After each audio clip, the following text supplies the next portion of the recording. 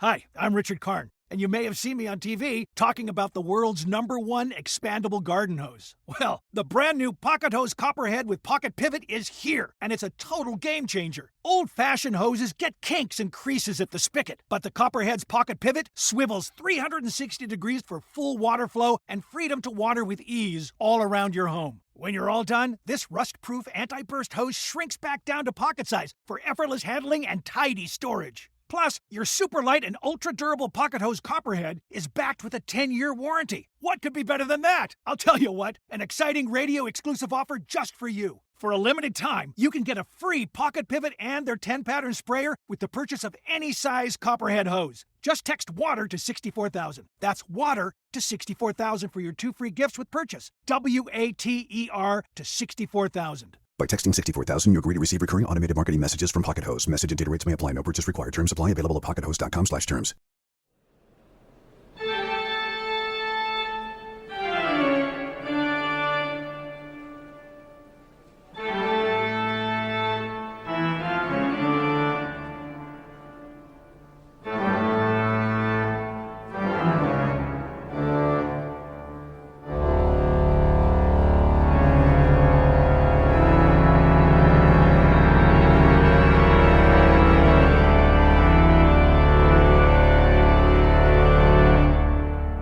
Criminology is a true crime podcast that may contain discussion about violent or disturbing topics. Listener discretion is advised. Hello, everyone, and welcome to episode 230 of the Criminology podcast. This is Mike Ferguson. And this is Mike Morford. Morf, what is going on with you? I'm excited. It's Halloween. I love the fall. Not that it's ever fall here in Florida, but that end of October week, I just get excited for Halloween. I have since I'm a kid, and I still am now. Yeah, I love Halloween. And, you and I kind of have a tradition of presenting a Halloween or a paranormal themed case. It's something that we've been doing the last week of every October here on Criminology. It's become a bit of a tradition. But this year we're doing something a little bit different. You and I are both very excited about it. But before we get into that, let's go ahead and give our Patreon shout outs. We had a new donation from Crystal Carruthers, and both Becky Muling and Colleen Holt upped their donation. So we really appreciate that. Yeah, thank you so much for the new Patreon support. It means a lot. And to anyone that would like to support the show, you can go to patreon.com/criminology. Yeah, this year we were invited to take part and collaborate in a very special Halloween-themed crossover episode alongside a lot of our podcast friends. So in this episode, you'll hear a lot of creepy tales and cases in 10 minutes or less from some great podcasters. Some may be hosts that you're familiar with, but some may be new ones you'll want to check out. The case that we'll be presenting is the October 30th, 1966 murder of Cheri Jo Bates in Riverside, one that longtime listeners of Criminology will be familiar with. We think and we hope that listeners will really have fun with this episode, and we hope you enjoy it. Now, if you only want to listen to the part that Morph and I do, you'll find it at around the hour 30 mark. Happy Halloween, everyone. Yeah, happy Halloween.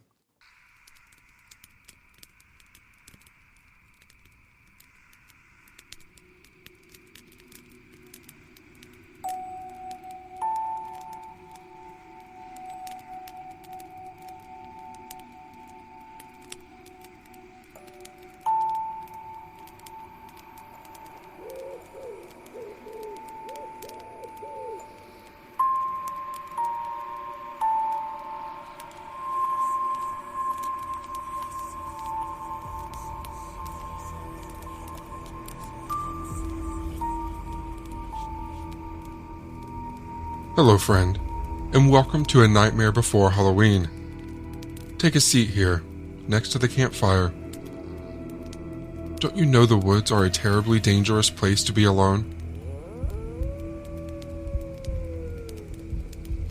I've invited a few friends here to join us tonight. They are almost exclusively crime podcasters who all have a terrifying tale to share.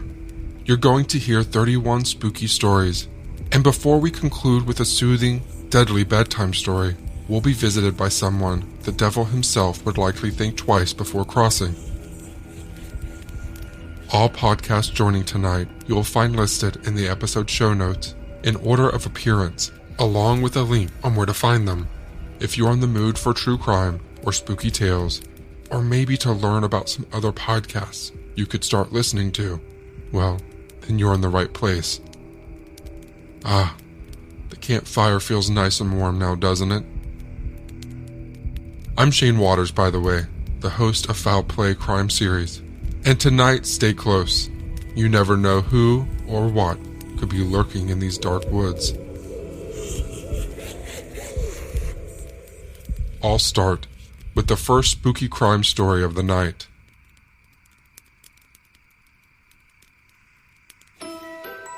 The night of Halloween was once called All Hallows Eve. It was a night where costumes were worn to ward off evil spirits who had crossed over from the dead into the living world to roam. The customary costume was intended for protection, a layer of clothing to change a person's appearance, blend in with the spirits, and dispel any incoming evil. In today's world, it is other humans rather than spirits that we have come to fear. When a person disappears, literally vanishes without a trace, our world suddenly takes on a menacing and unknown feeling. Busy lives, bustling traffic, life happening in every direction, and somehow a human being gets swallowed up like a vortex spinning and capturing its prey. When there are no clues, when there is no evidence to find, the world carries on, and yet this individual is no longer in it. For those left behind, they have unanswered questions and a desperate need for answers to try and make sense of it. On February 27, 2003, around 4 p.m., the Minneapolis Police Department received a phone call. A body had been found floating in the Mississippi River, just south of the iconic 3rd Avenue Bridge.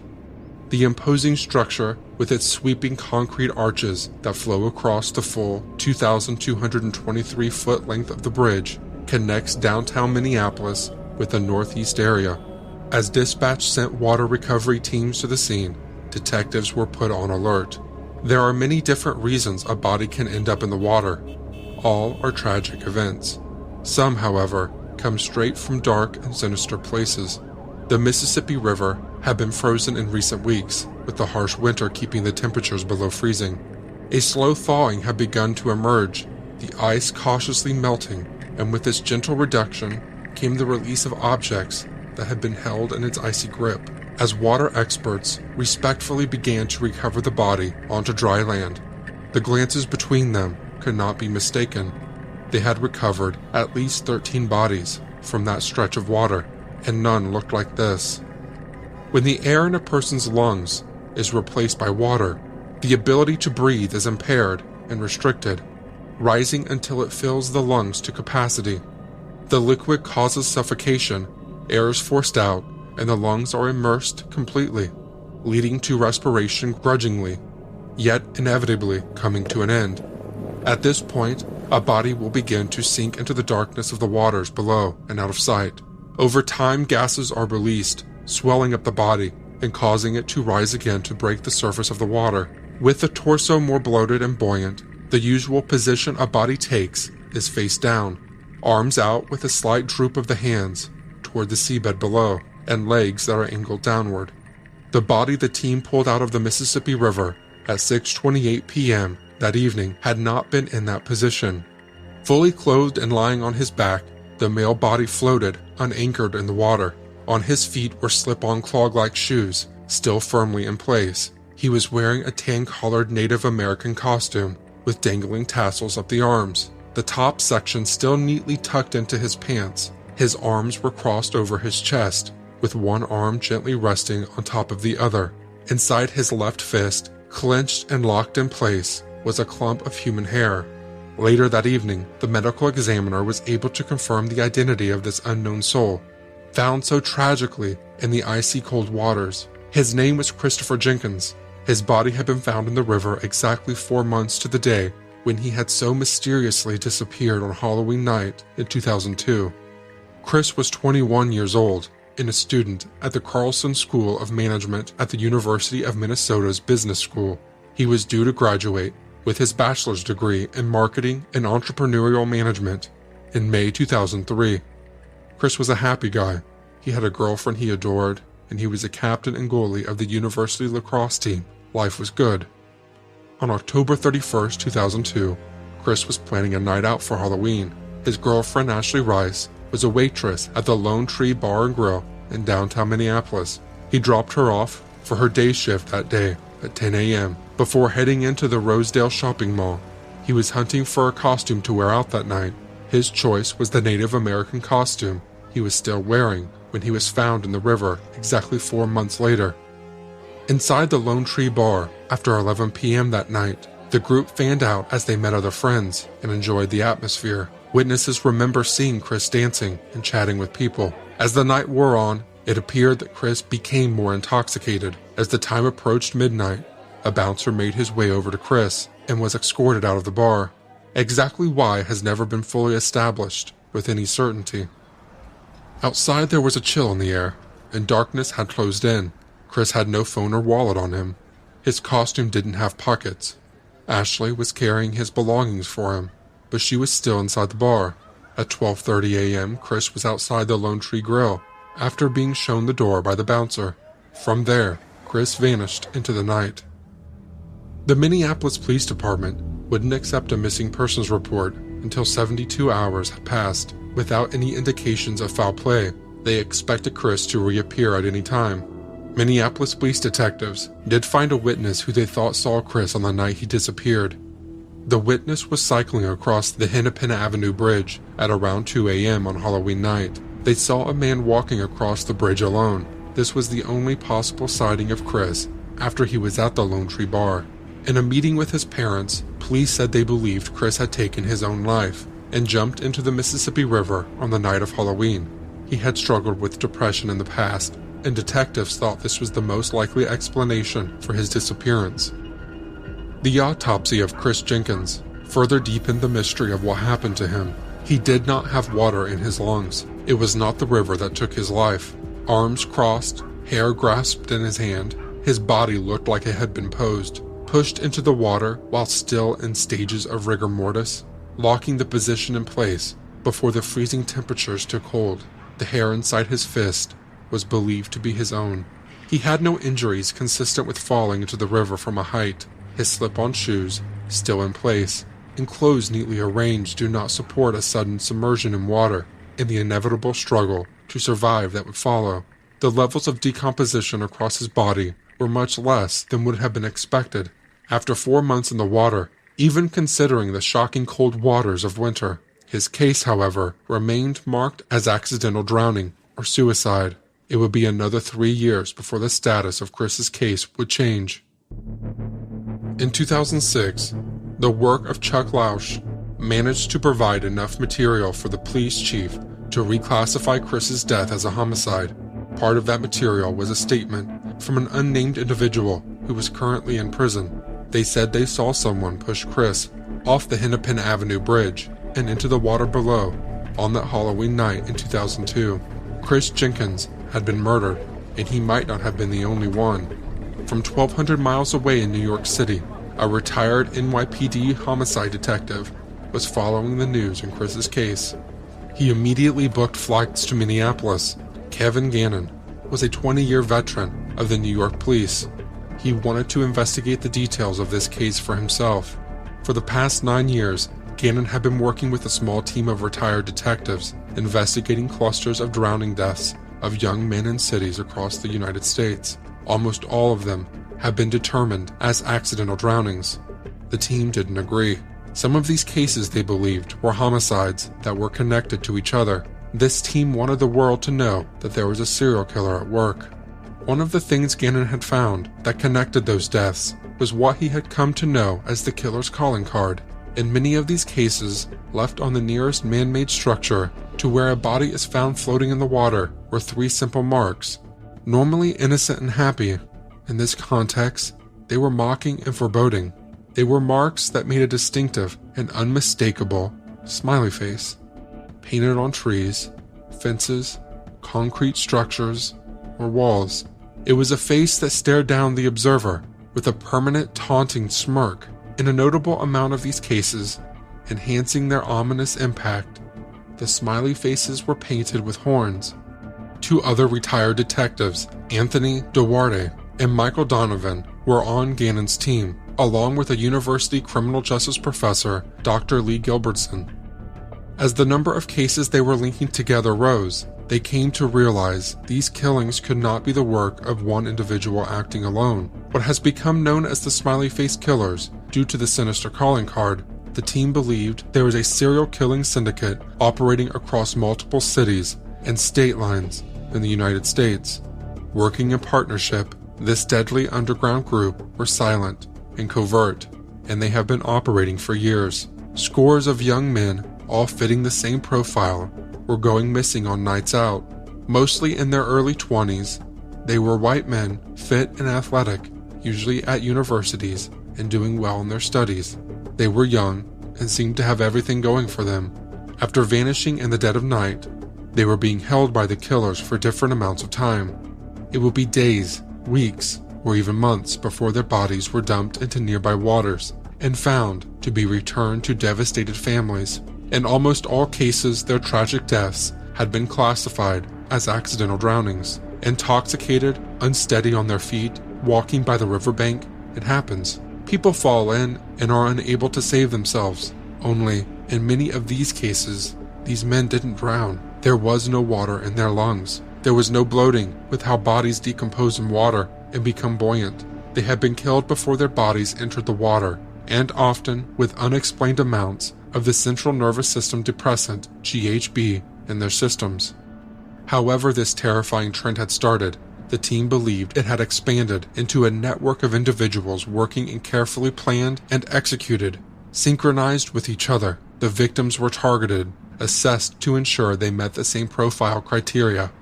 They were then followed, drugged, and kidnapped, snatched off the street and away from the safety of their friends during a night out, never to be seen alive again.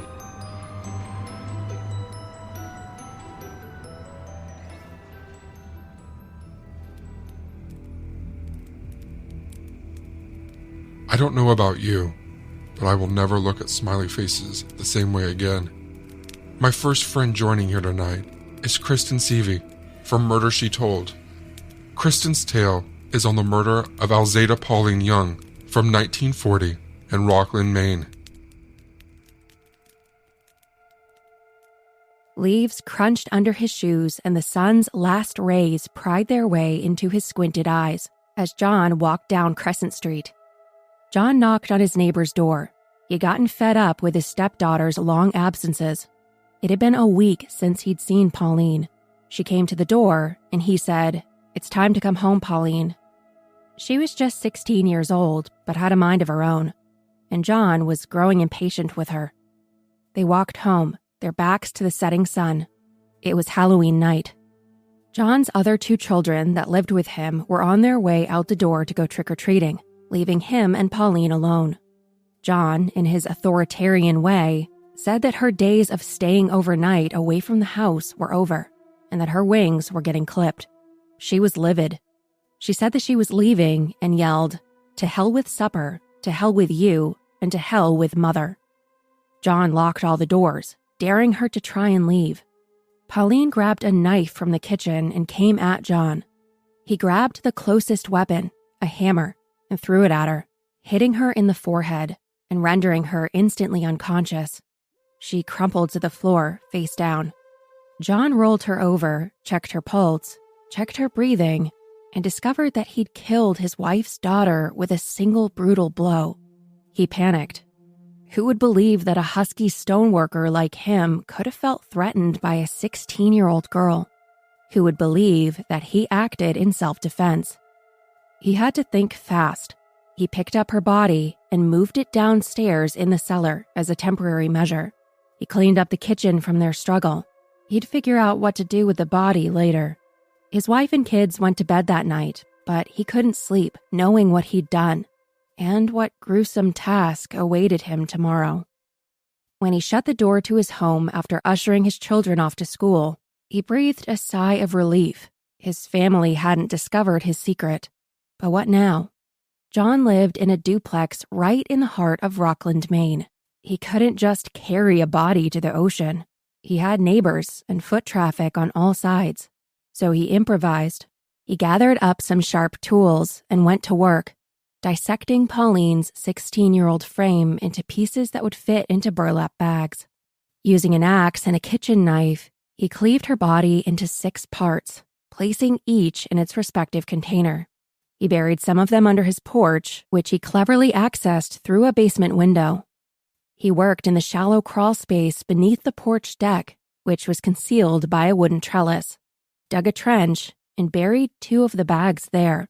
He covered them with dirt and placed 2 wooden planks on top to conceal the disturbed soil. He had 4 to go. There was some cover in the backyard where there were some outbuildings.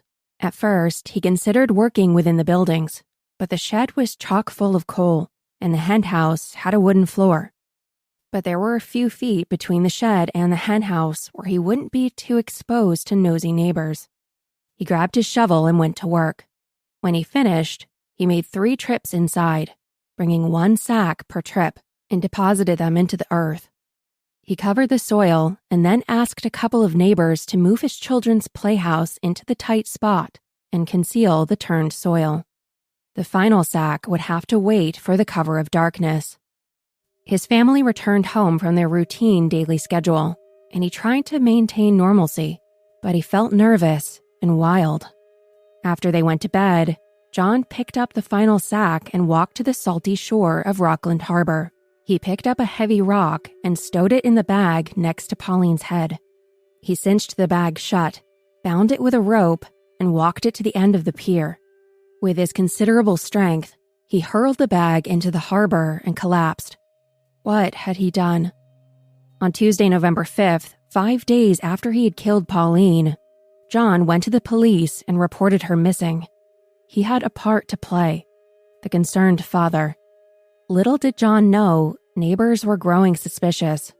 His neighbor, Marion Allen, remembered hearing a woman scream 4 times, and then a heavy fall, after which all was quiet except the radio. She heard John's wife return home from work and say to John 3 times, "I can't, Daddy." Thelma was accustomed to calling her husband Daddy. After all, he was 21 years her senior, she being 33 and he being 54. What terrible thing had John asked his wife to do? And Marion heard John pacing all night, walking up and down the stairs. She could feel the heat radiating off the walls. He had built 2 heavy fires, one in the kitchen range and another in the parlor stove. She was suspicious of the purpose of those fires. Stories were circulating around the Phelps home, and on Thursday, a week after the killing, Marion decided to act. She went to the sheriff of Knox County, Earl Ludwig, and told him everything she knew. The sheriff recalled Marion coming into his office and opening up about her fears that something terrible had befallen Pauline. She became so unglued during her telling that he fetched a doctor to treat her. The police all went to the Phelps home that evening and looked into the matter. John was home and answered the door. They recalled that he was very calm and invited them in to search wherever they liked. They went to the cellar, and John invited them to use the short-handled shovel that was laying against the foundation wall to dig around. John said simply that she had gathered her clothing and run away on the night of Halloween. After further routine questioning, the officers left. That might have been the end of the story of Pauline, if it hadn't have been for what happened Saturday morning. Rockland patrolman Ronald Sukaforth was doing his rounds on the cobblestone streets and dirt roads when he came across a middle-aged man covered with blood. He was wandering dazedly near the police station. The officer took him straight to Knox County General Hospital.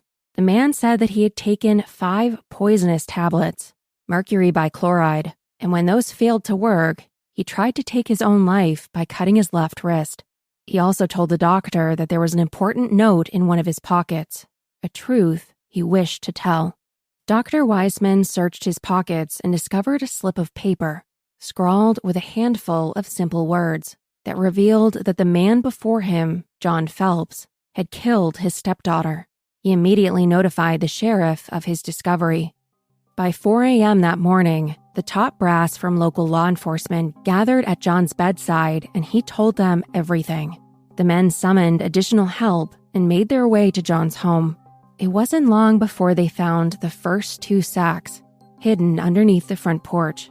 The local doctor, borrowing a knife from the newspaper reporter, slit the ropes that bound the sack and revealed the right thigh and groin. The second sack contained both legs, still clad with stockings. They next turned their attention to his outbuildings. Wedged between the other 2 buildings was a children's playhouse. They decided to remove it. Several officers lifted up and revealed that the earth had been recently disturbed. 1.5 feet under the surface, they discovered a 3rd sack, then a 4th, then a 5th. Dr. Weissman cut the rope securing the bag and found first the left arm and upper left half of the body, cut down a center line. In the 4th bag was the other thigh, and in the 5th was the right half of the body. The parts were all taken to Burpee Funeral Home, where the doctor assembled the parts like a ghastly jigsaw puzzle. He later told reporters that some of the internal organs were never found. That afternoon, Dr. Weissman told reporters that he believed John wouldn't live more than a week. He was in critical condition. Police headed to Witham's Wharf and started dragging the bottom of the harbor with grappling hooks, hoping to snag the bag that contained Pauline's head. There was an urgency to the search. The sooner they recovered the bag, the better the condition would be, and the sooner they could examine her head to determine if John's story of a single hammer blow was truthful. All week, John struggled for his life, but his strong constitution triumphed, and on Thursday, 2 weeks after Pauline's death, he was released from the hospital. While John convalesced, police searched the harbor. Hundreds of man-hours and even a diver turned up nothing. Pauline's head had vanished. As soon as John was released, he was immediately arrested on a murder charge and arraigned the following day in Rockland District Court. He pled not guilty, explaining that he only acted in self-defense. The judge held him without bail through the winter to stand trial. In February, 4 months after Pauline's death, a grand jury convened and indicted John, and he was arraigned again in Superior Court. The judge read the charges, and to everyone's surprise, John pled guilty. The legal process was over. The prosecutor motioned for sentencing, and the judge obliged, imposing a life sentence at Maine State Prison in Thomaston.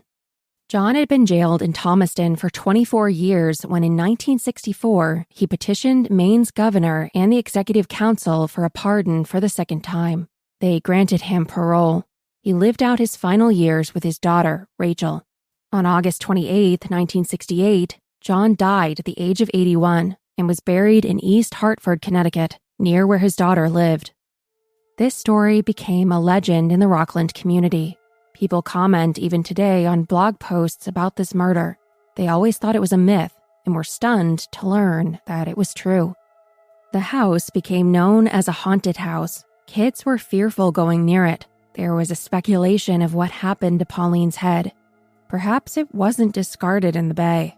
One longtime Rockland resident, who was just 8 years old when it happened, believed that John had thrown the head in a quarry behind the church. Another woman said that it was a legend in their family that John had passed one of her ancestors with a burlap bag, and when she asked him what he was doing, he replied that he was going to drown kittens in the quarry. The author of a local history book wrote that it affected the children of the era, himself included. He wrote, "It was literally years before any of us would even walk past the house, day or night. Sometimes we would race past the house on our bicycles, but that was the extent of our courage." Take a trip to Rockland, Maine today. It's beautiful. The harbor is filled with sailboats. The streets are lined with beautiful brick buildings. It's clean, manicured, and tidy. But under the surface is a dark chapter and a haunting mystery that still lingers today.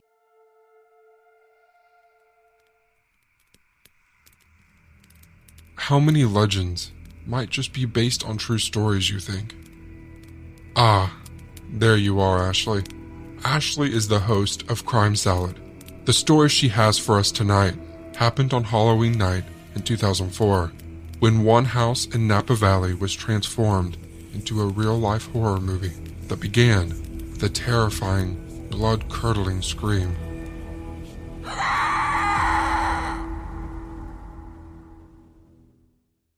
And you think of Halloween, you think of all the little tiny ghosts, goblins, and princesses with wide-eyed wonderment walking through the neighborhood as their parents watch them go from door to door for a forbidden treat from a stranger. It's ironic because parents spend all year telling their children not to talk to strangers or be swayed by talk of lost puppies, kittens, or free candy. But on this one special magical night of the year, we throw caution to the window and allow the most innocent among us to take candy from strangers. But they aren't really strangers. They're usually kind-hearted neighbors, all participating in the making of innocent children memories. That's exactly how Halloween night in 2004 began for the three young women living in the adorable little house on Dorset Street in downtown Napa Valley, California. 26-year-old Adrian and Sonia and 26-year-old Lauren Mianza became fast and close friends when they played in the same volleyball league. It wasn't long before they moved in together into a charming 900-square-foot bungalow in the heart of idyllic Napa Valley. Soon they had made friends with another 26-year-old who lived next door, Leslie Mazzara. When Leslie needed a place to live, they invited her to be their third roommate. So that Halloween night, the three of them made dinner together, baked cookies, and they handed out candy to trick-or-treaters and dreamed of someday having families of their own. And by 11 o'clock p.m., they were all in bed, unaware of a watcher fixated on the women inside the house on Dorset. This is exactly how many seasonal Halloween horror-themed movies start, but this was real life and without the soundtrack filled with ominous music. What it did have was a murderous villain standing in the shadows waiting and watching to fulfill his malevolent plan. Adrian and Leslie each slept upstairs in blissful ignorance of the horror to come, while Lauren slept in the downstairs bedroom with her German Shepherd mix Chloe. And then around 1 a.m., Chloe began to growl, just as a security light in the backyard switched on. Lauren dismissed the warning bark and shushed Chloe to be quiet. She assumed it was something as innocent as a neighborhood cat triggering the motion sensor. She couldn't have been more wrong. In her ignorance, she calmed Chloe down and easily fell back asleep until she was abruptly awakened again to the sound of someone walking past her room and heading upstairs. Again, Lauren assumed one of her roommates had their boyfriend visiting and again shushed Chloe, intending to go back to sleep. And that is when she was awakened one last time. But this time was by a blood-curdling, terrified scream, followed by desperate pleas for help. At that moment, Lauren heard someone coming down the stairs heading right towards her. Without thinking, she ran with Chloe to the backyard, hoping he wasn't on her trail. And that is when she realized the intruder must have exited through a front-facing window, which would turn out to be how he entered the home as well. In a moment of stunning bravery, usually reserved for horror film heroines, Lauren climbed the stairs and headed towards the cries for help. As she entered Adrian's room, she noticed the floor was wet. In a surreal cinematic moment, it dawned on her that the floor was soaked with blood of her friends. Simultaneously, she took in the scene and saw Leslie lying face down on the floor, covered in stab wounds. Leslie was no longer moving. The sounds she heard were coming from her friend Adrian, still weakly crying for help while crouched behind the bed in a fetal position. Her throat had been cut. Lauren ran down the stairs to call for help, only to discover that the phone line had been cut. Even though she heard the intruder leave through the front door, she no longer felt safe inside the home. She grabbed her cell phone and headed for her car, calling 911 as she drove away safely. When authorities arrived, they were shocked by the rage and viciousness of the assault.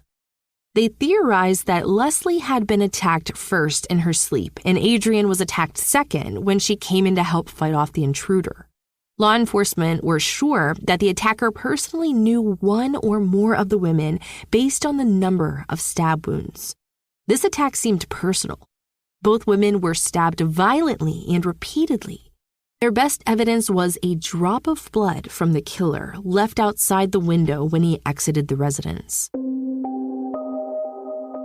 There was also a pile of cigarette butts left in the tree line where the attacker watched the house while working up his courage to kill his target.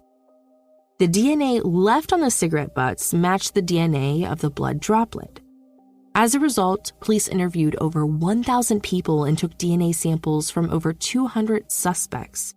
It was almost a year later without a viable suspect, and police decided that they would release some of the evidence to the public in hopes that it would generate new leads. They knew that Leslie and Adrian's attacker was a smoker of white European descent. He also smoked a newer brand of cigarettes, which had only been on the market for 4 months. They were Camel Turkish Gold brand. Authorities interviewed Lauren again and asked if any of the women knew any smokers. That is when Lauren remembered that Adrian's best friend Lily and her boyfriend Eric had helped the women move into their home in June of 2004. Lily's boyfriend Eric was a smoker. When authorities looked at their files, they realized that Lily and Eric had both cooperated throughout the investigation, and Eric was asked to provide a DNA sample at that time. While they prepared to contact Eric again, something extraordinary happened. Eric Koppel, who was now married to Lily, walked into the police headquarters and confessed. He knew it was only a matter of time before they found him, and as a result, he decided to take the coward's way out and kill himself. He wrote goodbye letters to his parents, family members, and his wife. They all encouraged Eric to do the right thing and turn himself in, which he did. In a plea deal, Eric was offered 2 life sentences without the possibility of parole as long as he waived his right to appeal the sentences. Now, police discovered that Eric and Lily had been engaged and they were supposed to be married the same day as the attack. However, Lily delayed the wedding, and Eric felt like this was all because of Adrian's interference in his relationship. In fact, on the day after the attack, he should have been in Hawaii on his honeymoon. Instead, he was outside the little house on Dorset, working up the courage to act out his rage on innocent women. At sentencing, Arlene and Kathy, the 2 mothers of Eric's victims, would no longer be silenced. Eric had taken the lives of 2 vibrant young women in the most terrifying way.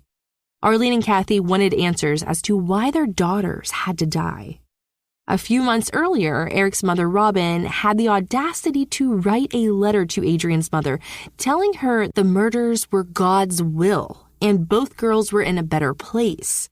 Arlene wrote back telling her that she couldn't have been more wrong, and Jesus wept at these women's deaths.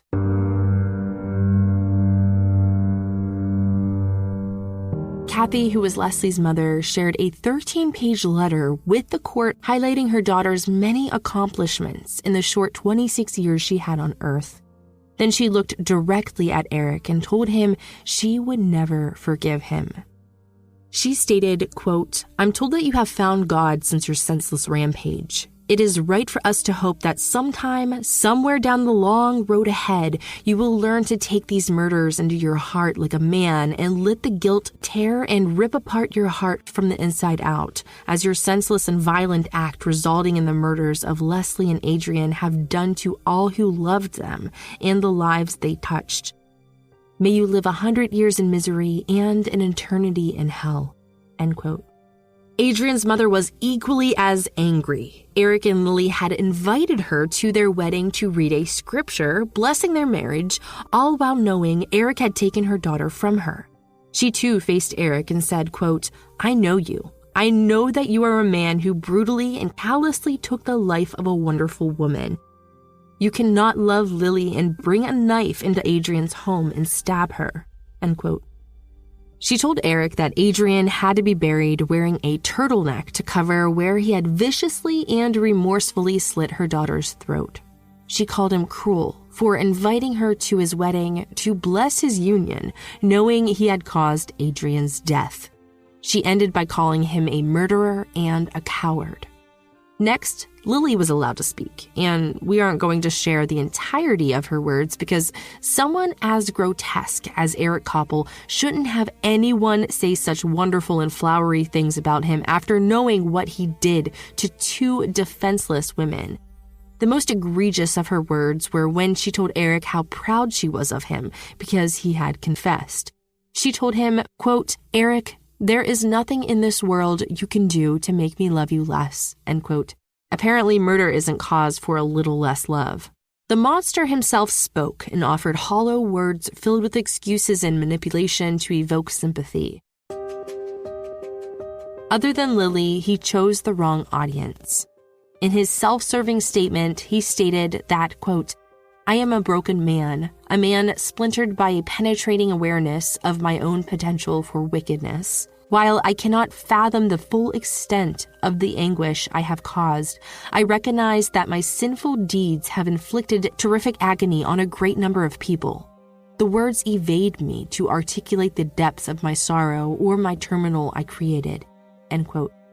He told the court that he suffered from suicidal ideation as a teenager and was always depressed, which he masked with alcohol and other substances.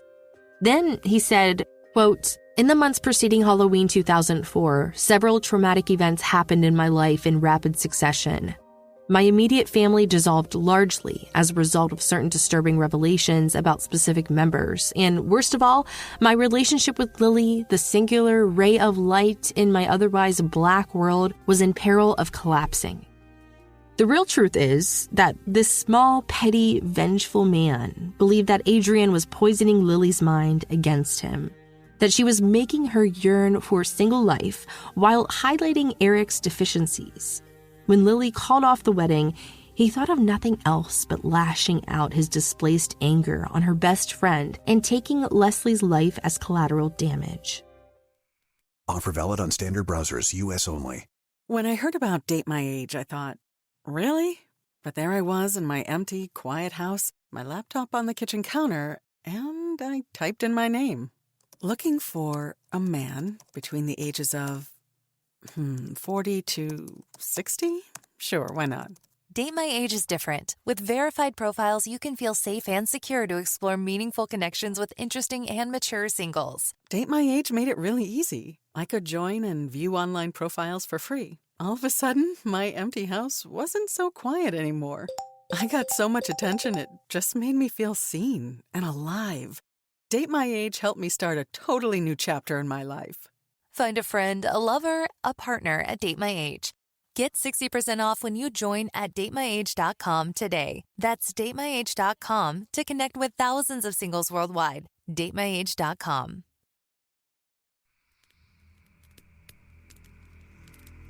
I just learned something about myself. Crime salad is my favorite kind of salad. Hold on a minute. Charlie, your shoe is on fire. I told her not to sit too close to the fire. Okay. Sorry about that. Back to spooky and murdery. Charlie here is a great friend. She hosts Crime Lines, which is a crime podcast that brings in relevant historical and context to cases. This is the story of the Pollock twins. On the morning of Sunday, May 7th, 1957, Joanna Pollock, age 11, and her younger sister Jacqueline, age 6, left home to walk to church at St. Mary's Roman Catholic Church in Hexham, England. The church was just half a mile from their home, and they usually walked as a family. But the girls' 9-year-old friend Anthony came by to see if they wanted to go with him. He was serving as an altar boy that day, so he had to be there a little early.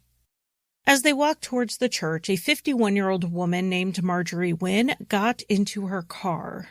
Marjorie was in an altered state as she had taken handfuls of barbiturates that morning, possibly in a suicide attempt. As Marjorie approached where the children were walking, she swerved her vehicle across the road, jumped the curb, striking and killing all 3 children. Marjorie was treated for her injuries and promptly arrested. While Marjorie dealt with the British court system, the families of the children struggled to deal with their grief. John Pollock, the girls' father, worried that his daughter's deaths were his fault. Though a devout Catholic, he strongly believed in reincarnation. He had prayed to God to send him proof of his belief. By trying to test God, John first believed that God had taken his daughters away. But then John began to wonder if God was actually answering his prayer and would send the girls back in new bodies. He started telling his wife Florence not to worry. Not only would the girls be reincarnated, they would return to their family. John became even more convinced when 8 months after the deaths of Joanna and Jacqueline, Florence became pregnant again. He knew that it meant one of the girls was on her way back.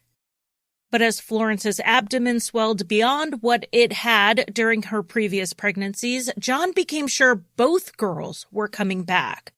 Though the doctor said he believed there was only one baby, John was sure it was twins. On October 4th, 1958, Florence gave birth to twin baby girls. They named the girls Jillian and Jennifer, and John looked for the signs he had asked God for, proof that the girls were really Joanna and Jacqueline, back again. One early sign was that Jennifer had 2 birthmarks. They coincided with marks Jacqueline had, 1 scar and 1 birthmark. Florence, though, remained unconvinced. A couple of birthmarks were not enough for her to toss out her lifelong religious belief system. John watched as Jillian grew and developed a build and personality like Joanna's, and Jennifer leaned towards Jacqueline. But maybe he was just seeing what he wanted to see. When the twins were 3, Florence pulled out an old box of Joanna and Jacqueline's toys. She worried about the 2 fighting over whatever was in the box, but that didn't happen. Instead, each girl immediately grabbed 4 different dolls. Jillian grabbed the doll that belonged to Joanna, and Jennifer grabbed the one that belonged to Jacqueline. They both said the dolls were gifts from Father Christmas, and these toddlers could not have known that they were, in fact, Christmas gifts for their late sisters. Here is Florence in an interview explaining that moment. When I got these 2 dolls out, one said, "Oh, that's Mary, and that's Susan." And it was exactly the same names as my other daughters had named them. And that was the sort of really turning point in my way of thinking. After this, with the girls fully verbal, the evidence that they were their sisters reincarnated started piling up. In 1963, when the girls were 4 years old, the family went to visit friends in Hexham. They had moved away when the twins were still infants. As they walked through town, Jillian and Jennifer insisted they wanted to go to the park and play on the swings. They didn't know there was a park nearby, but that's not the remarkable bit. 4-year-olds always ask to go to the playground. The remarkable part was that in spite of never having been there, they led their family to the park their late sisters used to play at, as though they knew their way around town. On another occasion, Jillian pointed to Jennifer's birthmark on her forehead, the one in the same spot where Jacqueline had a scar. Jillian said, "That's from where she fell on the bucket." And a bucket was the exact thing that had left the gash on Jacqueline's head. Another time, John was wearing a smock that Florence used to wear when she delivered milk before the twins were born. Jennifer asked him why he was wearing it when it belonged to Florence. Jennifer never would have seen Florence wearing that smock before, but her late sister would have. The story of the Pollock twins spread, and paranormal researcher Ian Stevenson traveled to the family home in 1963 when the girls were 4. He first interviewed John and Florence in an attempt to assess the situation. After speaking with them and then the girls, he believed that their account was credible. But as the girls approached the age of 5, their past life memories began to fade. By the time Stevenson visited them when they were 8, the memories were gone. By the time he last checked in with them when they were 20, even the memories of the memories had left. He had to depend almost entirely on John and Florence's reports. At the age of 22, Jillian did experience a flashback of sorts. She remembered playing in a sand pit with her older brothers, but it wasn't a place she recognized. She described the house and the yard, and John said it perfectly matched a property they lived at when Joanna was a toddler, and Jillian had never been to. Those who believe that the Pollock twins are the reincarnations of their older sisters are generally the people who already believe in the principle even before they heard of the girls. And those who think John and Florence projected their own beliefs onto the twins are generally people who already don't believe in reincarnation.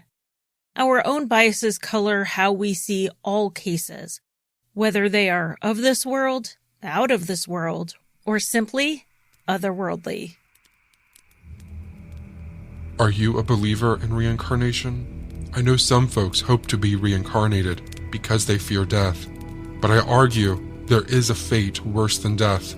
Peter Laws is the host of Our Curious Past and Frightful, so take a deep breath and follow Peter now, as the two of you wander through the cemetery to explore this thought: what could be worse than death? Opening one's eyes into the damp, cold blackness of a buried coffin.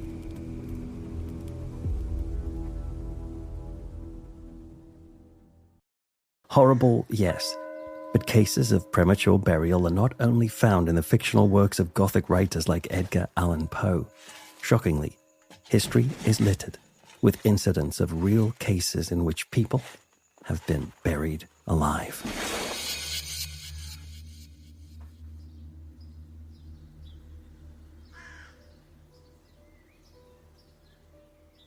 Essie Dunbar was 30 years old when she died. It was the summer of 1915 in Blackville, South Carolina, when she had a seizure.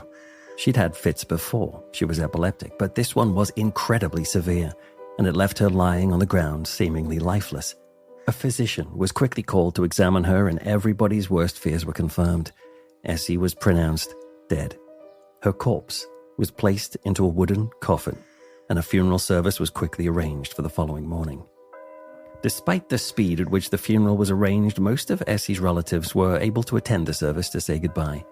But Essie's sister, who hurried to attend, arrived late. By the time she rushed to the churchyard, the service was almost over. In fact, the coffin had already been lowered into the grave and dirt had been thrown across it. Yet she wanted to see her sister one final time, and so the minister and the undertakers kindly agreed they would dig the soil away and lift the coffin for one last farewell. The screws were slowly and carefully removed, and then the lid was prized open and lifted off. And that is when the screams began, because the body of Essie suddenly sat up, turned towards her sister, and smiled at her. The ministers were horrified and recoiled from the sight, falling backwards from the grave. Others scrambled to get away, trampling a man who broke his rib in the chaos. The solemn funeral service erupted into hysterical panic. On seeing Essie grinning at her, the sister shrieked in fright and ran away, as did the others. And those who dared to look back would see a sight to chill the bones.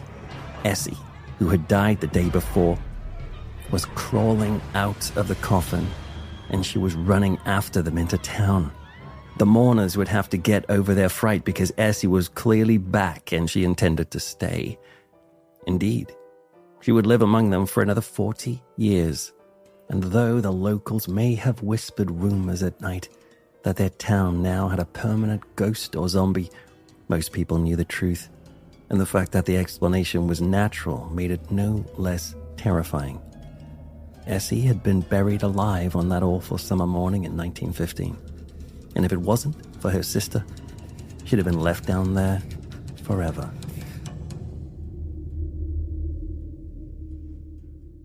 Unlike Essie Dunbar, not all people managed to escape the grave, like Samuel MacDonald.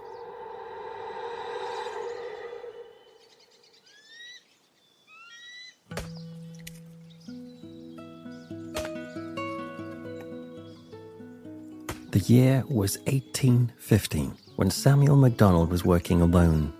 It was a remote, wooded area of Maine, New England, and he was used to the challenges of the American wilderness, the difficult terrain, the harsh weather, the deadly wildlife, and of course, the loneliness. Yet at least he could always rely on his good health to see him through, until that is one day when he started to feel unwell. He hoped his illness might pass, but it got worse, and more worrying by the day. If this was us today, we'd have options in this situation. Phones with GPS trackers, medication, 4x4 trucks to get us through any landscape. But Samuel was born in 1771. This was not a time for options. Alone and unsure of what to do, Samuel just lit a fire and lay in front of it, desperately praying that the rest and warmth might perk him up. It did not. It's not clear who discovered Samuel, but somebody found his corpse still laid out by the long-dead fire not far from Umbagog Lake. They managed to get word to Samuel's sons, who then made the long, heartbreaking trek to pay their respects. After traveling hundreds of miles, they finally arrived at his cabin. Grief-stricken, the sons wanted to honor their father with a proper burial, yet the weather conditions were too harsh. Dragging a cadaver across the wintry terrain would be impossible, and so instead they dug a grave in the forest nearby. Then they placed their dad in a temporary wooden coffin. They sank him into a hole, deep enough to avoid any animals burrowing in and getting to their dad. And then they shoveled the soil on top, packing it down, and said a final farewell, with a promise that they would return the following spring. This lonely wilderness grave was hardly ideal, but it would at least give some peace to Samuel, and they would return later to take him back home for a full and proper burial. The winter passed, and so the boys returned in the new year, ready to begin the grim task of digging their father back up. They headed into the wood and slammed the shovels in, scattering the songbirds as they did. Then finally, metal hit wood. We can't be sure what made the McDonald boys open the coffin that day. Maybe they wanted to give one final nod of respect to their loving parent. Or maybe something seemed off about the lid. Whatever the reason, they decided to prise the wooden lid open to check on their dad. They braced themselves to see a decomposed face, but were baffled to see the back of their father's head instead. Samuel MacDonald was no longer lying on his back as they had placed him. He had somehow turned over onto his stomach. Had animals got to the body after all, or had some ghoulish passerby desecrated the grave? Confused, they reached down and gently lifted their dad up. He took some tugging. When they finally pulled him high enough to see, they saw something that would haunt their nights forever. Samuel MacDonald had not been turned by anyone else. He had turned himself through a panicked sense of disorientation. He had not died by the fire after all. He had died right there in the hole. Without realizing it, his boys had buried him alive. And when the sons lifted him out, they saw the despair of their father's final moments. Toward the end, Samuel MacDonald had used his teeth to gnaw his way through the wooden boards in a wild and panicked and useless attempt at escape.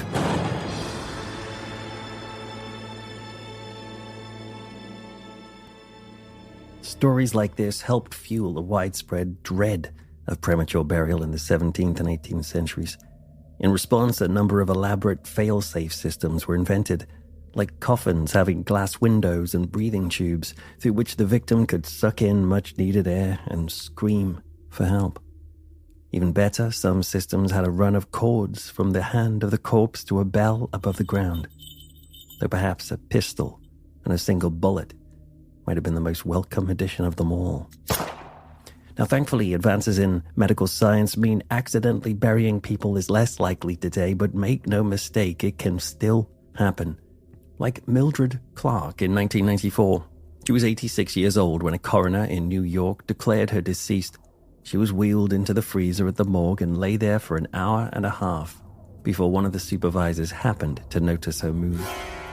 And yet it's still thought that today, with more thorough procedures, the chances of being buried alive are slim. But they are not zero. Actually, when you think about it, perhaps the chances are much more than that, because there is one other chilling possibility. there may be more premature burials than we ever imagined, and that the recorded numbers are low simply because we never get to find out. And how could we?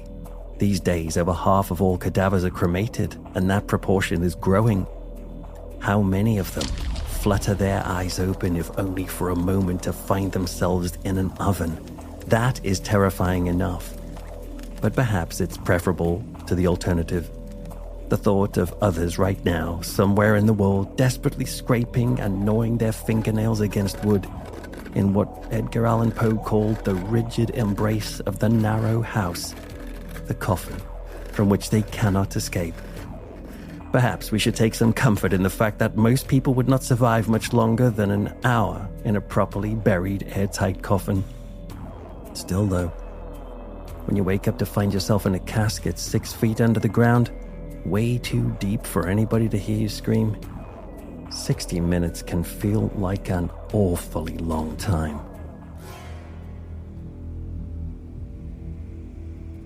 So, are you now fearful of being buried alive?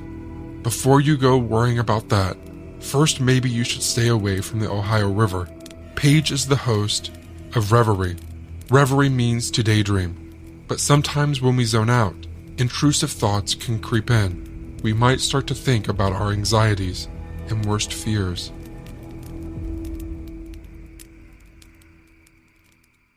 Is there a green-clawed beast in the Ohio River, waiting to snatch you up when you least expect it?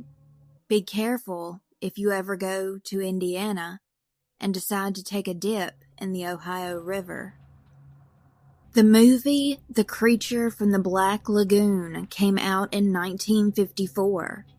But could there actually be a creature just like it living in the Ohio River? This story begins in Evansville, Indiana, August 21st, 1955. Peak summertime, and everyone is ready to be immersed in cool waters. All everyone wanted to do during the summer was go for a dip in the river, swim, and have a good time while cooling off. At this point in time, people's households had no air conditioners, which was a completely miserable experience. A woman named Naomi Johnson, her 3 kids, and Naomi's good friend Louise Lamble headed out to West Evansville to hop into the Ohio River to soak in the coolness of the water to relax them in this awful heat. The river is roughly 15 feet deep. A few sources say that the 2 women witnessed what appeared to be a UFO. To them, it looked like the underside of a bushel barrel, but they didn't take it too seriously and shrugged it off. There's no way it could have been a UFO, right? They get to the river, and everything is going as planned. Louise and Naomi's kids were hanging out on the shore. Louise was laying out while the kids were playing around. Naomi was around 15 feet away from the shoreline, enjoying her wade in the water, when something bizarre and terrifying occurred. Something curled around Naomi's knee. All of a sudden, Naomi was bent backwards and violently slapping the water. She was scared to death and explained that it felt like a ginormous hand. She said it also felt furry and had claws. This thing submerged her underwater, but she was able to kick it off, and she popped up to the surface, taking a huge breath, then screaming her lungs out. In that moment, whatever this was, clutched her leg again. Her friend Louise was in utter shock. She was frozen in terror, staring at her friend. Eventually, she did start yelling for help, which everyone up and down the shore heard. Louise snapped out of it and leaped into the water to get her inner tube and move it towards Naomi, who was able to get a good grasp of it. Naomi was struggling to ascend onto the floatable device, but she got away from this beast and ultimately got a few feet to the shoreline. It's possible that the splash of Louise jumping into the water for the inner tube frightened the creature, and that's the reason it let go. Medical help finally got to the river. Naomi had her cuts and scratches taken care of on her lower leg, but there was a really weird blue-green stain that none of the medics could get rid of. It left the mark of a great big hand, and for a few days it stayed on her leg. Reportedly, a sample was taken from the print, and according to one source I read, the discolorations were proven to be mud from caves beneath the river, and possibly swirled around and stirred up by boat traffic or any underwater movement. After this happened, the legend of the green-clawed beast was born. Some people believe, after the way Naomi described what she felt, that this creature bared a striking resemblance to the Thetis Lake monster, which is known to be in Canada. That creature is super hostile. Others think this could have been the Loveland Frogman, which Christy and Heather of the Sinisterhood podcast did a great and hilarious episode on. Or this could have been the works of the Big Muddy Monster, who was first seen on the Big Muddy River. Now, there are a few theories that could be reasonable possibilities. Maybe it was a huge garfish. There had been catfish said to be as huge as a Volkswagen, and catfish can really injure you if you encounter one. Fish fins could also possibly cause the hand-like impressions. There were a few movies that came out recently before the attack, which could make Naomi and others freak out more. The Creature from the Black Lagoon, where a massive green creature with claw hands strikes a female as she is swimming. Also, Part 2, Revenge of the Creature, had just come out a few weeks prior to their trip to the river. Terry Colvin, an investigator, had talked to Naomi and her husband after this traumatic episode happened. They told Terry, a man who said he was an Air Force colonel, who really sounded like a character out of the movie Men in Black. He came to their home and said that neither of them could ever speak of that event again after he interviewed them and took very detailed notes. According to AmericanMonsters.com, first brought to international attention in the early 1970s, this grisly aberration of natural selection has been described as being nearly 5 feet tall and weighing approximately 120 pounds, with an epidermis consisting solely of silver scales. This animal's horrifying visage is made complete by the 6 razor-sharp spikes, connected to one another by a thin webbing, which are said to protrude from its amphibious skull. With its dark, bulbous eyes, fish-like mouth, and webbed hands, feet, and ears, the Thetis Lake monster bears more than a passing resemblance to the iconoclastic image of the Creature from the Black Lagoon. What lends credibility to these reports, however, is the fact that for centuries North American natives have reported numerous and oftentimes fatal encounters with various creatures which they describe as being carnivorous, aquatic humanoids. Naomi's experience gained the interest of ufologists because on the same date that this happened to her, a horrifying case which is said to be one of the most terrifying ever recorded in ufology there were encounters with bizarre creatures known as the Hopkinsville Goblin Case.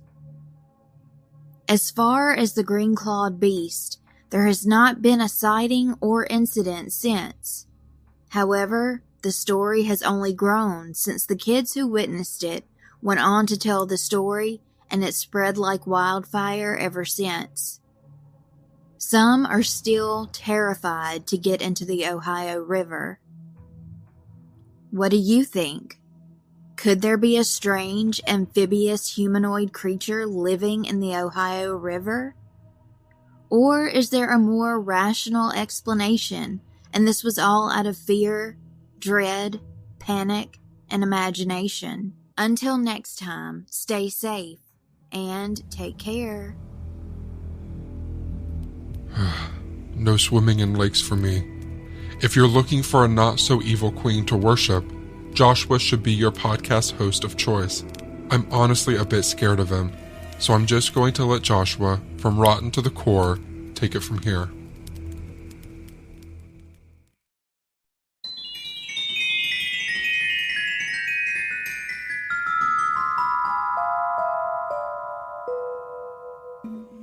We all know the tradition of lighting jack-o'-lanterns on Halloween to keep away evil spirits.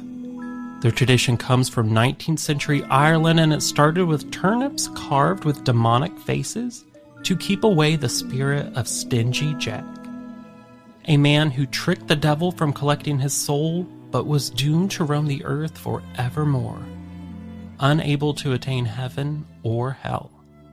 Families started lighting their lanterns on Halloween to save themselves from his and other evil spirits.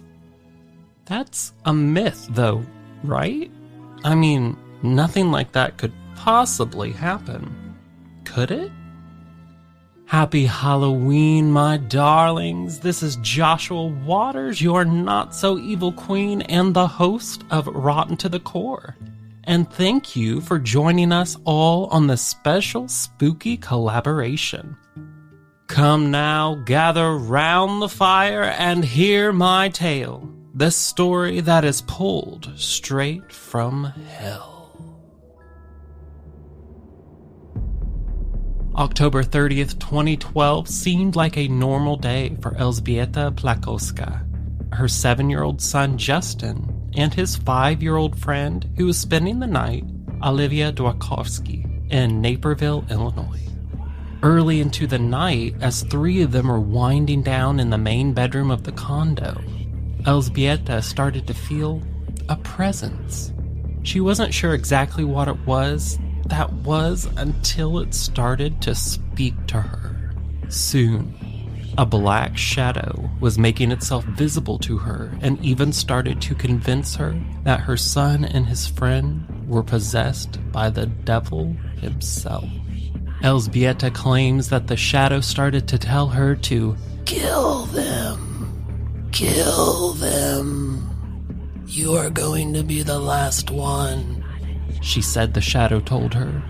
You are going to die, but you will be the last one. Something in the shadow's voice held power over her. She then went to the kitchen to grab a knife.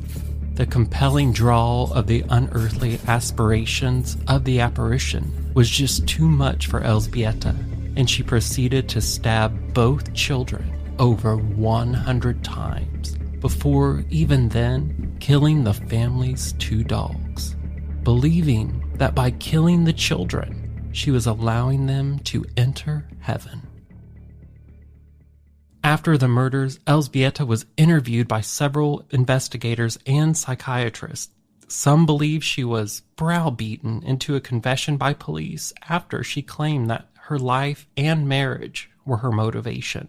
Dr. Philip Resnick, the main defense expert who worked on the case, stated that her father's death in her home country of Poland just several weeks before was a big contributor to her descent into madness.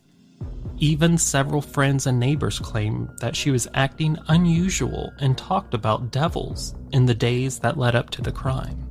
He also said that it was unheard of for someone to fake manic and psychotic symptoms for the number of days Plakoska exhibited them after the murders.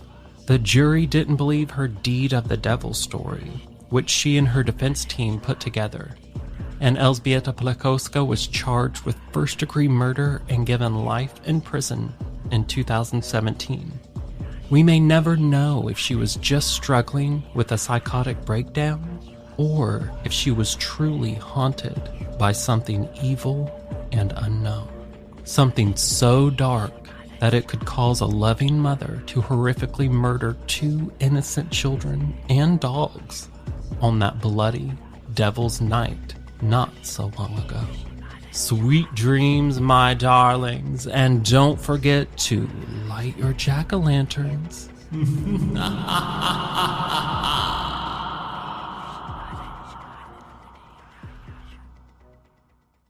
Imagine you're a business owner relying on a dozen different software programs, each one disconnected, more expensive, and more complicated than the last. It can be incredibly stressful, right? Now, picture Odoo. Odoo brings all the tools your business needs into one simple platform.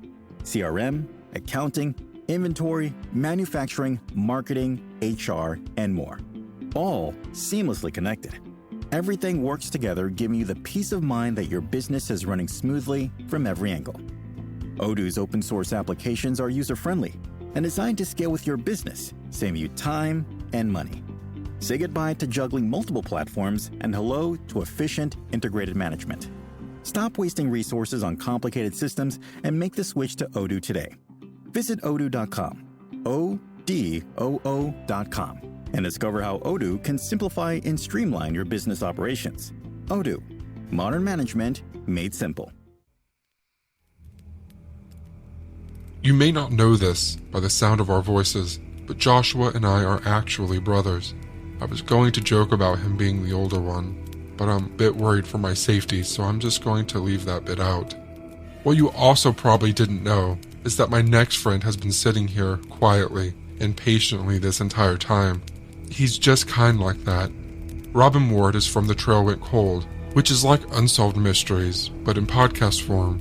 This is the tale of the unsolved 1981 murders, Ronald Sisman and Elizabeth Platt.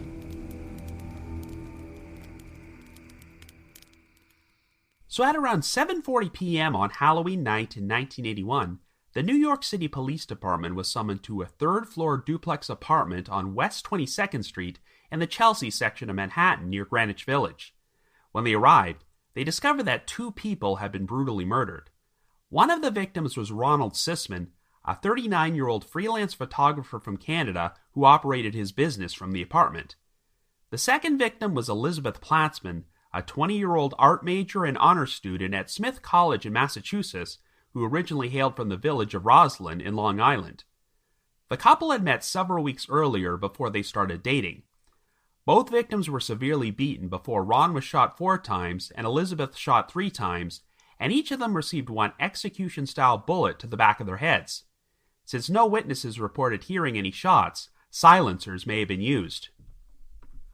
Police suspected that at least 2 killers were involved, and since there were no signs of forced entry, they believed that the victims willingly let the perpetrators inside the apartment before they were attacked. The place had also been ransacked, but it was unclear if anything was actually stolen. However, Ron's neighbors told investigators that they believed he sold drugs from his apartment in order to supplement his income, creating a potential motive for the crime. A small amount of white powder believed to be cocaine was found at the scene, and since Elizabeth's friends and family denied that she had any involvement with drugs or illegal activity, she may have simply been in the wrong place at the wrong time. This is pretty much the only hard information we have about the murders, but like I mentioned earlier, this case does have some odd rabbit holes which may or may not be connected to what happened. For starters, 1 year before he was killed, Ron had faced potential legal trouble from an actress named Melanie Haller, who once had a recurring role on the popular sitcom Welcome Back, Kotter.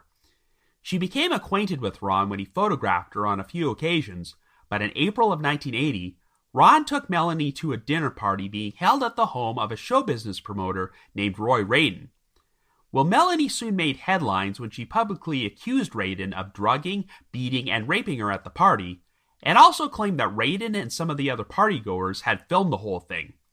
For his part, Radin said that Melanie had willingly taken part in some sadomasochistic games, maintaining that everything that happened to her was consensual. Even though Radin was initially charged with numerous offenses, he ultimately only pled guilty to the charge of illegal possession of a handgun, for which he received a sentence of 3 years probation and a $1,000 fine. In May of 1983, Radin was murdered in a contract hit while he was financing the Francis Ford Coppola-directed film The Cotton Club, but that's probably a story for another podcast. Anyway, 3 days after the incident at Radin's party, Melanie alleged that she went to visit Ron at his apartment and he drugged her. However, Ron claimed that Melanie was acting hysterical and he only gave her a legally prescribed tranquilizer to calm her down. In the end, Melanie decided not to press charges against Ron, and the authorities ultimately believed that this whole saga had no connection to the murders of Ron and Elizabeth. However, the investigation went in a completely different direction when an inmate at the Attica Correctional Facility came forward and implicated one of the most infamous serial killers of all time, the son of Sam himself, David Berkowitz. Now, I'm sure most of you already know this story, but from the summer of 1976 until 1977, New York City was terrorized by a series of crimes known as the Son of Sam murders, as a total of 6 people were shot to death and 7 others were seriously wounded. The perpetrator was eventually identified as David Berkowitz, who received 6 life sentences for his crimes, but the case has always been surrounded by conspiracy theories about how Berkowitz was supposedly a member of a satanic cult which orchestrated the Son of Sam murders, and he did not commit all the shootings alone. If you're a fan of Unsolved Mysteries, you've probably watched their creepy 2-part segment which explored this theory, and of course, Netflix released an entire documentary series about it titled The Sons of Sam, A Descent into Darkness.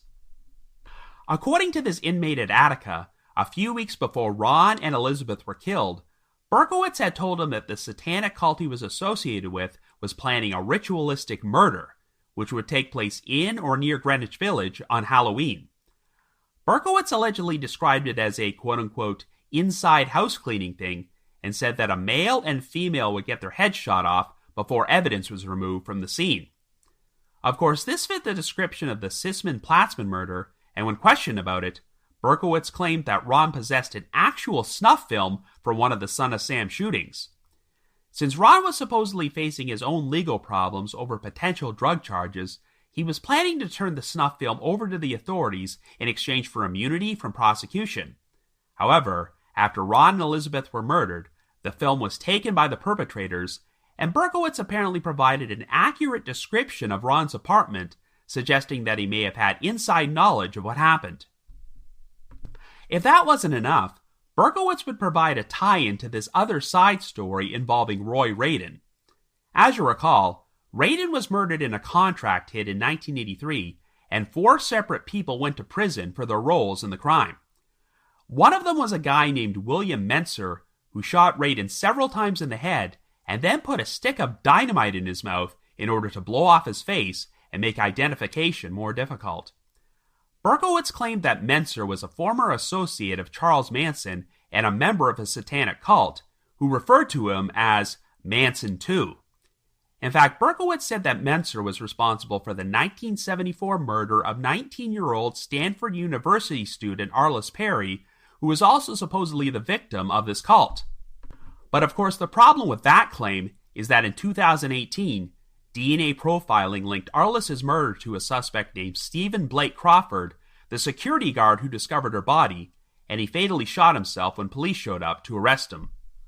So yeah, when I first heard about this whole Berkowitz satanic cult theory on Unsolved Mysteries during the late 1980s, I bought it hook, line, and sinker, but as the years have gone on, I've grown a lot more skeptical, and now believe the theory was nothing more than a symptom of the satanic panic which pervaded American culture during that time period.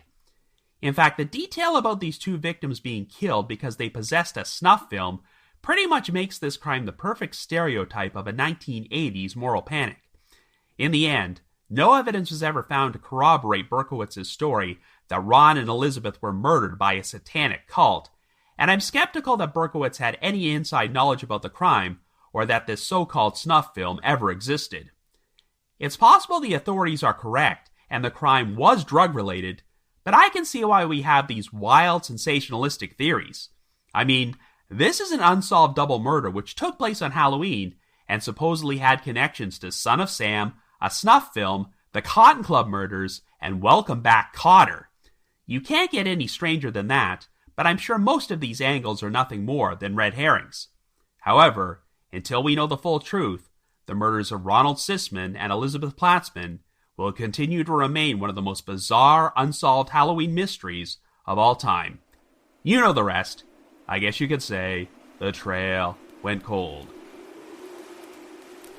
The trail went cold indeed, Robin. Next, I'd like you to imagine how a mother could end the lives of her two children, all in the name of love. Esther is the host of Once Upon a Crime. Each week, she creates gripping storytelling episodes with details you simply won't hear anywhere else. Esther, I'll let you take it from here.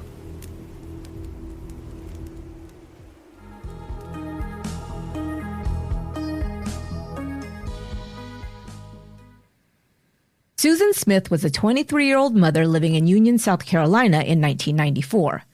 She had two boys. Michael was 3 years old, and her youngest, Alexander, just 14 months.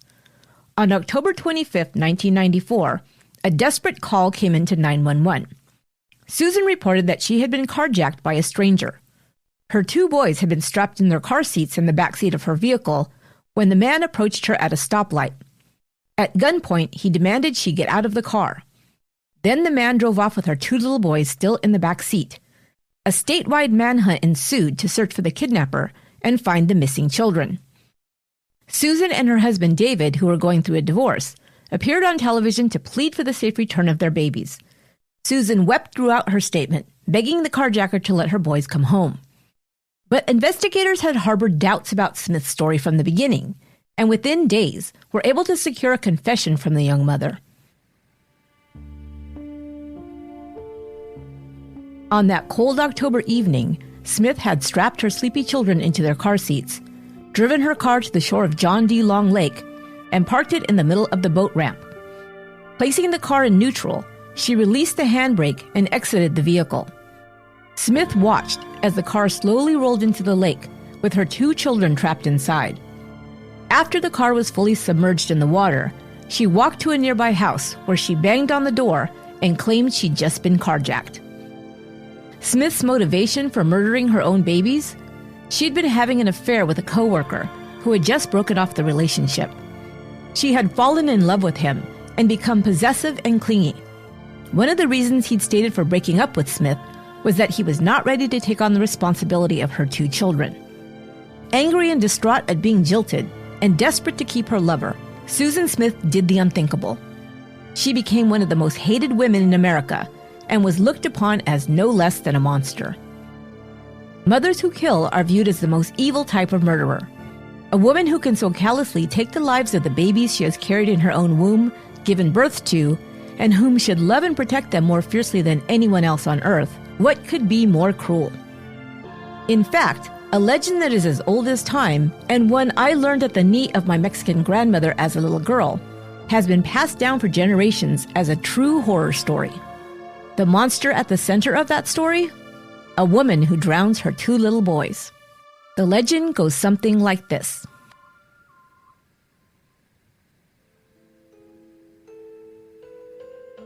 Once, a long, long time ago, there was a beautiful young girl named Maria who lived in a small village. She was beautiful but haughty. All the local boys, humble farmers and ranch hands, wanted to woo the lovely Maria, but she would turn her nose up at them. She was going to marry the most handsome man in the world, and she would be rich as well. One day that handsome man rode into town. He was the son of a wealthy rancher. Maria set her sights on him. She prepared herself to catch his attention by wearing her finest outfit, a beautiful white dress that she knew played up her long black hair, her flashing deep brown eyes, and her lips painted a bright red. She also wore high-heeled shoes that made a sharp clicking sound as she walked down the lane. She arrived at the town square and caught the attention of the handsome vaquero. The young man sought her out, and he quickly fell in love and asked for her hand. The humble peasant girl was now the wife of a rich rancher. At first, all was wonderful for Maria. She lived in a beautiful home and in short order had 2 children, both sons. But not long after her sons were born, her husband began to spend less time at home. He said he needed to attend to ranch business, but she suspected he was off seeing other women and that he was now bored with her. When he was home, he spent little time with Maria, only paying attention to his 2 boys. Maria became jealous, not only of the other women she suspected he was seeing, but of her own 2 sons as well. Maria was used to having the admiration of all the men in the village, and now her own husband ignored her. One day Maria was walking along the river with her boys, and her husband, who'd been gone for days, drove by in a carriage. He stopped the carriage and got out to hug and kiss his sons in greeting. He also spoiled them with gifts of candy. For Maria, there was nothing, not even a greeting. She seethed as she stood at the side of the road, ignored. But she was even more angry when she looked inside the carriage and saw that a younger woman, nicely dressed and obviously wealthy, was inside. She now had proof that her husband was two-timing her, and she was furious. Her husband and the woman drove off in the carriage, and Maria could not control her anger. She looked into the eyes of her 2 beautiful boys, and all she could see was the image of their cheating father. Enraged, and before she knew what she was doing, she picked up her sons one at a time and threw them into the river below. Watching them sink into the dark waters, she screamed and ran down to them, but it was too late. The river had carried them away. Maria, as if in a daze, went home and put on her beautiful white dress and high heels. She returned to the riverbank and walked up and down along the shore, crying and calling out for her children. After a time, people from nearby began to hear a woman's pitiful cries and followed the sound to the river. They saw the woman in a white dress, now splattered with river mud and torn by the jagged rocks. Her face was frozen into a mask of grief. Her hair was wild and tangled by the wind. Some of the men climbed down towards the river to try and help her, but before they could reach her, she let out one last cry, "Where are you, my children?" and then plunged herself into the water. The strong current carried her away, never to be seen again. From now on, the beautiful Maria, who had killed her own children and then taken her own life, would be known as La Llorona, which means the crying woman. Now, children who have learned the story of La Llorona can sometimes hear late at night, after the clock strikes midnight, the sound of high heels clicking outside their windows as they're just drifting off to sleep. Sometimes they can hear her weeping. Other times, La Llorona cries out in a terrifying voice, calling to her dead children. But children are warned. If they are naughty or have recently acted like a travieso, a disobedient child, La Llorona may become angry. Then, without warning, she will snatch them up and carry them off into the spirit world. Or, God forbid, the child struggles to free themselves from her icy grasp. Then she may pitch them into the dark, cold river, where they will be carried off to the netherworld. So children learn to beware of La Llorona. We're told never to stay up past our bedtimes or play outside after dark, because if we do, we may hear the cries of La Llorona coming to carry us off. Susan Smith was sentenced to life in prison. Coming up to the fire next are my 2 favorite Mikes, Mike Ferguson and Mike Morford from Criminology. Tonight they will share the story of the 1966 murder of college student Cheri Jo Bates. October 30th, the night before Halloween, has long been referred to as Devil's Night. On that night, every year across the country, there are instances of vandalism or pranks.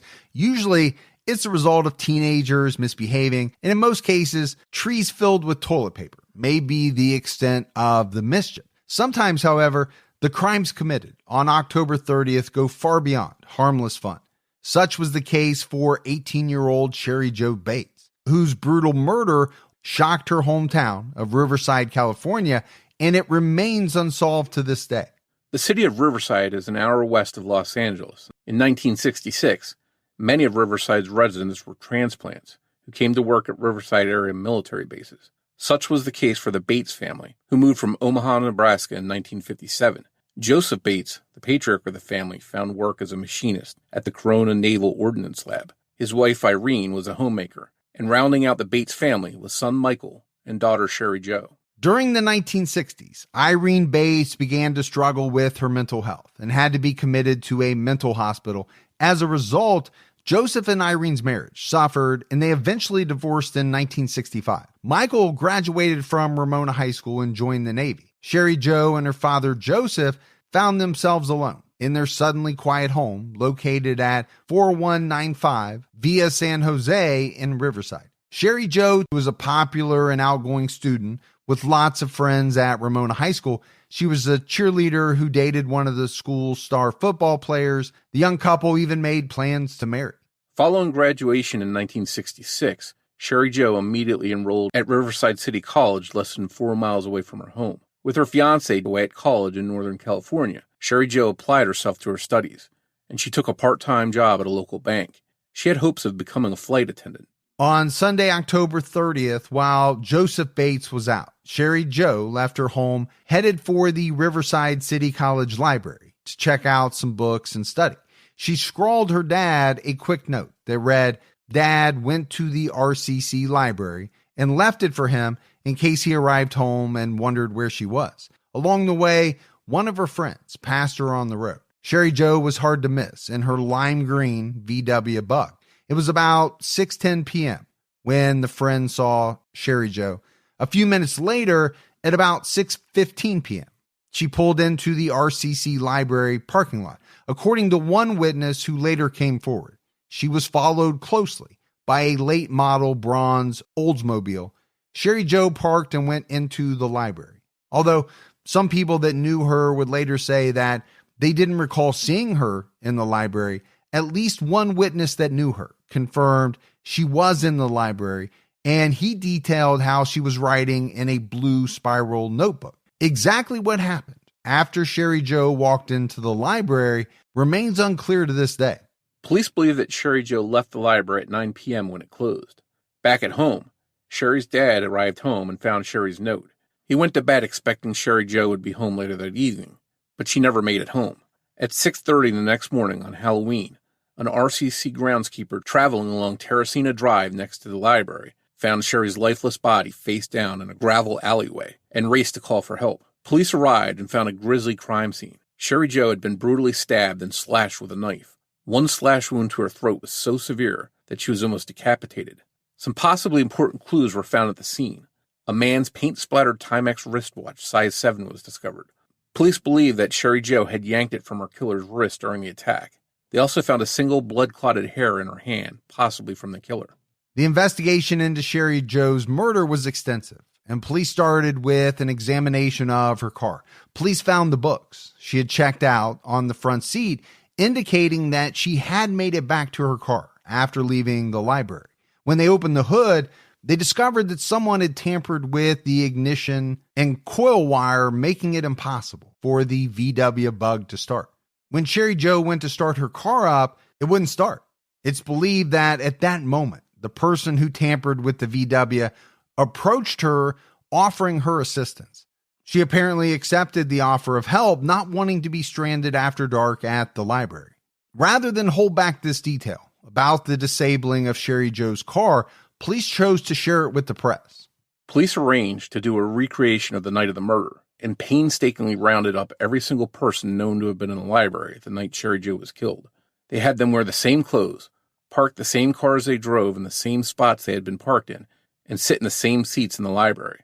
Police accounted for everyone who was at the library the night of the murder, with the exception of 2 people. Missing from the recreation were a heavy-set young man with a beard who was about 5'11", and a young woman. It's not clear if the young woman missing from the recreation was Cheri Jo, but police hoped to ID the bearded man. They never did. Also missing from the reenactment was a Studebaker with oxidized paint that was seen parked on Riverside Avenue. It too, as well as its driver, were never identified. Police talked with one witness who lived close to the library. The witness told them that sometime around 10:30 p.m. on the night of the murder, they heard a terrible scream in the alleyway where Cheri Jo's body was found. A few moments later, they heard what sounded like an old car start up and drive off. Another witness came forward with an interesting account. They said that shortly before the the library closed. They had walked down the same alleyway in the darkness between two abandoned homes. They saw a man smoking a cigarette. The embers were clear, but unfortunately the light from the cigarette didn't illuminate the man's face clearly enough for them to give a description. Cigarette butts were found at that exact spot and collected into evidence. Despite all of the Riverside Police Department's best efforts, the investigation into Cheri Jo's murder seemed to grind to a halt. They were at a loss trying to ID anyone that would want the pretty and popular 18-year-old dead. Then, a month after Cheri Jo was murdered, two nearly identical typed letters were anonymously mailed to the Riverside Press Enterprise newspaper and to the Riverside Police Department. In the letter, which has been dubbed the confession letter, the sender claimed responsibility for Cheri Jo's murder and provided chilling details. The letter read as follows. She was young and beautiful, but now she is battered and dead. She is not the first, and she will not be the last. I lay awake nights thinking about my next victim. Maybe she will be the beautiful blonde that babysits near the little store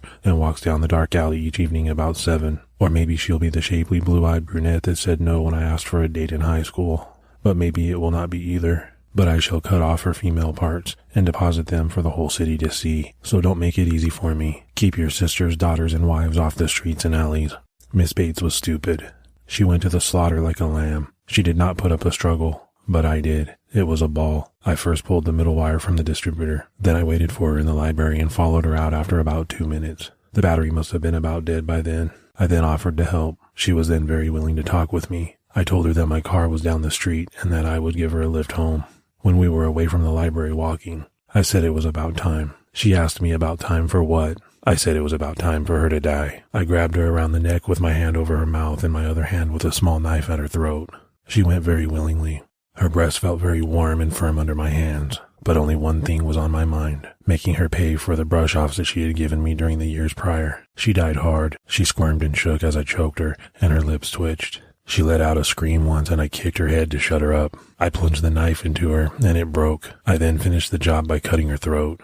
I am not sick. I am insane, but that will not stop the game. This letter should be published for all to read it. It just might save that girl in the alley, but that is up to you. It will be on your conscience, not mine. Yes, I did make that call to you also. It was just a warning. Beware. I am stalking your girls now. The confession letter was disturbing to say the least. Police felt confident that the author had known only details that the killer would have known. But actually, much of those details included were reported in local newspapers in the days following Cheri Jo's murder. As troubling and tantalizing as the letter was to police, it wasn't the only letter in Cheri Jo's case. On April 30th, 1967, 6 months after the murder, the Riverside Police, the Riverside Press Enterprise, and even Cheri Jo's father, Joseph Bates, all received hand-scrawled letters. The letters simply read, "Bates had to die. There will be more." Not long after Cheri Jo was killed, a janitor at Riverside City College found a morbid poem etched in pen on the underside of a desk in the RCC library.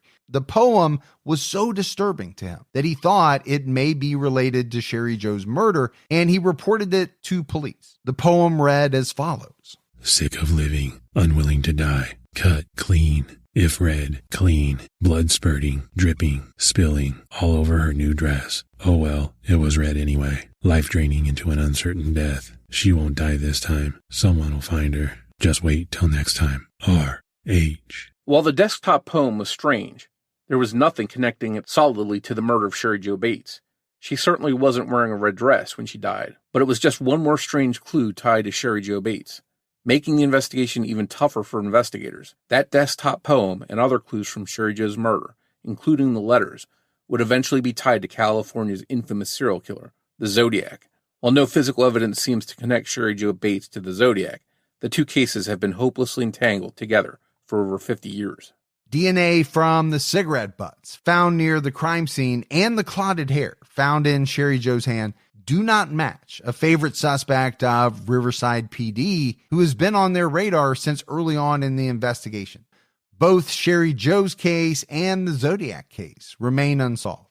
It's impossible for us to get into every detail of Cheri Jo's murder in this short segment, let alone delve into the Zodiac portion of the mystery. But if you want a complete deep dive into Cheri Jo's case as well as the Zodiac case, be sure to go back and listen to our complete first season of Criminology, where we explore both cases in great detail. Thanks, Mike and Mike. Do you know what serial killer scares you the most? Is it the Zodiac? Well, I asked our next storyteller, one of the hosts of Generation Y and the Peripheral podcast, Justin Evans, that very question. A question I get a lot is what serial killer scares you the most? Now, they're all horrible. They all leave a trail of shattered lives and victims in their wake. But when it comes to which one actually scares me, I had to think about that. I mean, take the cunning and conniving Ted Bundy, who could coax many young women into his car, or the horrendous Jeffrey Dahmer, who preyed on vulnerable young gay men. Ted Bundy had a type, which was a younger female in their teens to early 20s, and dark shoulder-length hair. Jeffrey Dahmer mainly targeted men of color, and as scary as both of them are, I, as a middle-aged straight white guy, would not be targeted by either of them, and that really applies to most serial killers. Women, at-risk youth, minorities, the LGBT community are far more affected by crimes of violence, especially at the hands of a serial killer, than I ever would be. So, what's my answer? Which serial killer could I even fall prey to? I'm not the target demographic for most of these predators. In reality, there are only a few, and even those wouldn't target me directly, but get rid of me, as it were, if I were in their way of their actual intended target. Which brings me to Richard Ramirez. When I was a child, I remember seeing a man's face on the TV, and I asked my mom, "Who is that? What's going on?" And she said, "They caught a very scary man." Now, as I got older and learned more about serial killers, Richard always stood out to me because of that moment as a child where I actually saw his face on my own TV. Once I started reading about him and how he chose his victims, it became very clear to me that he wasn't like the others. Some serial killers will stalk their victims for days, watching and choosing carefully the most vulnerable. Others will stage a scene where their intended victims will be misled into their car or home. And then there are those who target sex workers or at-risk individuals. Richard, on the other hand, would go out at night, walk down the street, follow you into your house as you got home from work or returned from the store. He targeted women, but if there was a man in the house, he would shoot them and kill them first because Richard perceived them as the bigger threat and something that was in the way of his end goal. And his goal was typically raping and murdering the woman. And I can only imagine opening up my garage door and pulling into my garage, and as the garage door is closing, somebody slipping underneath and into my home. Sometimes Richard would break into a house or an apartment, not even knowing who was inside, but with the intention of killing anyone he came across. He would search for unlocked doors or windows to gain silent access to the home. Once inside, he would get low to the ground in a prone position and wait for his eyes to adjust to the darkness. Richard hunted at night, which is how he got the moniker the Night Stalker. Among his many victims, those who survived were left maimed or tormented. Their ages ranged from 9 to 83 years old. He would strangle, shoot, stab, and bludgeon his victims.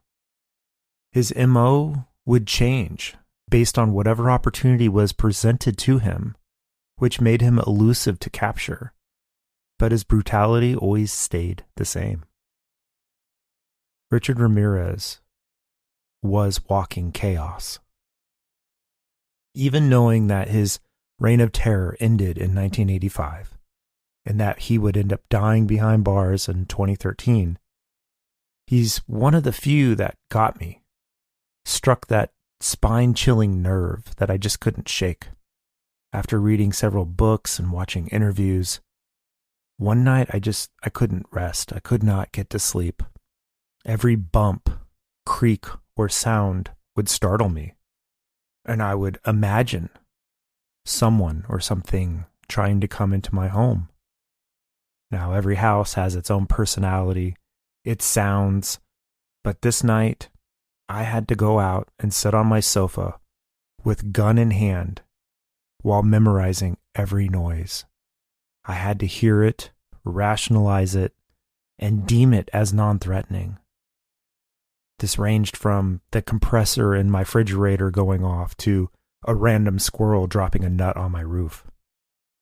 Everything had to be categorized and labeled before I felt safe enough to go lay back down in my warm, safe bed. Because fear is never rational. Fear makes us act and behave in ways way outside of our norm. We'll turn our backs on family, we'll form angry mobs to hunt down others, and even commit genocide. Out of fear and ignorance. Luckily, my fear only drove me to sitting in the dark by myself, listening to the noises in my own home, like a scared child who finally was brave enough to come out from under the blankets. That was the most irrational I've ever behaved out of fear. We all have behaved irrationally, I think out of fear, which is why sometimes it's nice to take a little light-hearted look at true crime. This is Trevin and Amanda from Live, Laugh, Larceny, the show that takes a deep dive into shallow crime. We've all heard legends and spooky lore in a group setting. There are stories that everyone, at least somewhat, knows and is willing to loosely retell, hoping to get some kind of frightened response.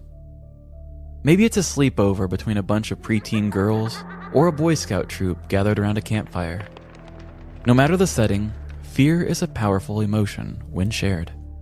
There's always that one person who shares the Lover's Lane story, about the teens who drive to Lover's Lane to make out and hear about an escaped convict in the area. All teens beware, there's a murderer on the loose. The boy tries to calm the girl down, but she insists on being taken home. Once the girl gets out of the car, she finds a bloody hook stuck to the side of the car door. Gasps and sounds of unease surround the storyteller as they sit back and admire that they are the Stephen King of their generation. I am so spooky. The thing about these creepy stories is that they have been retold and passed down from generations, like a game of telephone, but with deadlier consequences. The story was probably about two young lovers who later figured out that the boy's dad left his tackle box in the back seat with his fishing hooks exposed.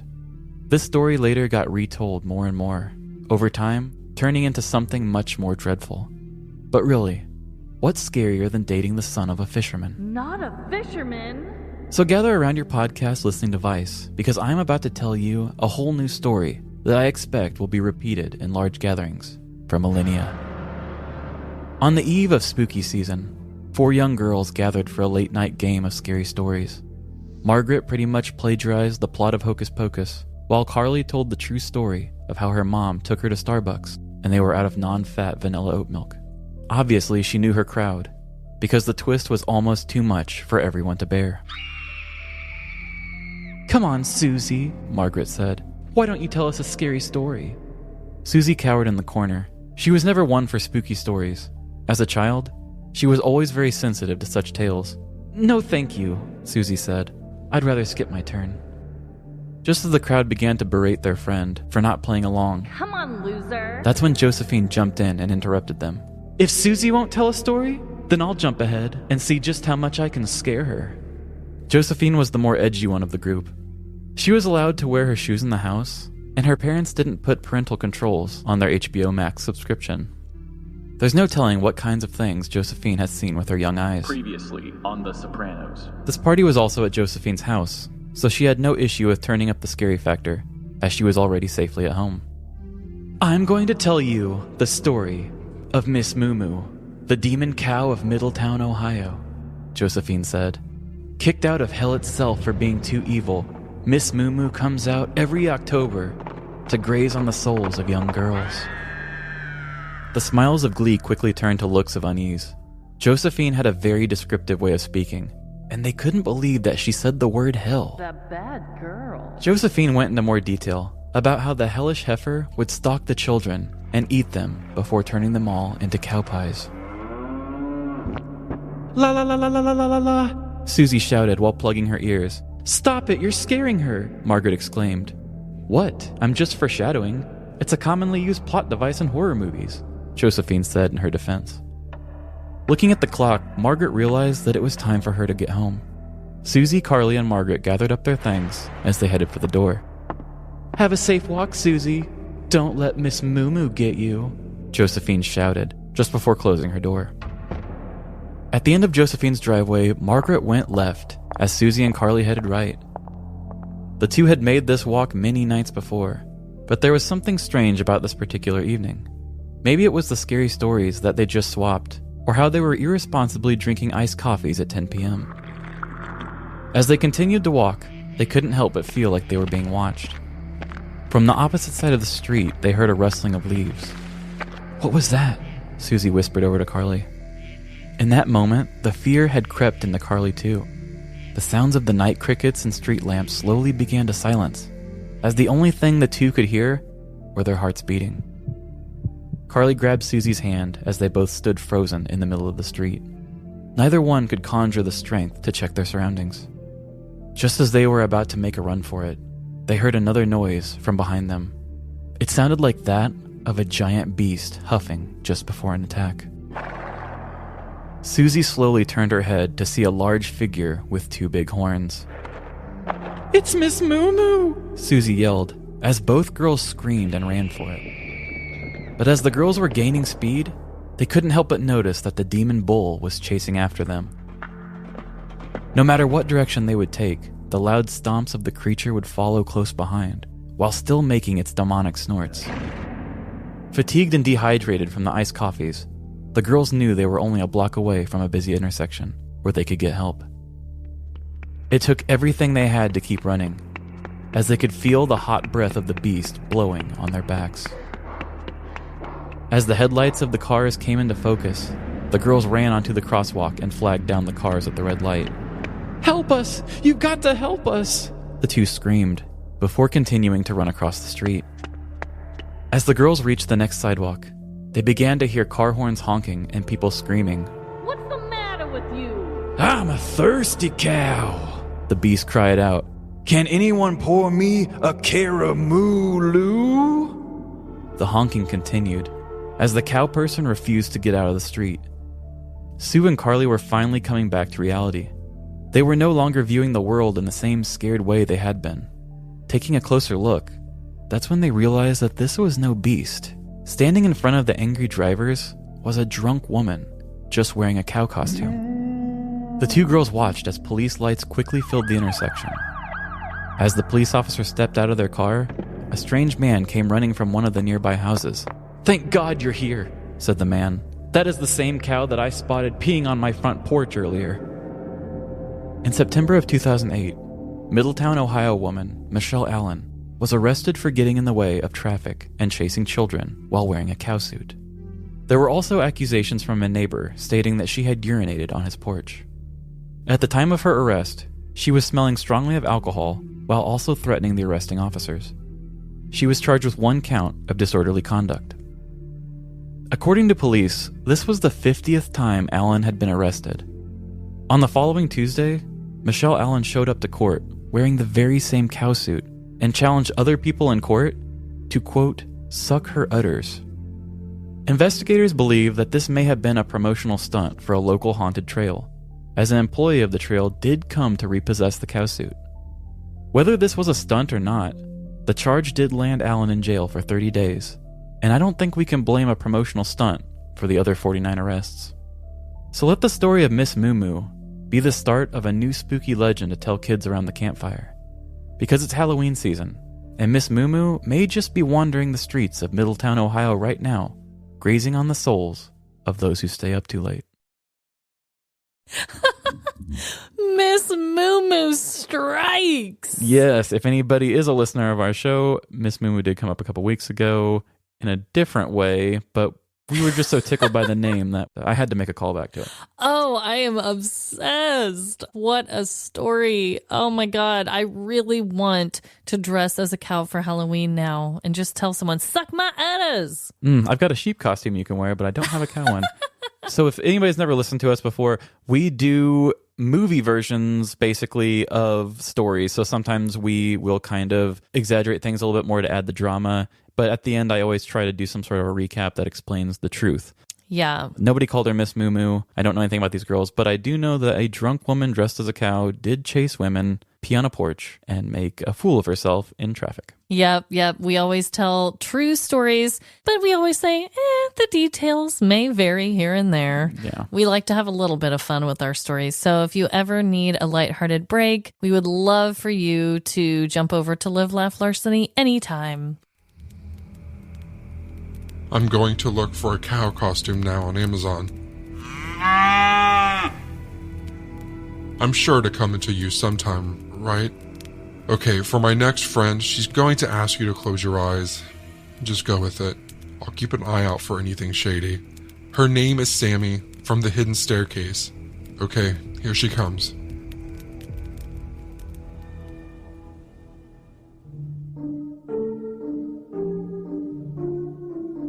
Close your eyes and imagine a room. Its walls are covered in antique wallpaper, now torn and faded. If you look closely, you can see the outline of a secret door. A door that will open if you are willing to enter.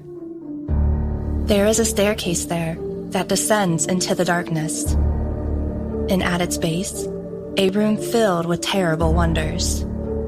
It is a library of mystery, a catalog of terrors. The pages of its books are stained with ink, capturing moments of time stained with blood. Its shelves are weighted with stories that have yet to be told, with the answers to questions that have yet to be asked. Those stories are waiting for you at the bottom of the hidden staircase.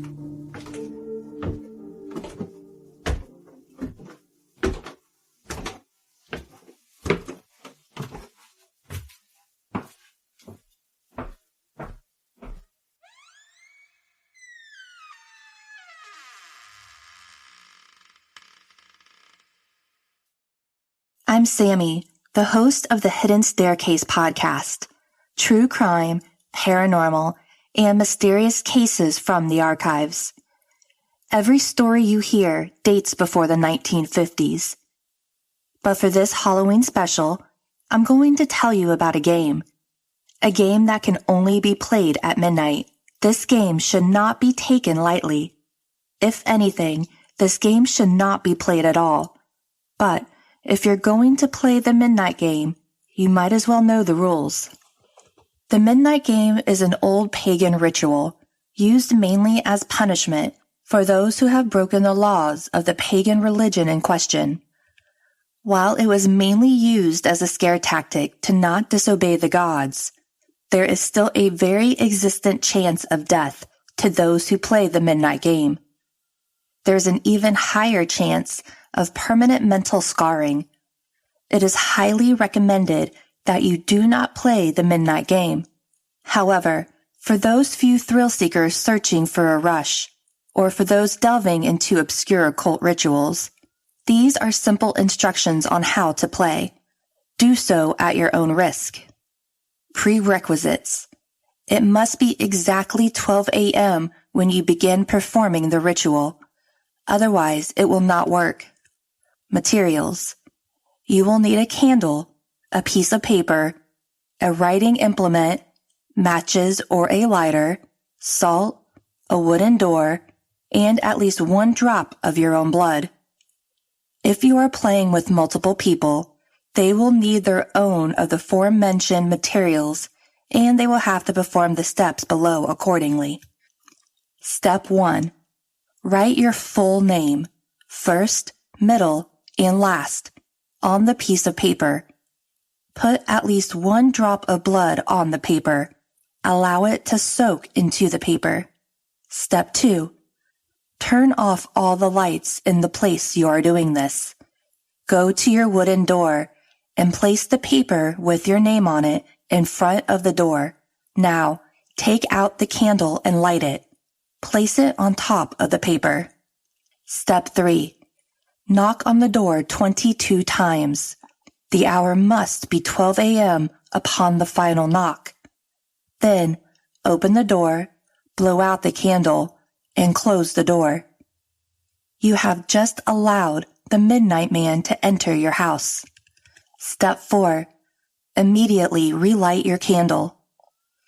This is where the game begins. You must now lurk around your now completely dark house with the lit candle in your hand. Your goal is to avoid the Midnight Man at all costs until 3:33 a.m. Should your candle ever go out, that means the Midnight Man is near you. You must relight your candle in the next 10 seconds. If you are not successful in doing this, you must then immediately surround yourself with a circle of salt. If you are unsuccessful in both of your actions, the Midnight Man will create a hallucination of your greatest fear and rip out your organs one by one. You will feel it, but you will be unable to react. If you are successful in creating a circle of salt, you must remain in there until 3:33 a.m.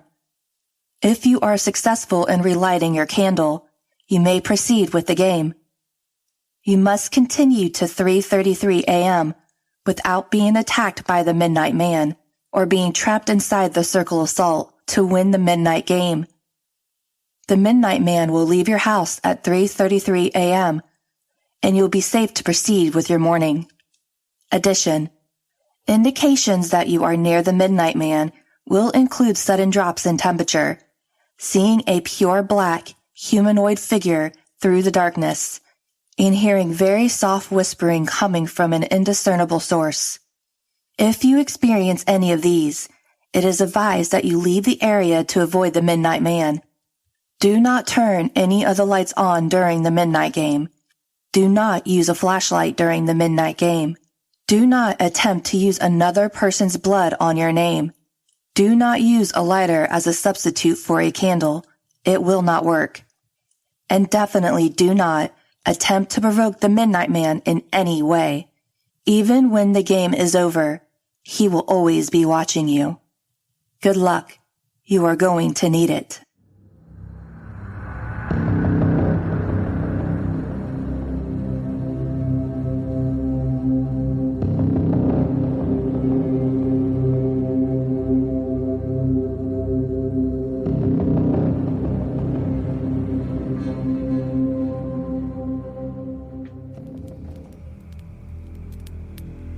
Okay, you can open your eyes now. It's spooky season, and my next friend Lainey loves being scared. So she is sharing listener-submitted stories from her 2 podcasts, True Crime Cases with Lainey and It's Haunted, What Now? A trigger warning before we get into the story. We do discuss mental health crises and suicidal thoughts. This will probably be a very long story, but I'll never forget it as long as I live. I also didn't believe in anything paranormal or outside the realm of science until this happened. I still just don't know what to make of it, to be honest, and I would love to hear what people think might have been going on. So, my freshman year of college, I moved into a dorm in a very old historic building in Florida.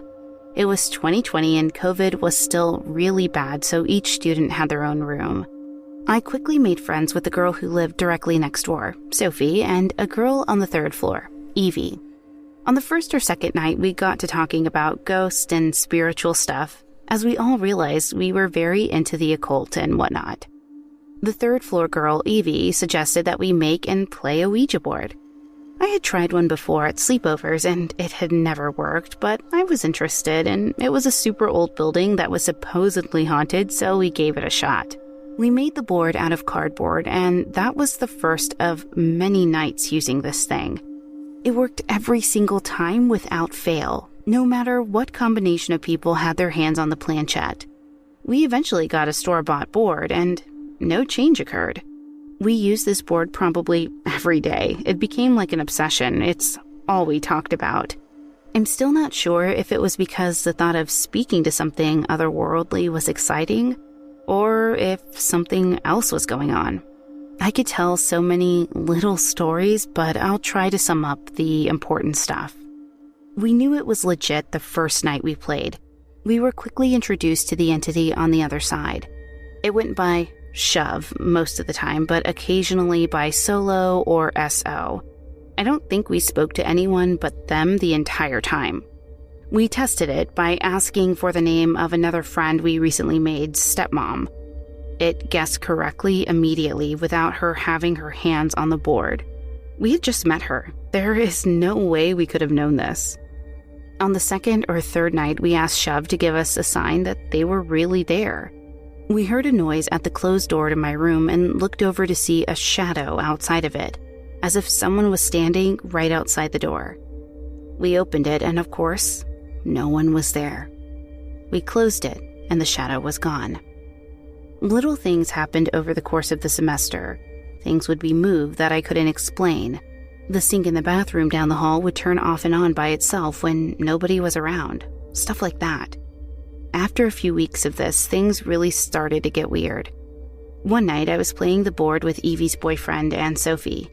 Evie was laying with her head in her boyfriend's lap, not touching the board.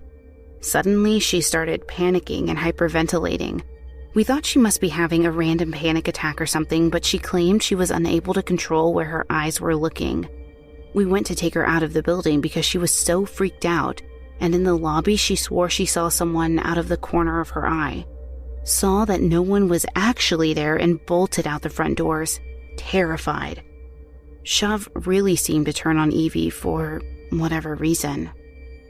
On another night, not long after that one, the three of us original girls were playing the board and Evie told us her back was really hurting. She asked us to look and see if she had a really bad sunburn on her lower back.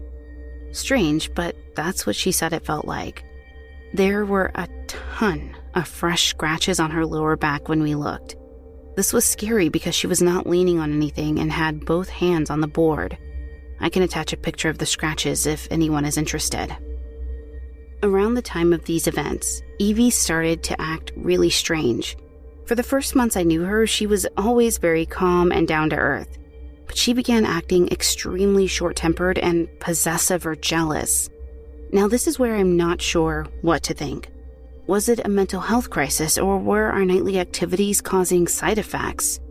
I'm not sure I'll ever know, but I remember Evie screaming at me and stomping up the stairs to her room and being so shocked. It was so out of character.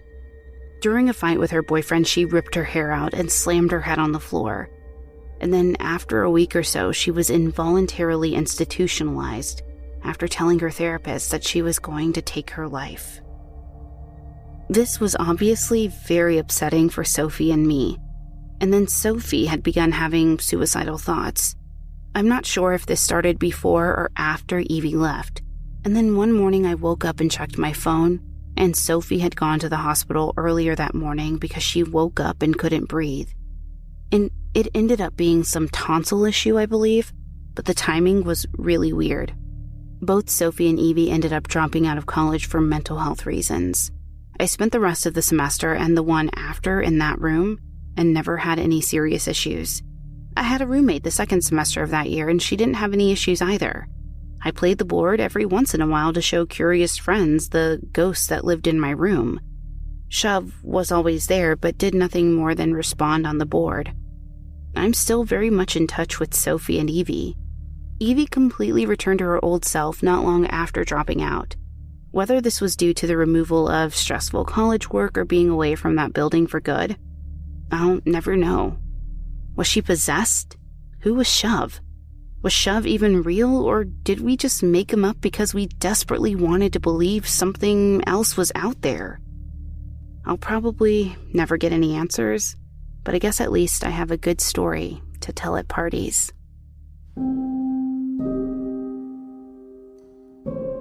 Now, Altruistic Study 166 brings us our final story about a possessive entity.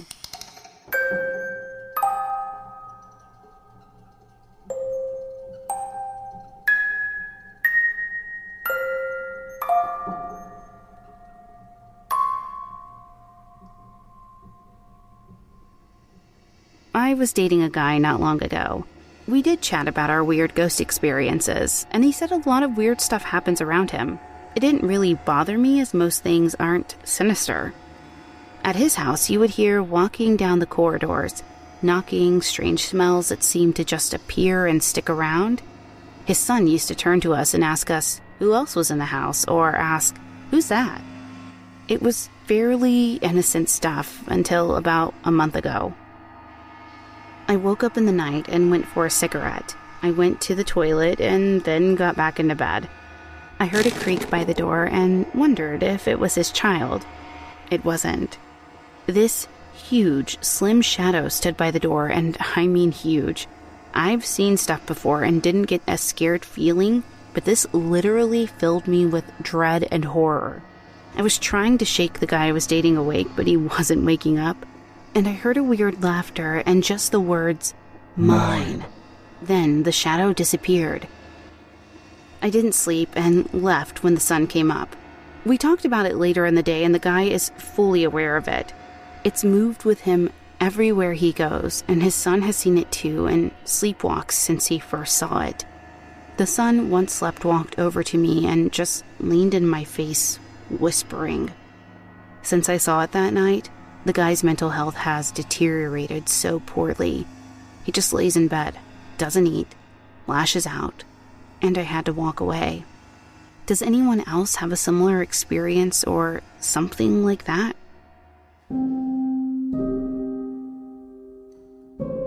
Something definitely has a hold on this poor guy and may even be moving on to his son. I hope that that's not the case, and I hope that they both get help and are safe and okay. I hope you don't feel bad that you had to get yourself out of that situation instead of remaining with him. If he's aware of what is going on, then he may have invited this entity into his life, and you're not responsible for that. Are you getting a bit spooked now? Well, not every terrifying monster is alive. You'll find out what I mean from Justin Drown, who is the host of Obscura, a true crime podcast and disaster. Get ready and hold on tight.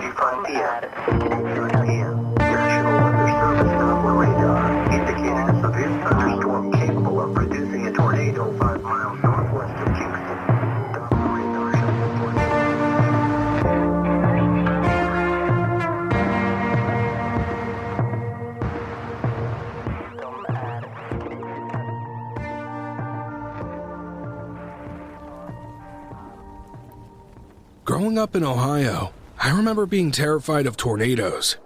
When there was a warning on the television, I remember being sure that this would be the end. A tornado would come and wipe out the house. I'd be sucked into the air, never to be seen again. Nice thoughts for a kid to have, I know. To be fair to little kid me, there was something about the way local news stations sensationalized a storm. Each tornado warning made to seem like it could be the end times. A serious-faced man on the television telling me in a stern voice to heed his warning.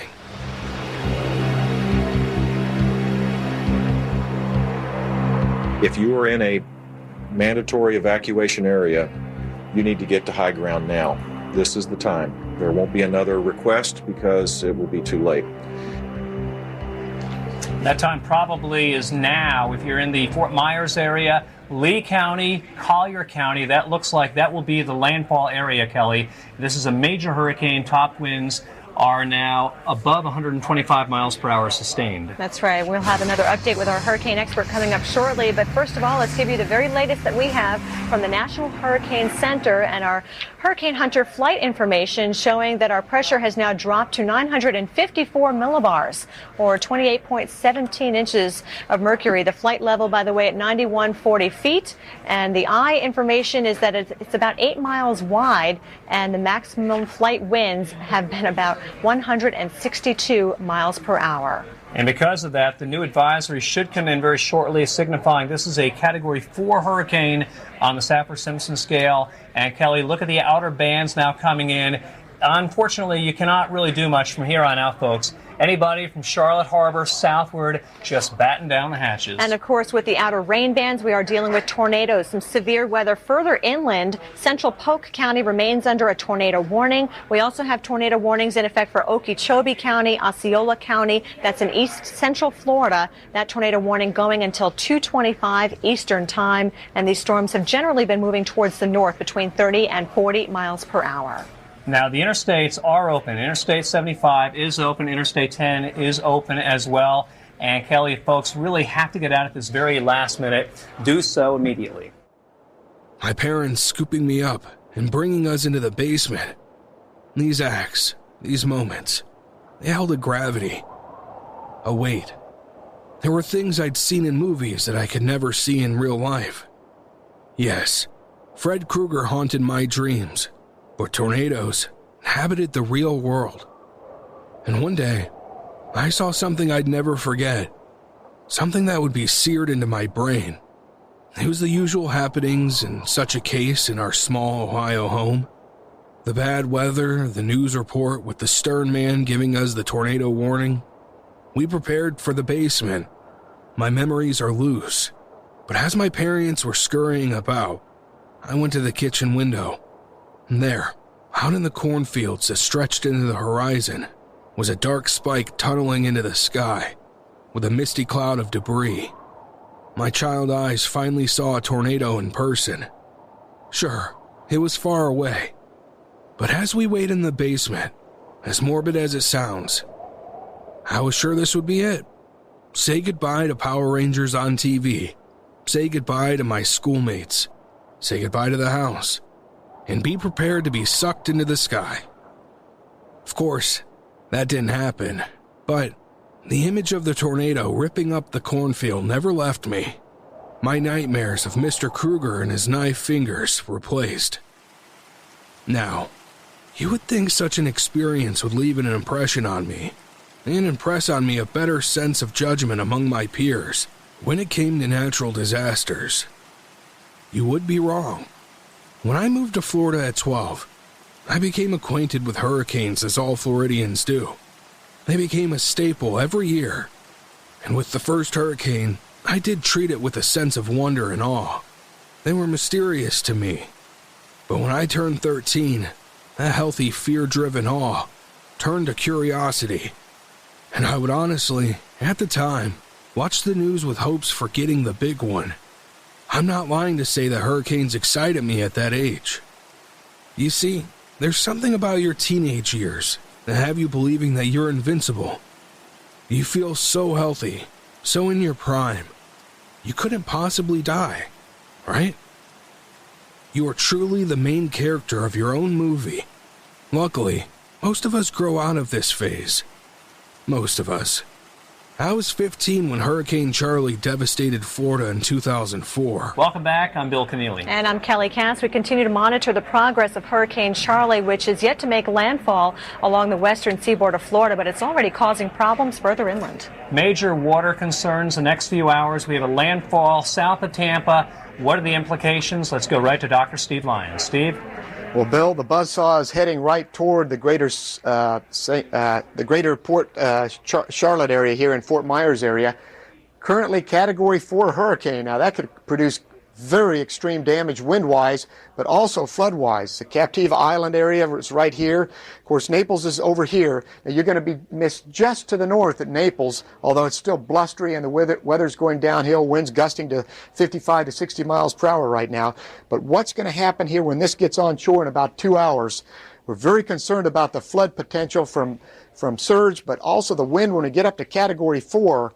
In this range, we're looking at extensive to extreme damage. So if you're not in a well-reinforced, constructed home or a poorly built home, you need to get out of it and go next door to your neighbor's house that's built better for the next 5 hours as this system makes landfall and moves inland.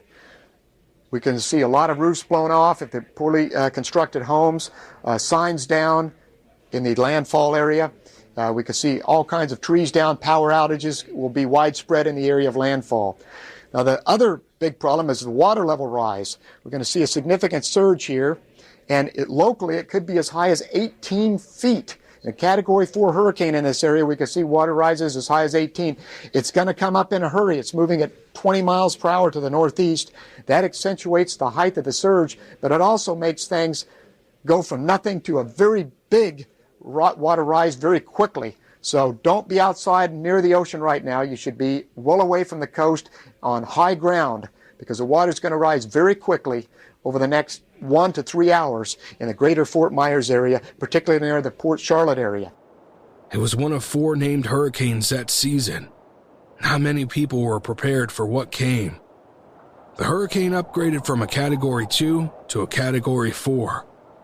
Charlie killed 20 people, 15 of them directly.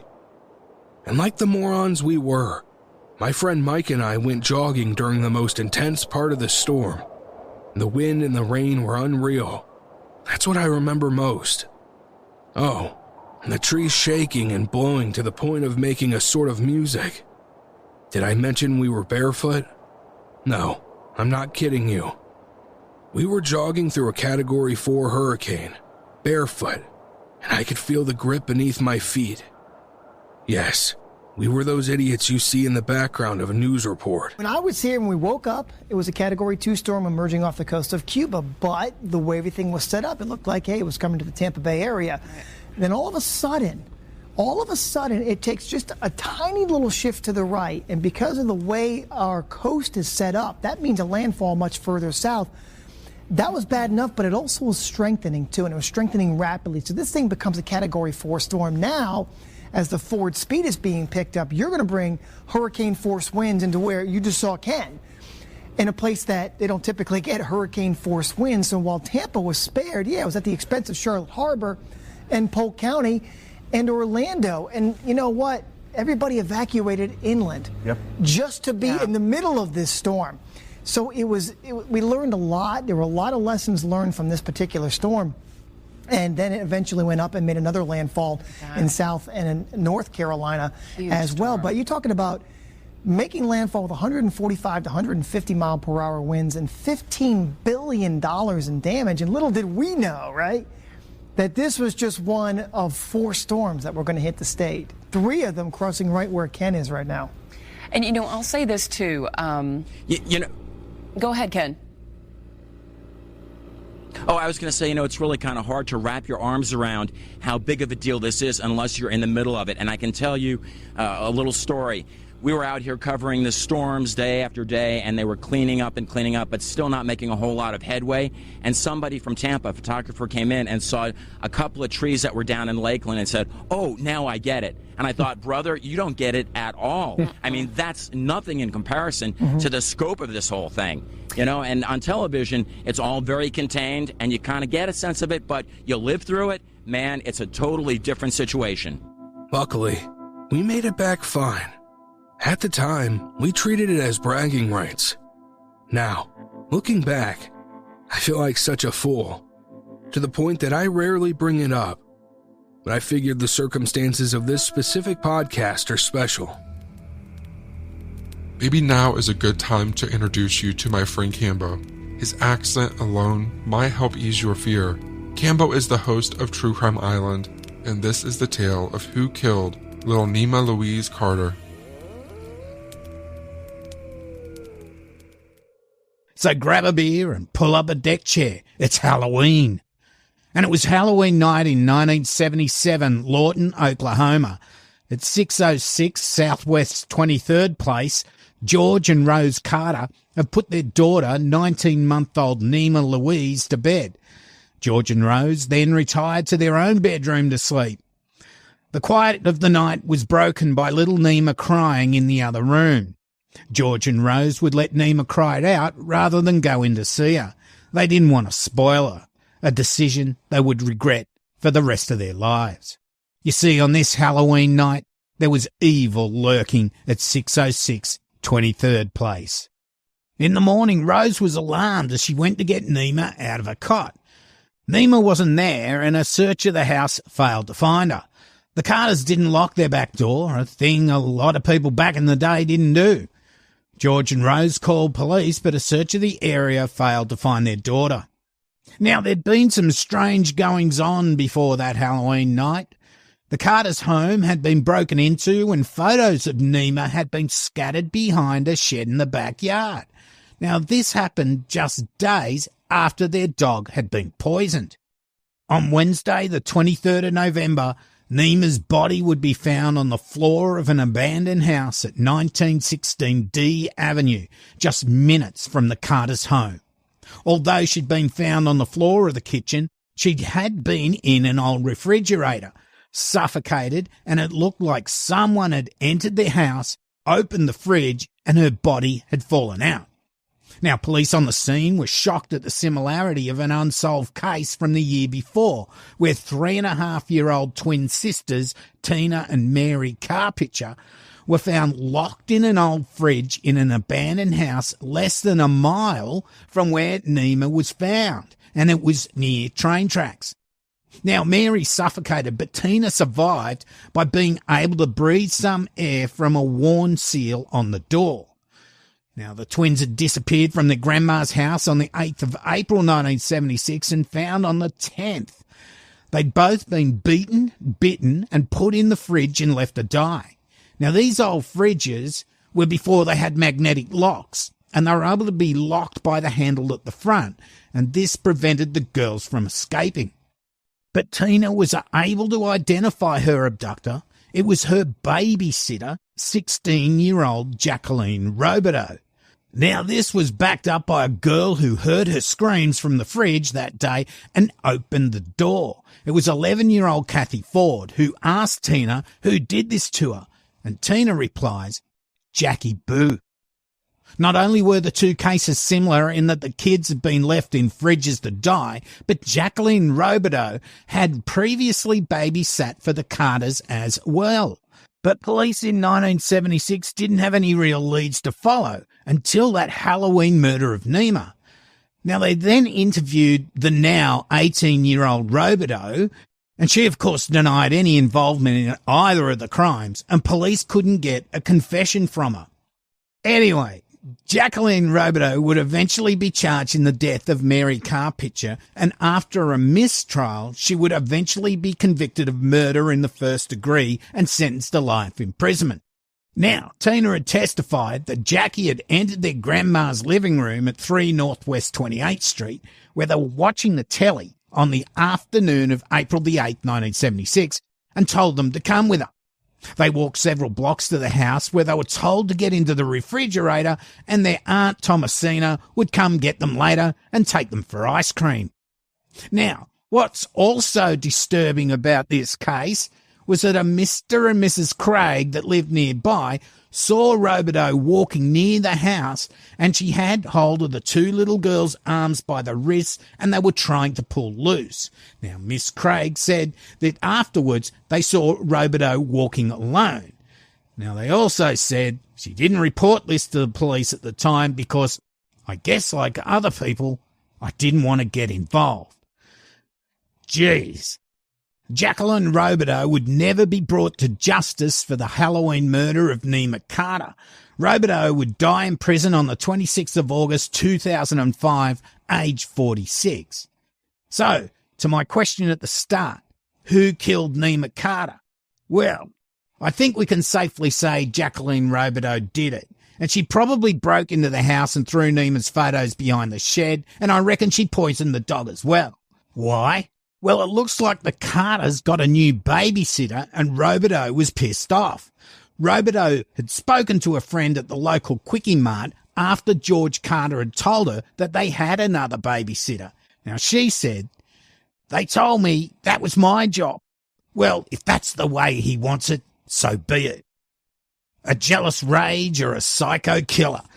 Lucky they finally locked her up so she couldn't kill again. So I've been Cambo Ford from True Crime Island. Have a happy Halloween. Don't forget to lock your doors and make sure you delete your browser history. Good night. The accent helped, right? Based on a True Story is hosted by Dan. It's the podcast that compares your favorite Hollywood movies with history. You can take it from here, Dan. One of my favorite movies to watch around Halloween is 1992's The Crucible. That movie is actually based on a play by Arthur Miller, so it's not necessarily trying to tell something directly from history, but nevertheless, it tells the story of the Salem witch trials. So let's take a few minutes to learn more about the true story as we dig into the history behind The Crucible.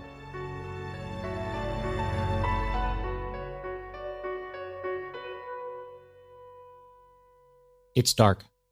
Winona Ryder's character, a girl named Abigail Williams, wakes with a start. There's a girl in the bed with her, and with a little shake, Abigail wakes her up. Quietly, the two girls get out of bed and put pillows in their place. They carefully cover the pillows with blankets, so if anyone were to peek in at them, they would think that the two girls were still in bed. Then they sneak downstairs and out the side door. The camera cuts to another house, and we see more girls sneaking out of their homes as well. Then an overhead shot shows even more girls as they quietly make their way down the empty dirt streets of the town. If you pause the movie, you can see 12 girls at any one time on the screen. And speaking of pausing, let's pause the movie ourselves for a moment here because it doesn't give any sort of indication of time, date, or location. So before we continue further, let's turn to history to date what we're seeing here and give ourselves a geographical setting. All of this is happening in Salem, Massachusetts, on the east coast of the United States. That's about 15 miles or 24 kilometers to the north of Boston. The year is 1692. Salem has been in existence for 66 years and has quickly grown to being one of the most important seaports on the new continent. In 1692, of course, the United States wasn't really a thing yet, so Salem was an English colony. More specifically, it was one of the settlements in the Massachusetts Bay Colony. Boston was considered another settlement in that same colony. If we go back to the movie, Abigail and the other girls were on their way into the forest. Once there, a slave named Tituba leads them in some sort of ritual. The girls start swaying back and forth as Tituba chants. One of the girls says, "Make a spell on Joseph Baker, Tituba. Make him love me." Another one calls out, "Make Daniel Poole my husband." This whole opening sequence of the love spell ritual in the forest outside of Salem is, well, to be honest, we don't really know if it's true or not, but it's probably not. You see, there's so much about the events surrounding the story that we just don't know. It was 1692, after all, and not everything was documented.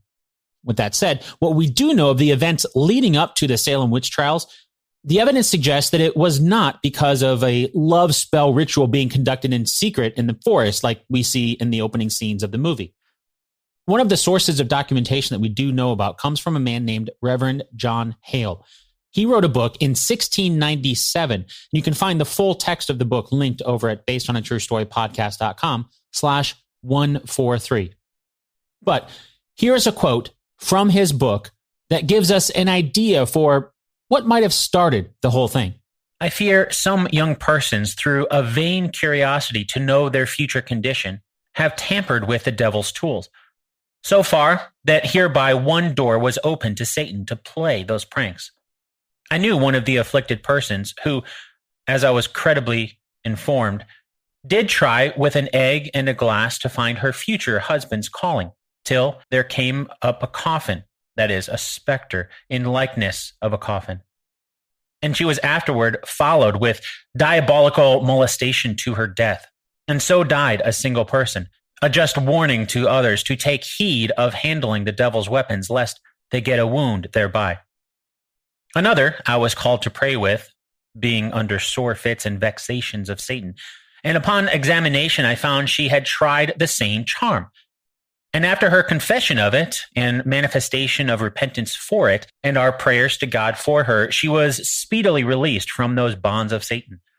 This iniquity, though I take it not to be the capital crime condemned, Exodus 22, because such persons act ignorantly, not considering they hereby go to the devil, yet borders very much upon it, and is too like Saul's going to the witch at Endor and Ahaziah sending to the god of Ekron to inquire. What Reverend Hale is referring to is something known as oomancy, or sometimes referred to as a Venus glass. It was thought to have been something like a crystal ball, something used to tell one's future. Remember that scene in Harry Potter and the Prisoner of Azkaban where Harry is in Professor Trelawney's divination class and he sees the tea leaves at the bottom of the cup to reveal the Grim? Well, that's basically what this charm was, except instead of tea leaves, they used an egg. The basic concept of this method of divination is to provide some sort of heat and drop an egg onto it. Then you read the shape that the egg white takes when it starts to solidify. As Hale mentioned, the girls seem to have been using this as a way of telling who their future husbands might be. So you can see how the idea of the rituals that we're seeing in the forest in the movie, trying to cast love spells and things like that, could be turned into what we see. As the story goes, the two girls who started playing with this form of divination might have been Abigail Williams and Betty Paris. They got scared when the egg white revealed the shape of a coffin, presumably predicting some horrible fate, kind of like what we saw with Harry Potter. So it's not likely that they were performing the love spell rituals that we see in the movie. Instead, they were using eggs as a form of divination or oomancy. Think about that the next time you crack an egg over your pan. The shape you see when the egg white hits the heated pan was one of the ingredients that went into the Salem witch trials hysteria. On the other side of that, Reverend Hale's words also give us a peek into the mindset of Christianity of the day, as he mentions the charm being the bonds of Satan. In fact, Reverend Hale's book opens with a scripture verse from Isaiah 8, verses 19 and 20. When they say unto you, seek unto them that have familiar spirits, and unto wizards that peep to the law and to the testimony. If they speak not according to this word, it is because there is no light in them. The witch that Reverend Hale mentions is also from the Bible, the witch of Endor. That comes from 1 Samuel chapter 28, verses 6 through 8. When the first king of Israel, Saul, sought out the counsel of a witch in the city of Endor, he asked the witch to, quote, divine unto me by the familiar spirit, and bring me him up, whom I shall name unto thee, end quote. As that story goes, King Saul asked for the spirit of his old mentor and prophet of God, Samuel.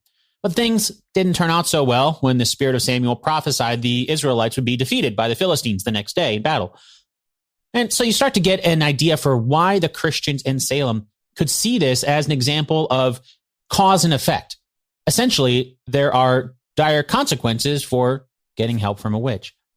Between February of 1692 and May of 1693, more than 200 people were accused of what we now know as the Salem witch trials. 30 of those were found guilty by the court, and 20 of those 30 were killed, 19 by hanging, and 1 by being pressed to death when he refused to go to trial. Looking back on it, many historians have suggested the Salem witch trials became an excuse for people to steal land and possessions. After all, when someone was accused, all their assets would be forfeited to the crown. Remember, it was an English settlement and not the United States. The United States was not a country yet. But it's not like the king personally took the assets of those accused. That's just how the law worked. And then those assets would usually come up for auction. And often the accuser would coincidentally be the one purchasing or simply taking ownership. That's how the assets would change hands legally. So those accused would lose their possessions and someone else would swoop in to take them over. It was all legal. Meanwhile, lives were ruined and even lost in the process. It wasn't until 18 years later in 1711 that a bill was passed to officially restore the good names and rights. 578 pounds was split amongst the survivors and relatives of the accused.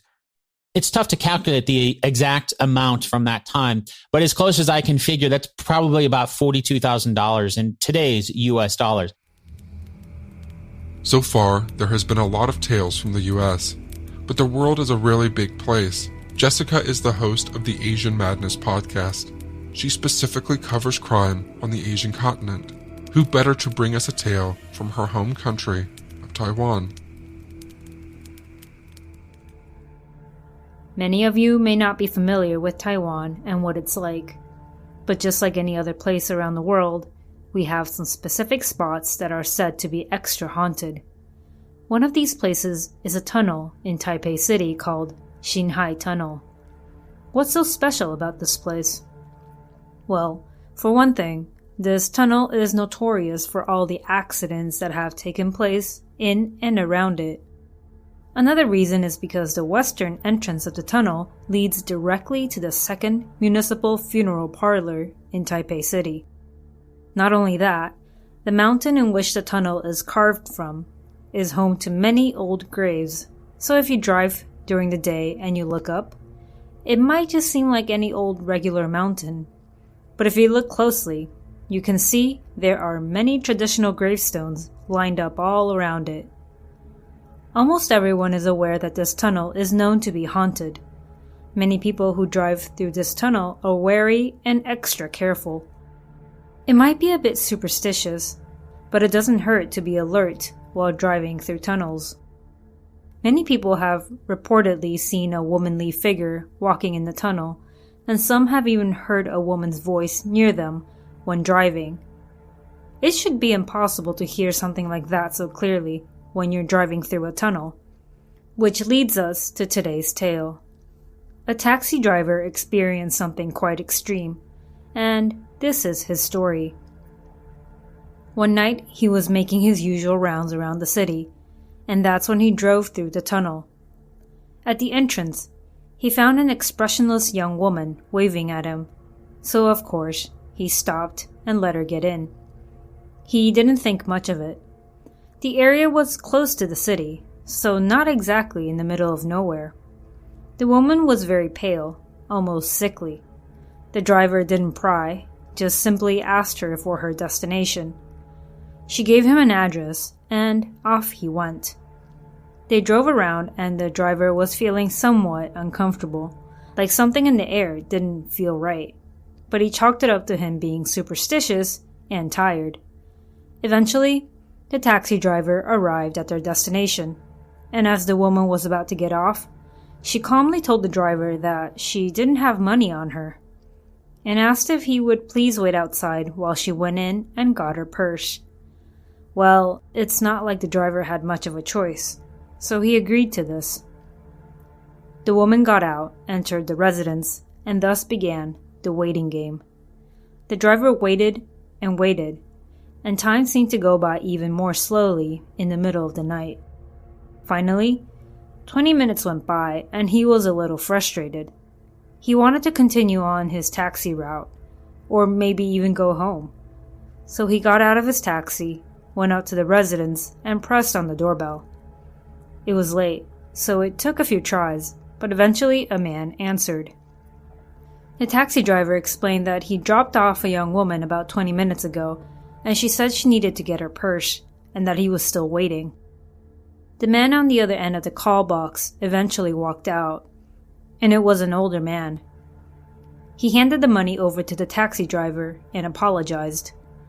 The driver was a bit confused, but before he could ask or say anything, the older man opened his mouth once again. According to him, his daughter had passed away in a car accident a while ago in Xinhai Tunnel, where she was picked up that night. Ever since then, she would appear sporadically, hail taxis, and ask them to drop her off at her home. The driver had no words for this older man. He simply thanked him, gave him his condolences, and got back in his taxi. Understandably, he decided to call it a night and headed straight home afterwards. So that's one of the many, many tales involving this Xinhai Tunnel, probably the most haunted tunnel in Taiwan. I know that this tale is probably more on the sad and depressing end rather than the spooky side, but can you really not get spooked out as well, knowing you gave a lift to a ghost? It's perfectly normal to feel a mix of emotions, and this is one of those cases. I don't give lifts to anyone, and that was a good example as to why. May I ask, have you ever heard of summoning the Candyman? Mara and Taz from Sisters Who Kill are here to share the tale.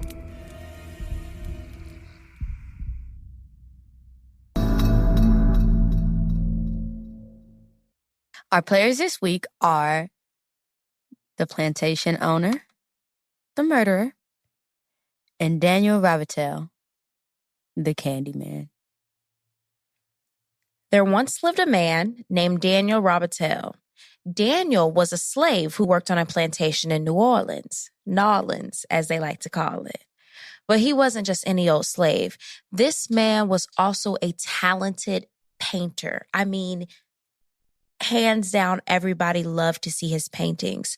So his owner, the plantation owner, decides that he wants Daniel to paint a portrait of his daughter, his beautiful, loving, snow white flake-skinned daughter. Now, paintings, of course, as most of you know, they take time, especially really good ones. So that meant that Daniel had to spend a lot of time with his owner's daughter. And he ended up falling in love with her, which is one big mistake. The plantation owner, of course, found out about this, and he was pissed. I mean, he was livid to the point that he grabbed a mob of people, a mob of angry white men to go get Daniel. The mob came and they were armed with pitchforks and they were ready to catch Daniel. They chased him through the fields and they finally caught him. And when they caught him, they were near an old barn. Daniel, he had been running and hiding and he was exhausted and he literally could not run anymore. The mob came up, they grabbed Daniel and they were all snarling at him with a snaggletooth self. And they took a rusty saw and they cut off Daniel's right hand, the hand that he was so famously known for painting these beautiful portraits, the hand of a slave that fell in love with his master's daughter. The next thing the mob did was go and find a whole bunch of honey. Don't ask me why these white folks had all this honey, but they did, and they doused Daniel's body in this honey and threw him in a beehive. They watched and they laughed and they snickered and they kept making Daniel stay in this beehive until the bees stung him to death. Now listen, the average person can safely tolerate 10 stings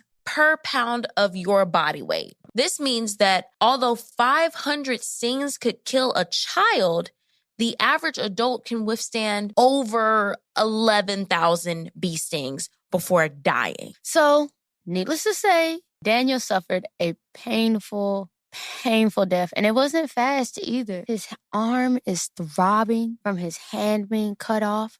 And on top of that, his body is swelling due to all the bee stings. And as if this is not enough, the plantation owner comes over and holds a mirror to Daniel's face so that he could look at himself. He mocks Daniel and says, "Bet my daughter won't like you no more." Bet that's the end of that. So Daniel was like, man, this is really messed up. They could have just killed me, but you gonna torture me to death? I bet. So before Daniel dies, he looks into the mirror and he whispers, "Candyman." Now this puts a curse on the plantation owner, the mob, and anybody else who dare speak his name. The plantation owner and the mob, they all end up dying in mysterious ways. Nobody was ever able to explain it. Due to the excruciatingly painful way that Daniel died, his spirit was never able to rest. Years after passing, his ghost rose from its grave. Daniel's ghost appears with a hook for a hand, dressed in a black trench coat with fur on the collar. Under his black trench coat is a hollowed-out chest cavity covered in honey and bees. Legend has it that those who have summoned the Candyman were killed with his hook, and if that didn't work, the swarm of bees would finish them off. If you decide that you want to talk to the Candyman, all you gotta do is say Candyman 5 times while looking into a mirror, and he will appear. Candyman. Candyman. Candyman. Candyman. Nah, y'all got it. All right, y'all, we have a part of our show called... Well, I'm not black. I'm OJ. I ain't do it, but if I did, this is how I would have got away with it. I ain't do Halloween last year, but if I did, I would have been Reggie from Rocket Power. I ain't do it, but if I did, I would have dressed up like Josephine Baker. But you know, like a lot of people dress up as Josephine Baker because she is a vaudeville performer that is very famous. But when a lot of people do it, they ended up doing blackface. So we have a couple minutes left and we're going to tell you guys why doing blackface for Halloween is a horrible thing. Blackface is inappropriate anytime, but people like to think that they can get away with it because it's Halloween and you're supposed to dress up as something. But there's like an actual history behind blackface and why it's demeaning.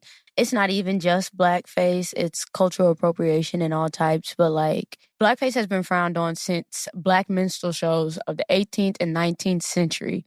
Like this is a long history of demeaning behavior that you can't just excuse with the date of a holiday. Right. So blackface actually first showed up in American theater. And fun fact, it is the only form of theater that is original to America. Everything else was made or originated outside of this country. And it is made by actors burning cork. And later they used shoe polish to paint their faces black so that they could play these stereotypes of what they thought Black people were, to pass on the ideas that Black people that were from the South were lazy, ignorant, superstitious, hypersexual, meant to only be mammies or pickaninnies. And they did this by also playing music, song, and dance. They did this not only by creating stereotypes about Black people, but they also tried to give this illusion because blackface, the art of blackface, started way before the Civil War. But so they were giving this illusion through art and propaganda that slaves on the plantation were happy. They're singing and dancing and shucking and driving and eating watermelons, so they must be having a good time. That's why slavery is a good thing. Blackface was something that started off in vaudeville shows and then made its way to the Great White Way known as Broadway. From there, it was the most popular form of entertainment, to the point where Black performers that may have worked the vaudeville circuit,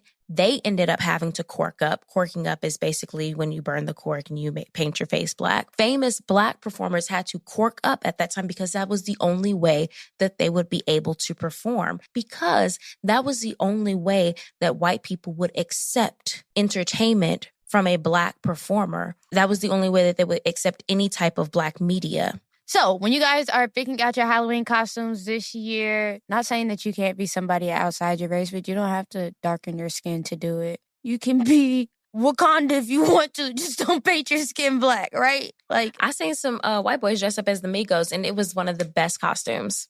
And I think I did still white boys. And still white boys. I know exactly who they were.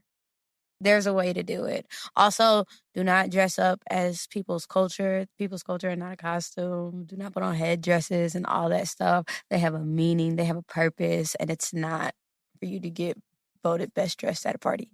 All right? Thanks. So until next time, happy Halloween.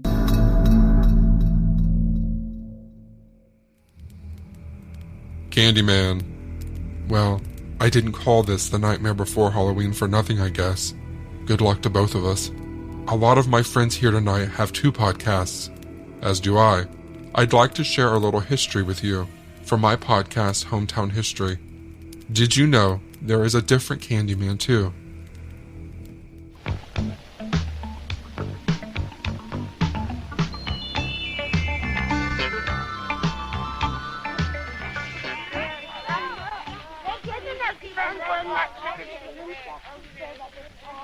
Halloween is really a special time, isn't it?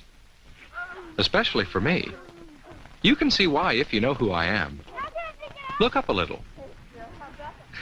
That's me, a jack-o'-lantern. At Halloween time every year, I sit up here and watch everybody go by. It's a nice and scary time, isn't it? All those wonderful costumes and masks and makeup. I think about how much fun Halloween is. I also worry a little bit about the things that can spoil the fun of Halloween. Those kinds of things scare me too. The best part of old Halloween safety PSAs, like that one, was the long list of well-intentioned but often terrible advice, like, don't wear black. What about this color? A white costume makes an unusual, different kind of witch, who's more likely to be safe on Halloween night. Another suggestion was to wear large fluorescent, reflective panels all over your body so you're basically glowing in the dark. A good way to make any costume easier to see at night is to decorate it with reflective tape or reflective patches. This one was a little more reasonable. Expand the eye holes in your mask. Now, how about the mask? Any problem with it? Do you remember how hard it was to see out through those little eye holes? To be safe at night, you have to be able to see clearly as well as be seen. We can improve the mask by cutting larger holes to look out of. Or, if you want to have even less fun, there is an even safer way. You can simply not wear a mask. But as every 80s or 90 kid knows, the greatest threat was always the candy. You see, some people think it's fun to play tricks with your treats. Watch out for candy wrappers that have been torn or punctured. That might be a sign of tampering. There might be things in the candy. So break open candy bars before you eat them. Cut fruit into pieces before you eat it, just in case something's been stuck in it. Watch out for things that look like candy, but might be medicines or drugs, or even poisons. Don't eat anything that doesn't look right. If it looks funny, it might not be so funny if you ate it. Treats are so much fun to collect. It'd be awful to have them spoil your Halloween fun by making you sick. Corey's treats won't make her sick, and I hope yours won't make you sick either. This idea that strangers were trying to poison you was everywhere when we were kids. Every kid in America heard this warning every single Halloween. And if people gave you fruit or cookies or unwrapped candy, your parents probably made you throw it away. The irony of all this hysteria and fear was that it came back to one case in Texas where a man named Ronald Clark O'Brien used a giant pixie stick to poison his own son. O'Brien laced 5 of these pixie sticks with potassium cyanide and handed them out on Halloween night.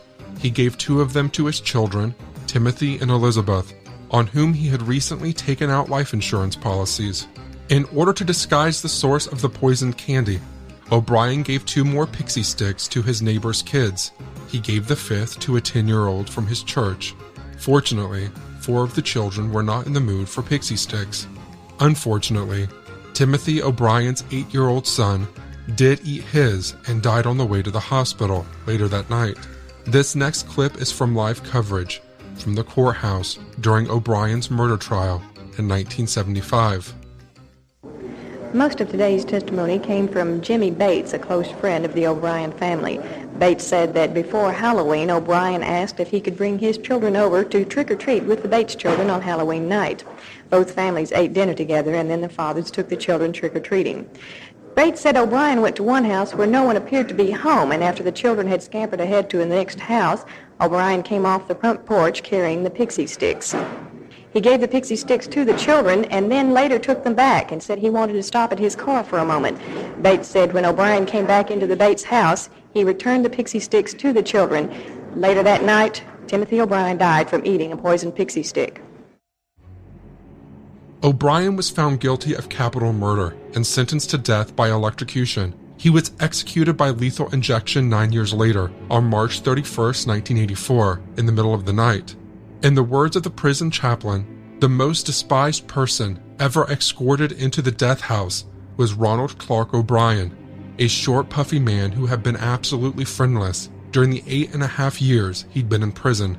In the week before he was scheduled to be executed, in fact, inmates at the walls had even petitioned to be allowed some manner of organized demonstrations to show their disdain for the former optician who had been convicted of murdering his 8-year-old son. Even if you've never heard this story before, you probably know O'Brien's nickname. They called him the Candyman. Obviously, this is an extreme story involving a heinous crime, but there's a lesson in it, even for those of us who are not planning to poison a family member this Halloween.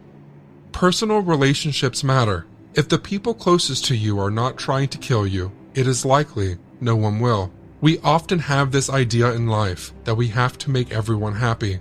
We have to make everyone like us. In reality, we just have to be kind and faithful to the people in our inner circles and in our neighborhoods. And if we do that, chances are extremely good that no one will die. Over 90% of homicides are committed by people we know, and of all violent crimes, homicide is the least likely to be committed by a stranger. If you lose your job, your money, your status, but all your most important relationships are healthy, you're probably going to be okay. So this Halloween season, I'd encourage you again to invest in the things that matter. I'd also like to encourage you to wear black and a mask if you'd like, and to not ruin your costume with reflective panels or cut your candy bars into little pieces before you eat them. If you can do all that, then you won't have to worry about scary, real things happening on Halloween, right? Right.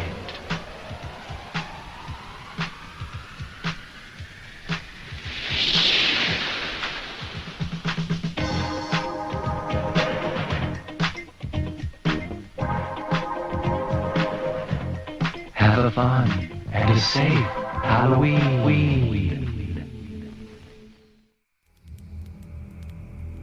History can be spooky sometimes too, right?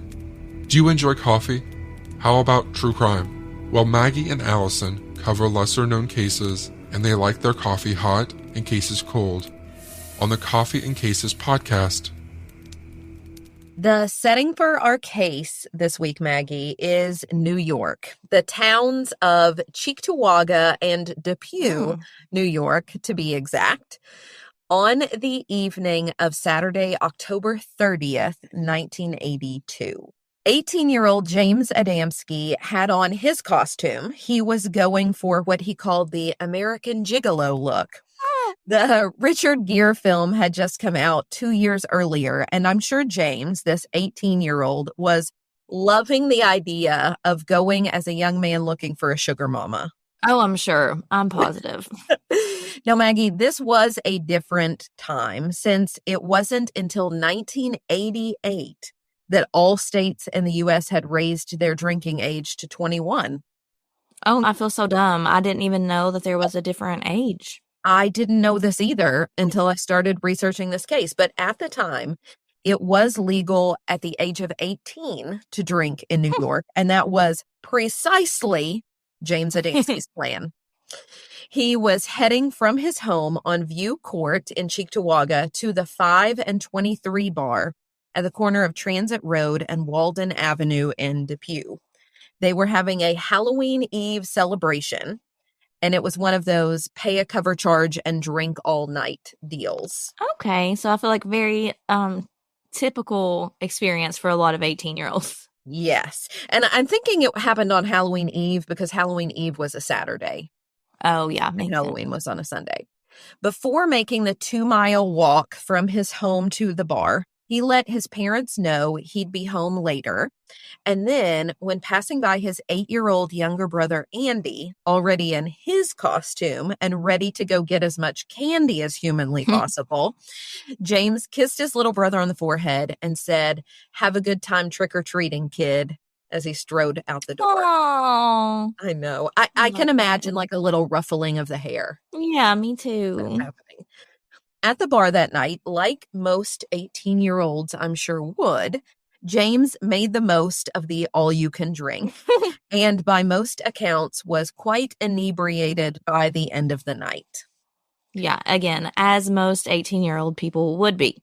Yes. While James was a happy-go-lucky, thoughtful guy, he did get into an argument that evening with some other patrons at the bar, but it luckily quickly de-escalated before anything got out of hand or got physical or anything like that. James left 5 and 23 in the wee hours of the following morning, October 31st. And 5 and 23 is the name of the bar? Correct. Okay. He left the bar walking south in the company of a young woman and walked along Transit Road near Broadway with her for part of his journey back home before parting ways around 3:30 a.m. So I'm assuming because you say a young woman, we don't know this lady's name? I have not seen her name printed anywhere, no. But James Adamski never made it home. His brother Andy recalled to journalists Dan Herbeck and Karen Robinson of the Buffalo News, quote, "When he didn't come home the next morning, my mother knew something was wrong. He was very respectful of our parents. He would never have stayed away all night without telling them," end quote. You know what this reminds me of? It reminds me of the episode we did, episode 150 on Kurt Sova. Like, he tells his parents he's going to be out, and they just kind of trust him and they go to bed. But then when they wake up, he isn't there. Yeah, it's super similar because James kind of had that same relationship with his parents. So when he didn't come home, that was so out of character for him that his parents immediately alerted law enforcement when he didn't come home. However, even with launching a large-scale search, officers found no sign of James. Nearly 2 months after his disappearance, though, on December 26th, the day after Christmas, 2 rabbit hunters were out in a rural wooded area right by some railroad tracks near Ransom Road in Lancaster, New York, when they approached what looked like a thicket. Upon moving some leaves and twigs out of the way, thinking that they would scare rabbits out into the open, they instead discovered a body buried in a shallow grave and covered with those twigs that I mentioned. Mm-hmm. The very next day, police had identified the body as that of James Adamski. He was still dressed in his costume from the night he went missing. Though his body was found in a location 4 miles from where he had last been seen. The cause of death was blunt force trauma to the head, from what law enforcement speculated was an instrument like a baseball bat, a 2x4, or a tire iron. Oh, my goodness. That is such a wide range of potential weapons. Are tire irons the things that you use when you're changing a flat tire, the skinny things? He had been dealt numerous blows to the head, making it clear that this was a homicide and not an accident. But finding the perpetrator would prove harder than they thought because James was a young man whom everybody seemed to adore and who had no known enemies. Who would want to harm someone like that? And while there was the argument at the bar, those individuals were questioned by and cleared by law enforcement. Yeah, and you said it de-escalated quickly, so that makes me think they kind of resolved it on their own. And the girl he walked partially with, the last other than the perpetrator to see him alive, was also questioned and cleared as well. Police did collect some of the twigs that had been covering James's body because those twigs were of a similar length and had clearly been broken off of nearby trees, which told law enforcement that the perpetrator had touched them while attempting to conceal James's body. So it wasn't as though his body were there 2 months and so, random branches had fallen. Yeah, it was just natural. Exactly. This is purposeful concealment. Those twigs were sent to a laboratory to test for fingerprints, but they were unable to find any. But what about his clothes? There should be something on those. Yes, and you're right, because while an attempt at obtaining DNA evidence was unsuccessful with the twigs, law enforcement do still have his Halloween costume, and they do hope that one day DNA testing will advance enough that the clothes will point them directly to James's killer. And it advances, I feel like every day we're learning about new advancements, so I'm sure that's possible. Exactly. In the meantime, what police need most is for anyone with information about that night to come forward to detail everything that they remember.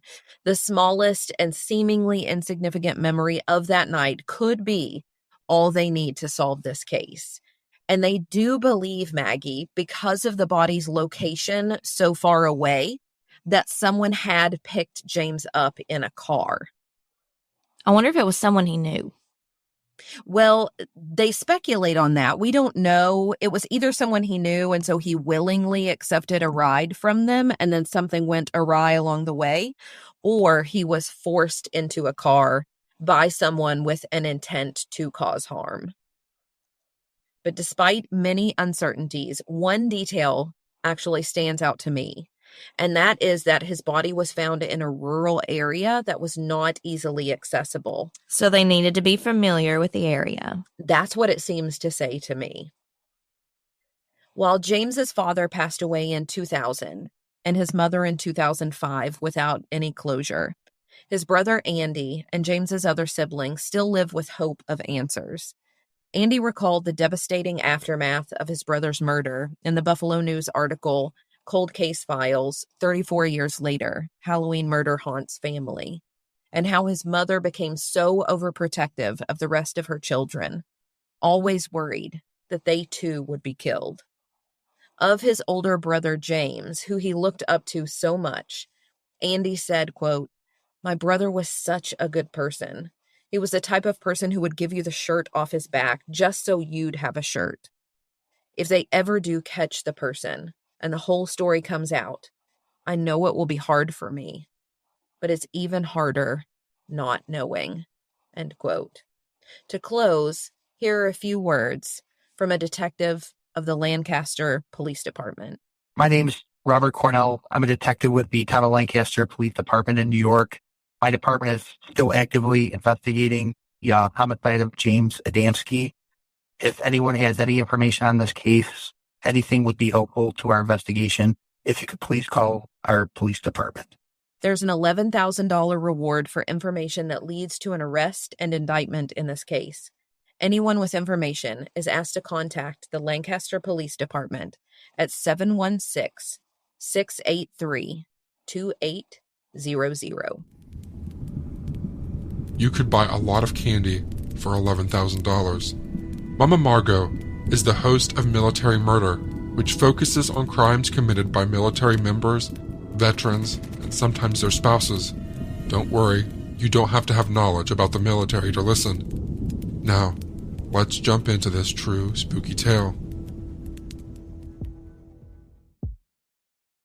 In 1993, an Army sergeant named Stephen was notified that his wife was in the hospital.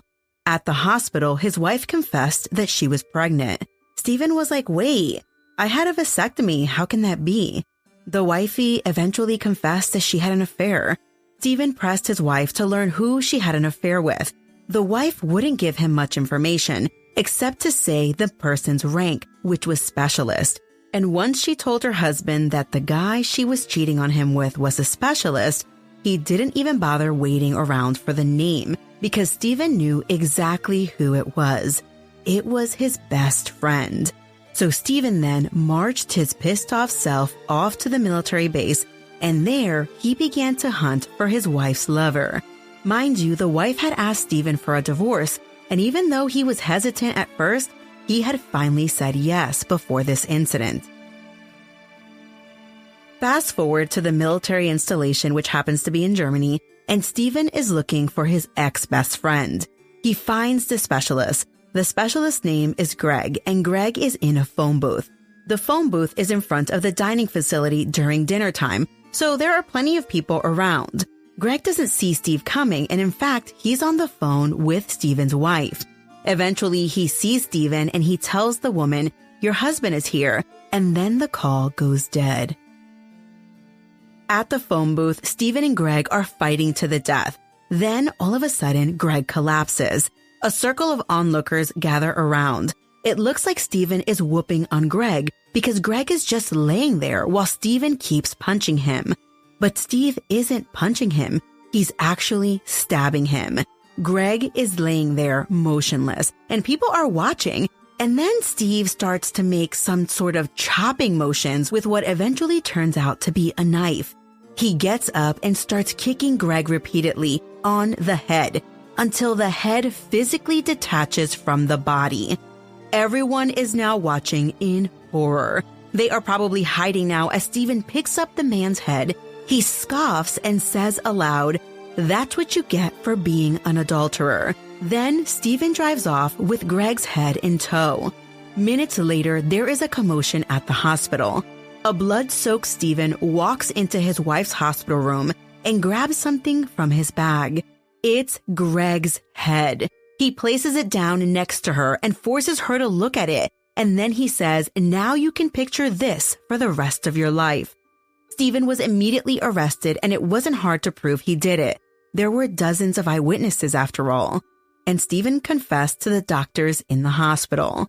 Months later, at his military court-martial, also known as a trial, he put on the good soldier defense, evidence that he was the best thing since sliced bread, and he had never, ever done anything wrong in his life.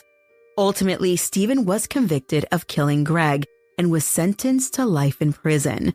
But the Army general in charge of this court-martial ended up reducing Stephen's sentence to 30 years.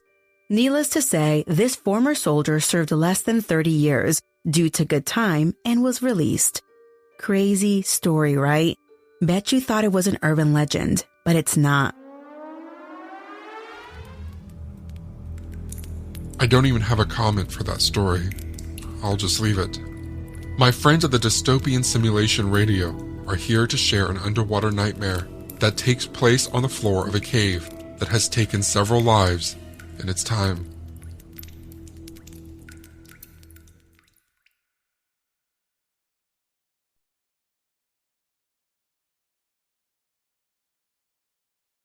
So, when I ask, what is Odoo? What comes to mind? Well, Odoo is a bit of everything. Odoo is a suite of business management software that some people say is like fertilizer because of the way it promotes growth.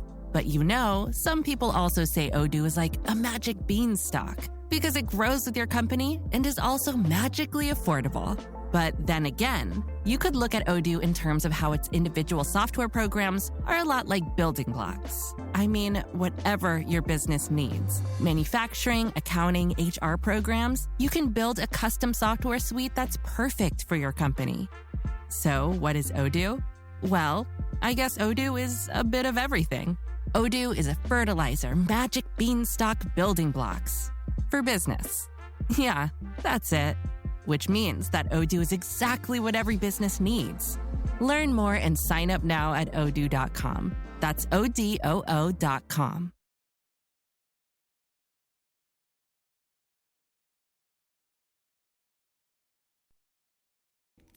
In 1996, expert cave diver Nuno Gomes of New York City was awarded a Guinness World Record for the deepest dive in Bushman's Hole, a cave in South Africa. Gomes descended over 270 meters down to the depths of the cave, where it took only 14 minutes to plunge into the darkest depths of what the locals call Bushman's Hut, where he spent just 4 minutes at the bottom in an expedition that took a total of 12 plus hours to complete. The lengthy stint factored in a decompression schedule to stave off the bends, a painful decompression sickness that can cause pain, paralysis, and death if a diver ascends too quickly. Nuno Gomes made it out from the deepest depths of the Bushman's Cave with his life intact. But the same could not be said to those before and after him. Bozeman Ghat claimed the life of Eben Linden in 1993 after Leyden passed out descending 60 meters. The cave also took the life of DeAndrea, who was only 20 years old when he blacked out in the Bushman's Cave while doing an air dive. He died at around 70 meters, his body sinking 270 meters to the bottom, where it would remain for a decade. David Shaw was a technical diver, pilot, father and husband, and lover of all things extreme.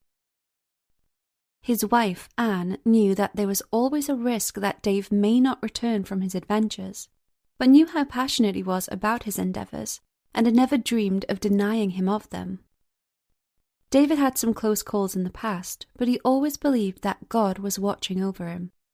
He was constantly testing his limits and pushing the boundaries to see how far he could go.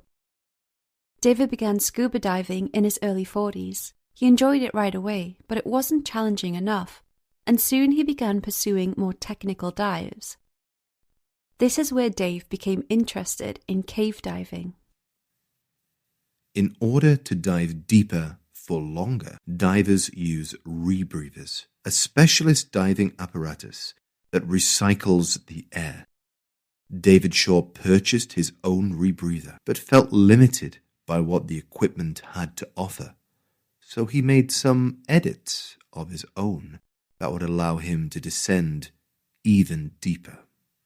Dave had always been interested in exploring untouched pockets of the earth, of which few remain, and he believed cave diving offered unexplored territory that he could be the first to see.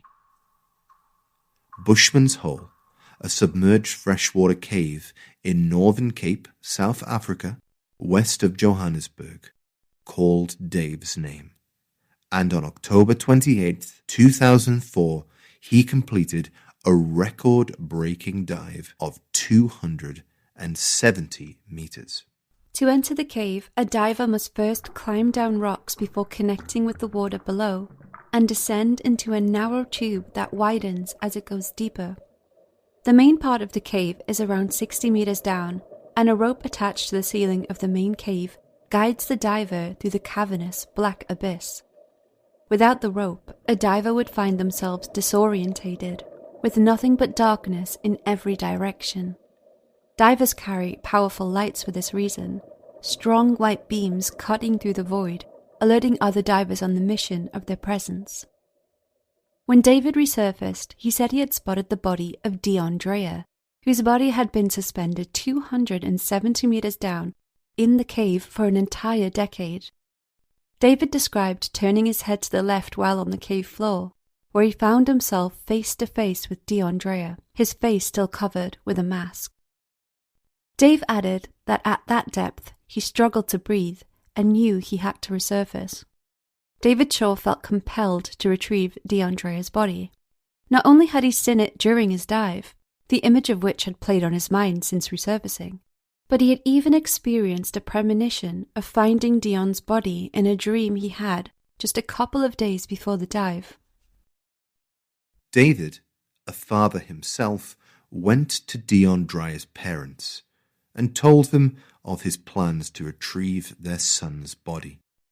They were ecstatic at the news and had always wanted their son's remains back on dry land so they could honor his memory and lay him to rest. Dion's body had been in the cave for so long that it was assumed that his remains would be skeletal. To prevent the bones from slipping out of his diving suit and dispersing in all directions, it was agreed David would carefully put the remains into a customized body bag that he would take down with him.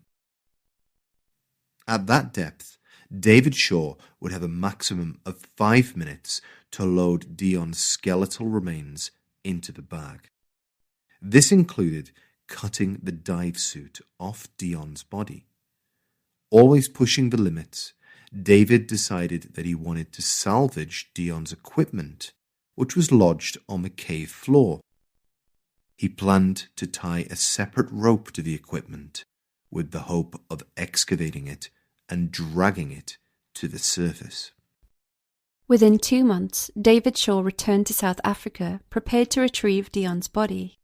On January 8, 2005, with a camera mounted to his helmet, David descended into Bushman's Cave for what would tragically be his final dive. With a camera mounted to his helmet to film the dive, and DeAndrea's family waiting patiently at the surface of the cave to receive his remains, David plunged into the water.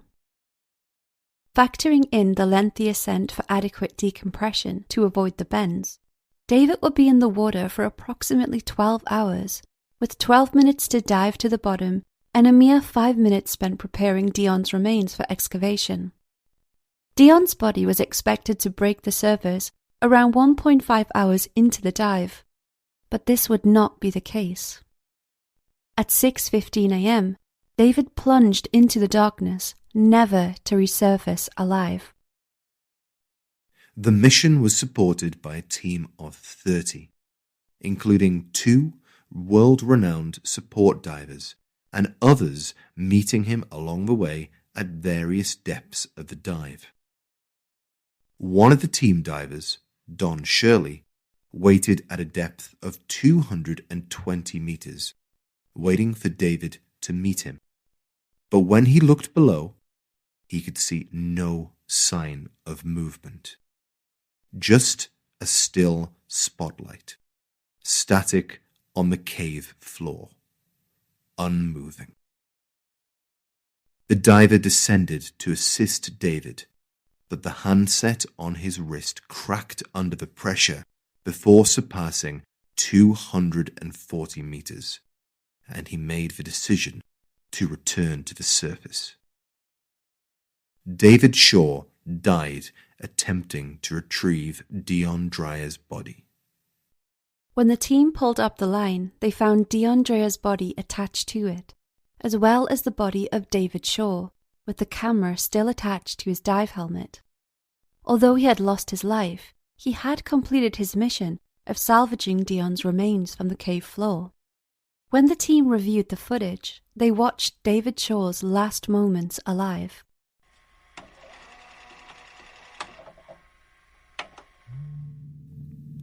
The video showed David Shaw on the cave floor, his hands pale white in front of him, pulling out the body bag.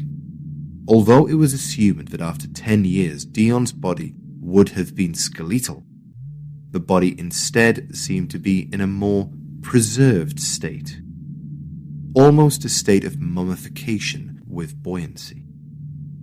Dion's body unexpectedly floated up before David, making the task of getting it into the body bag more difficult.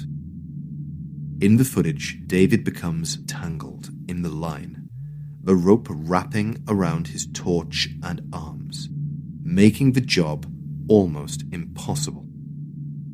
David attempts to cut himself free from the tangle with his scissors, but misses the rope multiple times, struggling and slipping backwards on the sloped cave floor.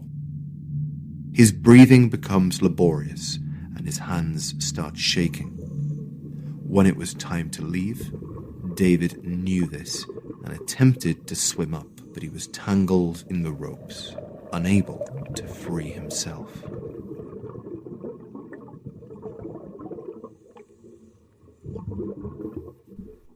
The increased breathing caused by David's struggle produced significantly more CO2, eventually depriving him of oxygen and causing him to drift off, his light still hanging as he floated unconscious. The final scene of David's life showed his hands, motionless. The line he failed to cut wound loosely between his fingers. Despite meticulous planning, David died alone on the cave floor, his teammates helpless and unable to save him, forced to look down at his light, unmoving and still.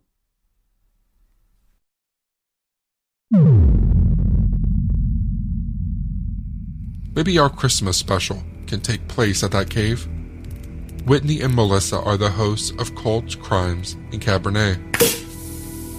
4 times a year they travel to locations to help the family members of the murdered and missing. I'll let them take it over from here. Mount Pleasant, Michigan is a city located in the heart of the state. If you need a visual and are aware of how Michigan looks like a mitten, Mount Pleasant is right smack dab in the center of the palm. It has a population of just under 22,000. The main campus of Central Michigan University calls Mount Pleasant home.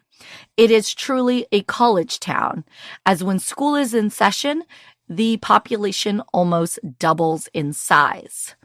Mount Pleasant is also home to the Christ Community Fellowship. This is a very small church, so small that the congregation was of about 14 people at its height. It was led by Pastor John D. White, who came with a past. White was a veteran of the Navy and also had worked as a long-haul truck driver in his early years. Before becoming head of the fellowship, he lived in Battle Creek, Michigan, which is a little over 100 miles south of Mount Pleasant. In 1980 is where our first report of violent behavior really begins. White was 22 years old when he invited his 17-year-old neighbor, Teresa Etherton, over to show her his stock car racetrack setup. Teresa walked down into the basement where White attacked her and stabbed her 15 times before choking her. Teresa remembers White's hands around her neck and saying, quote, "You're going to go now. I'm really sorry you had to go like this, but what the f***? You're just a woman." Teresa is obviously a badass and survived the attack, and White was arrested after Teresa reported him to police. He pled no contest, and in 1981, he was sent to prison for 10 years. After being incarcerated for 2 years, he appealed and was released. Teresa did not hear of his release until one day, while standing in line at a store, she heard his chilling voice and turned around to see White smiling at her. This was the first time the justice system failed a victim of John White's, while leaving him free to hurt more people. There is a gap in White's criminal history after he was released in the mid-'80s. He wasn't connected with any crimes until July of 1994. White had gotten married, had one kid with one on the way, and they were living near Kalamazoo, Michigan at the time. White was working maintenance at a textile facility where he met a 26-year-old woman named Vicky Sue Wall. The two struck up an affair, and the evening of July 11th, 1994, surveillance footage confirmed that the two met in the Meijer grocery store on Gull Road. Vicky got into the black pickup truck with John at around 3 a.m., and the two left the lot, and Vicky was not seen again. She was reported missing, and police would call White in for questioning. He told the police that the two were having an affair, that they did meet at the Meijer's parking lot, and that he returned her to her home later. There was no evidence to hold him on any charges, so he was free to go after questioning. White checked himself into the Kalamazoo Regional Psychiatric Hospital not long after Vicky went missing. 6 weeks after Vicky was last seen alive, her body was found just 2 miles away from that Meijer's grocery store. This was in a rural area. She was found naked except for a shirt and a bra that had been wrapped around her neck. Her body was very decomposed. The medical examiner could not determine the cause of death, and very little evidence was found. White refused to speak with police again and would not take a lie detector test. His pickup truck was searched, and with the help of luminol, blood was found in several areas.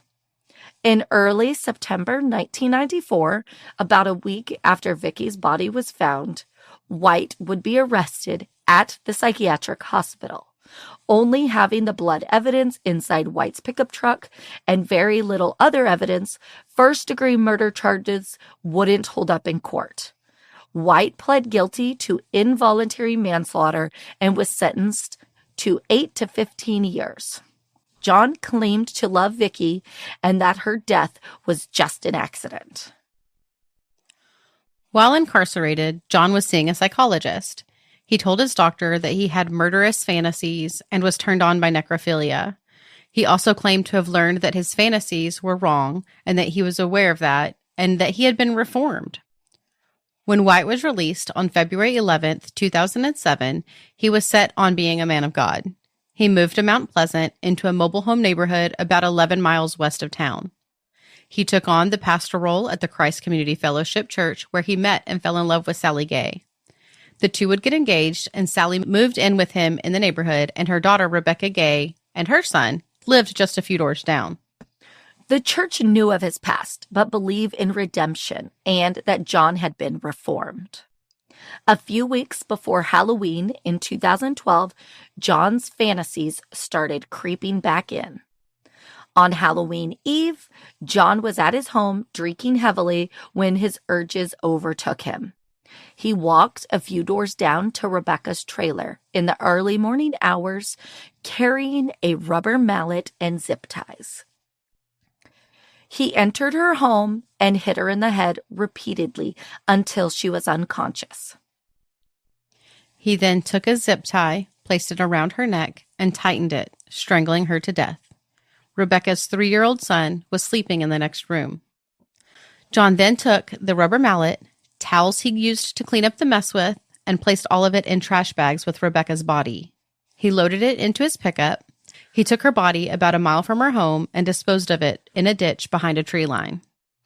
John then returned to Rebecca's home and cared for her son, Conway, as he had before. He dressed him in his Halloween costume and met his father in a grocery store parking lot to exchange custody. When Rebecca didn't show up for work on Halloween, her coworkers became concerned and reported her missing. John took to his congregation, pleading for prayers for her to be found. The very next day, while being questioned, John admitted to murdering Rebecca and told police where they could find her body. He claimed his motive was his fantasies fueled by the necrophilia pornographic material that he had been watching for weeks leading up. He couldn't remember if he sexually assaulted Rebecca after her death or not, but she was found nude. He admitted to taking her car to a bar nearby called the Barn Door to stage her disappearance as a kidnapping. His confession was not the only nail in his coffin. Authorities were able to find Rebecca's blood and her necklace inside of his truck. Fingerprints and DNA all tied back to John as well. He was not clean or meticulous in any way when committing this murder. This time, the justice system did not fail. Authorities were prepared to put him away for good. In April of 2013, White was sentenced to 56 years in prison. At the time, he was 55 years old. John only lasted a few months in prison, and on August 28th of 2013, he was found hanging in his prison cell from self-inflicted asphyxiation. Revival attempts were made, but unsuccessful. Do you think Whitney and Melissa give listeners free Cabernet? We should find out. My friend Emily is coming to the campfire next. Her podcast is Morbidology, where she covers a new crime case each week, taking an in-depth look at any systemic failures that may have had a part to play in the crime. Now let's travel back in time to August of 1992 to Baton Rouge, Louisiana, where our crime takes place. Yoshihiro Hattori was a 16-year-old Japanese exchange student who moved in with the Haymaker family. He was affectionately known by his friends and family as Yoshi. Yoshi was the third exchange student that the Haymakers had hosted, and the second from Japan. Yoshi settled in perfectly. He enjoyed fishing with the family, and he always made sure to help out with his share of the chores. Brian Haymaker stated, he was throwing his heart into everything. He was making friends. He was adventurous. He was having trouble with English, but he was going on anyway. When Yoshi came to America, he was enrolled at McKinley High School, where he was known as a fun-loving and conscientious student who almost always had a smile on his face. His classmates said that he could always make them laugh, especially when he randomly broke into a Western dance step. As his friend Mandolin Fawn said, no matter who was rude to him, no matter what happened, he always had a smile on his face. In fall of 1992, Halloween was fast approaching, and Yoshi could hardly wait for his first Halloween in the United States. He and Webb, who was the teenage son of the Haymakers, had been invited to a Halloween party, which was being held on the 17th of October. Yoshi had already picked out the perfect costume for somebody who was known for their impromptu dances. He was dressing up as John Travolta in Saturday Night Fever, donning a tuxedo and white jacket, and topped off with some jewellery around his neck. Webb wasn't as excited as Yoshi, and he opted out of wearing a costume that night. The Halloween party was being held at the host family of another Japanese exchange student. The purpose of the Halloween party was for exchange students to get to know other exchange students, so that they could share their experiences and make new friends. When Yoshi and Webb arrived in the neighbourhood, they went up to 10311 East Brookside Drive. The home was adorned with all the Halloween decorations one would expect for a Halloween party. But Yoshi and Webb were unfortunately at the wrong home.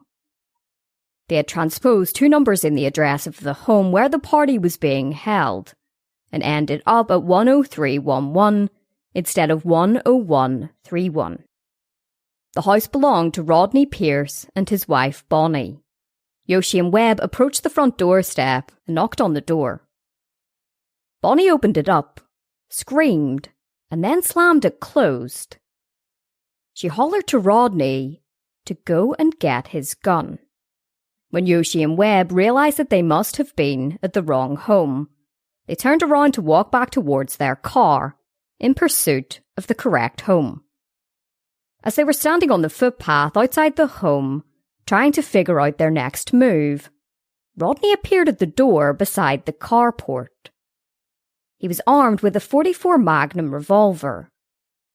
He shouted at the teenagers to freeze, but Yoshi, who was just learning English, didn't understand what this command meant. Yoshi shouted out, "We're here for the party," as he proceeded to walk towards Rodney. While it isn't known for sure, there's every chance that Yoshi thought that the gun was a prop, part of the Halloween party. When Yoshi didn't freeze, Rodney fired his gun point blank at him before running back inside. Yoshi crumbled to the ground as Webb ran to the home next door, screaming for help. The neighbour, Stanley Lucky, immediately called an ambulance and then bolted outside to try and assist Yoshi, who lay critically injured outside Rodney's home. Neither Rodney nor his wife offered any assistance. They stood inside their home, peering out the window, even shouting at Stanley to go away when he came to help Yoshi. Webb and Stanley attempted to comfort Yoshi, who was bleeding heavily. They held his hand as he sobbed. Both Rodney and Bonnie stayed inside their home until police descended on the scene. Yoshi was bundled into an ambulance, but tragically, he died en route to hospital. He had been shot once in the chest. The bullet had perforated his left lung and then exited out his back. As news of the senseless shooting swept across the city like wildfire, many people were left wondering how something so tragic could have transpired. Holly Haymaker, whose family was hosting Yoshi, said that if Rodney had in fact shouted freeze at Yoshi, he wouldn't have understood what it meant. As Holly said, Yoshi struggled with English. Rodney was taken into custody, but he wasn't arrested.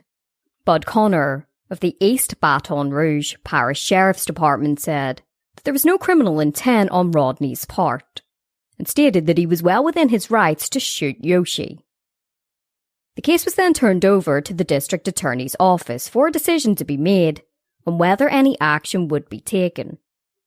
It would be determined that Rodney would be facing a grand jury investigation. Just the day after the shooting, all of Japan's national television networks offered a lesson in English, as the anchors explained how the word freeze could be used to mean, "Don't move, or I'll shoot you." The shooting broke headlines in Japan, where the shooting of anybody, in particular teenagers, were extremely rare. In fact, officials of both the government and the student sponsoring programs said that they never even thought that it would be necessary to teach high school students how to deal with possible gun attacks. At the time, tensions between America and Japan were high, and the shooting only amplified the tension, with a lot of people saying that the shooting had reflected a decline in American society. As one TV reporter said, "America, what a country! You can't even walk around outside and be safe. Many people live in fear all the time over there." On the 20th of October, a memorial service was held at the Unitarian Church of Baton Rouge, where around 300 mourners packed in. During the emotional service, Yoshi's mother, Miko Hattori, said that she and her husband felt sympathy for Rodney. Turning to the crowd, she said, "We are sorry in our awareness of Mr. Pierce's suffering from this most unfortunate event." She went on to say that she was perplexed by how easily accessible guns are in America, before stating, Without them, Mr. Pierce wouldn't have been put in the position he's in right now. Her words prompted a standing ovation from the mourners, as it highlighted her true compassion even in the face of adversity. Holly Haymaker also spoke. During the service, she recollected how on the first day that Yoshi entered her home, he put his arms around her and called her mum. She described how he slotted right in with the family and became an integral part almost immediately. She told the mourners how Yoshi liked to keep his room tidy and he loved dancing in the kitchen. Towards the end of the service, Yoshi's father, Masachi Hattori, thanked the crowd for coming to bid farewell to his son, who had left the world with much undone. He said that despite their heartache, his family were dedicated to the mission Yoshi had undertaken to make friends in America and strengthen the ties between Japan and the United States. In a news conference the following day, Rodney's lawyer, Louis Unglesby, said that Rodney felt great regret over what he had done. He said that his client was not a criminal, but a person who was afraid of becoming the victim of a crime. He said that it was a dark night, and Rodney hadn't realised that Yoshi was dressed up for a Halloween party. In early November, it was announced that a grand jury had rejected a second-degree murder charge, and instead returned a manslaughter indictment against Rodney for shooting Yoshi. Following the decision, Rodney surrendered, and his lawyer announced that he was expecting his client to post bond. Just the following day, Rodney posted a $100,000 property bond and was released from custody while awaiting trial. He pleaded not guilty to the charge. Within a month of the shooting, Japan collected over 800,000 signatures on a petition urging the United States to adopt stricter gun control. They presented US Ambassador Michael Armacost with the petition, who said that the petition would make a positive contribution to the debate on gun control in America. He also said that he would transmit the petition to the White House. Rodney's trial would begin in May of 1993. During opening statements, defense Unglesby said that Rodney shot Yoshi because he thought that he was protecting his wife and 3 children from an intruder. Prosecutor Doug Moreau asked the jurors not to judge Rodney as a person, but judge his conduct on the night of the shooting. He described Rodney as criminally negligent and said that he should be convicted of manslaughter.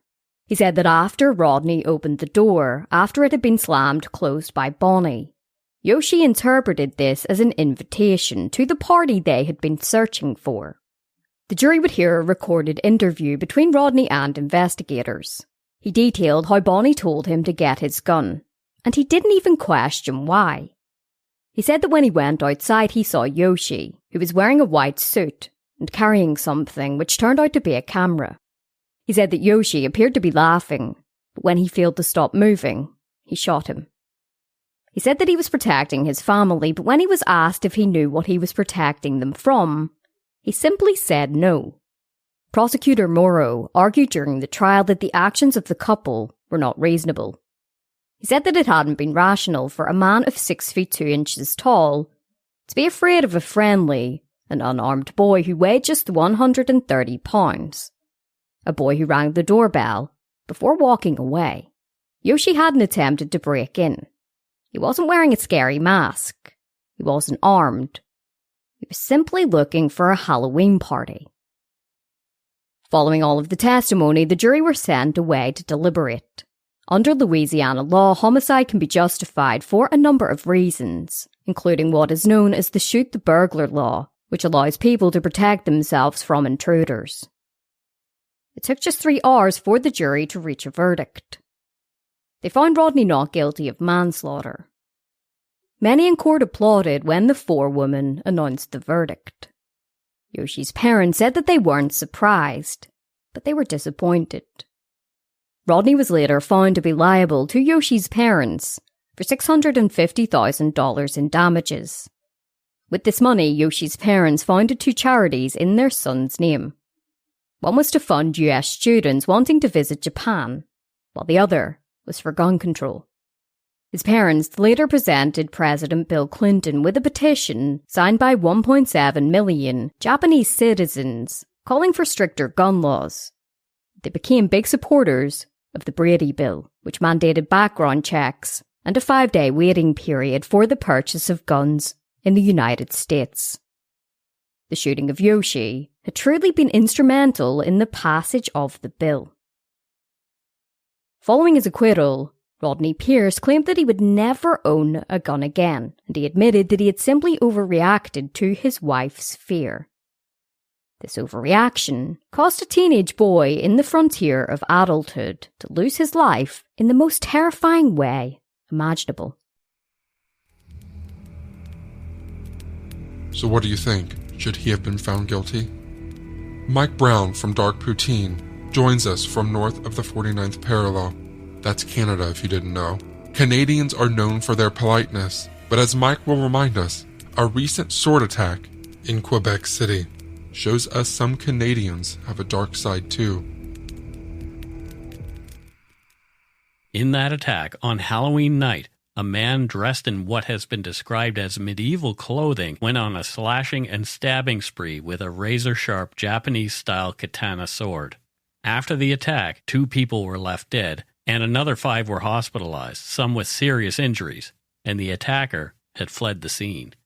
One of the most notable buildings in Old Quebec City, overlooking the picturesque St. Lawrence River, is the historic and posh Chateau Frontenac Hotel. Chateau Frontenac, a National Historic Site of Canada since 1981, first opened for business in 1893. It was here at around 10 p.m. on October 31st, 2020, that a black 4-door Saturn was left motor still running by its driver, 24-year-old Carl Girard. Girard, dressed in black jogging pants, black leather boots, a short-sleeve kimono, and a black mask, had his sharpened 76.9-centimeter bladed katana sword in hand. He'd left his home in Sainte-Thérèse, Quebec, a suburb of Montreal, in the afternoon and had driven the 270 kilometers to Quebec City with murder on his mind. After exiting his vehicle, Girard approached his first victim, a 26-year-old musician named Remy Belanger. Belanger was out for a leisurely stroll. He was listening to a podcast and stood to take a picture of Chateau Frontenac when he noticed a man, clad in black, advancing quickly toward him, sword above his head. Belanger later recalled thinking at first that it was a Halloween reveler playing some kind of joke to irritate him, but when the first blow landed, hitting him in the head, he knew he was in trouble. Belanger put up his hand to defend himself and his fingers were severed. He fell to his knees as the attacker kept slashing and stabbing at him. Remy Belanger managed to pick up his fingers, got to his feet, and fled toward the lobby of Chateau Frontenac, screaming for help in both English and French. Remy Belanger was later treated for wounds to his skull, neck, back, chest, arms, hands, and hip. A cellist, Remy was transferred to a hospital in Montreal that specializes in limb replantation. There, doctors worked hard to save his hand so he could play music again. As Belanger ran away, Girard did not pursue him, but turned his attention to 56-year-old François Duchesne.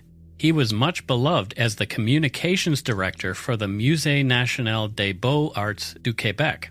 He was out for a slow jog. Girard, frustrated by his failure to kill Remy Belanger only moments before, made sure he succeeded this time. He attacked Duchesne from behind, hacking, slashing, and stabbing the defenseless man 13 times in the neck, trunk, and back. Francois lay bleeding on the sidewalk of Du Trésor Street, where he was tended to by 2 good Samaritans who had called 911, but it was too late. Francois Duchesne bled to death at the scene.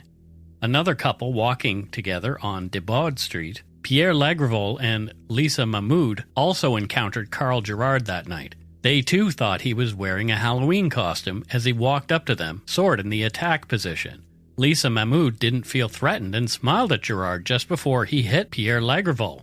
During the attack, Lagravol had screamed for Girard to stop, but the attacker persisted, unfazed. Pierre, who had serious wounds to the skull and shoulder, said, quote, "He looked serene. He wasn't in shock mode from what he had just done," end quote. As Carl Girard slashed and stabbed at Lisa Mahmoud at least 13 times, Lisa recalled, exclaiming, "What are you doing?" Luckily, before Girard could finish the job, Lagravol and Mahmoud managed to flee. Girard's next victim was not so lucky. On Des Ramparts Street, 61-year-old Suzanne Claremont had just stepped out the front door to have a cigarette. Suzanne's husband, Jacques, inside doing the dishes, was startled by the sound of Suzanne's loyal dog howling like he'd never heard before. A hairdresser, Suzanne was a bright spot in the community during the COVID-19 pandemic, participating in regular, socially distanced gatherings with neighbors to watch the sunset every evening atop the Old Quarters fortifications. Jacques ran outside to find Suzanne laying on the sidewalk, bleeding heavily from several wounds. He later said, "I saw that she had a deep gash in the middle of her forehead. I tried to close the wound with my hands to hold her face together." Their neighbor, an emergency room doctor, ran outside, baseball bat in hand.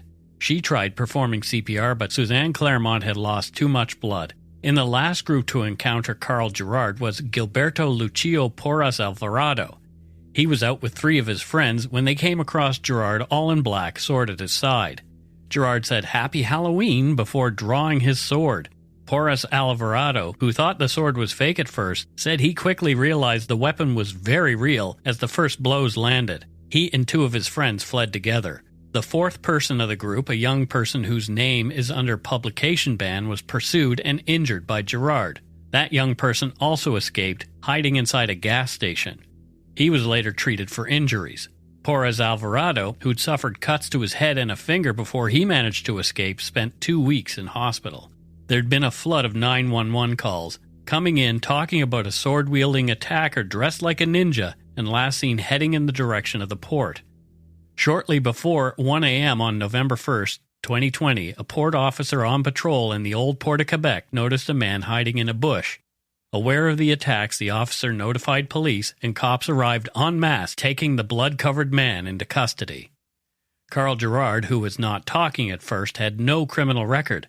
It was quickly learned that in 2015, Gerard, quote, in a mental health context, had made threats to do just as he did, kill people indiscriminately, and cause as much chaos and mayhem as he possibly could. Why hadn't he gotten the help that he needed at the time? Prime Minister Justin Trudeau was one of many dignitaries to weigh in on the situation, as the nation woke up to the news of a horrific series of attacks in what is normally a peaceful city. Flags in the province were temporarily brought to half-mast to honor the victims. Witnesses and police described Carl Gerard as calm and compliant during his arrest. He had no ID and at first refused to identify himself. After he was in custody, he was taken to hospital and later transported to a detention facility to be interrogated. He was charged with 2 counts of first-degree murder in the killings of Suzanne Claremont and Francois Duchesne. Carl Gerard's defense team claimed that the 24-year-old was driven to kill, and who his victims were didn't matter at all. He admitted to killing Duchesne and Claremont and injuring the 5 others. But his lawyer argued he was not criminally responsible at the time of the events because he was suffering from a mental disorder.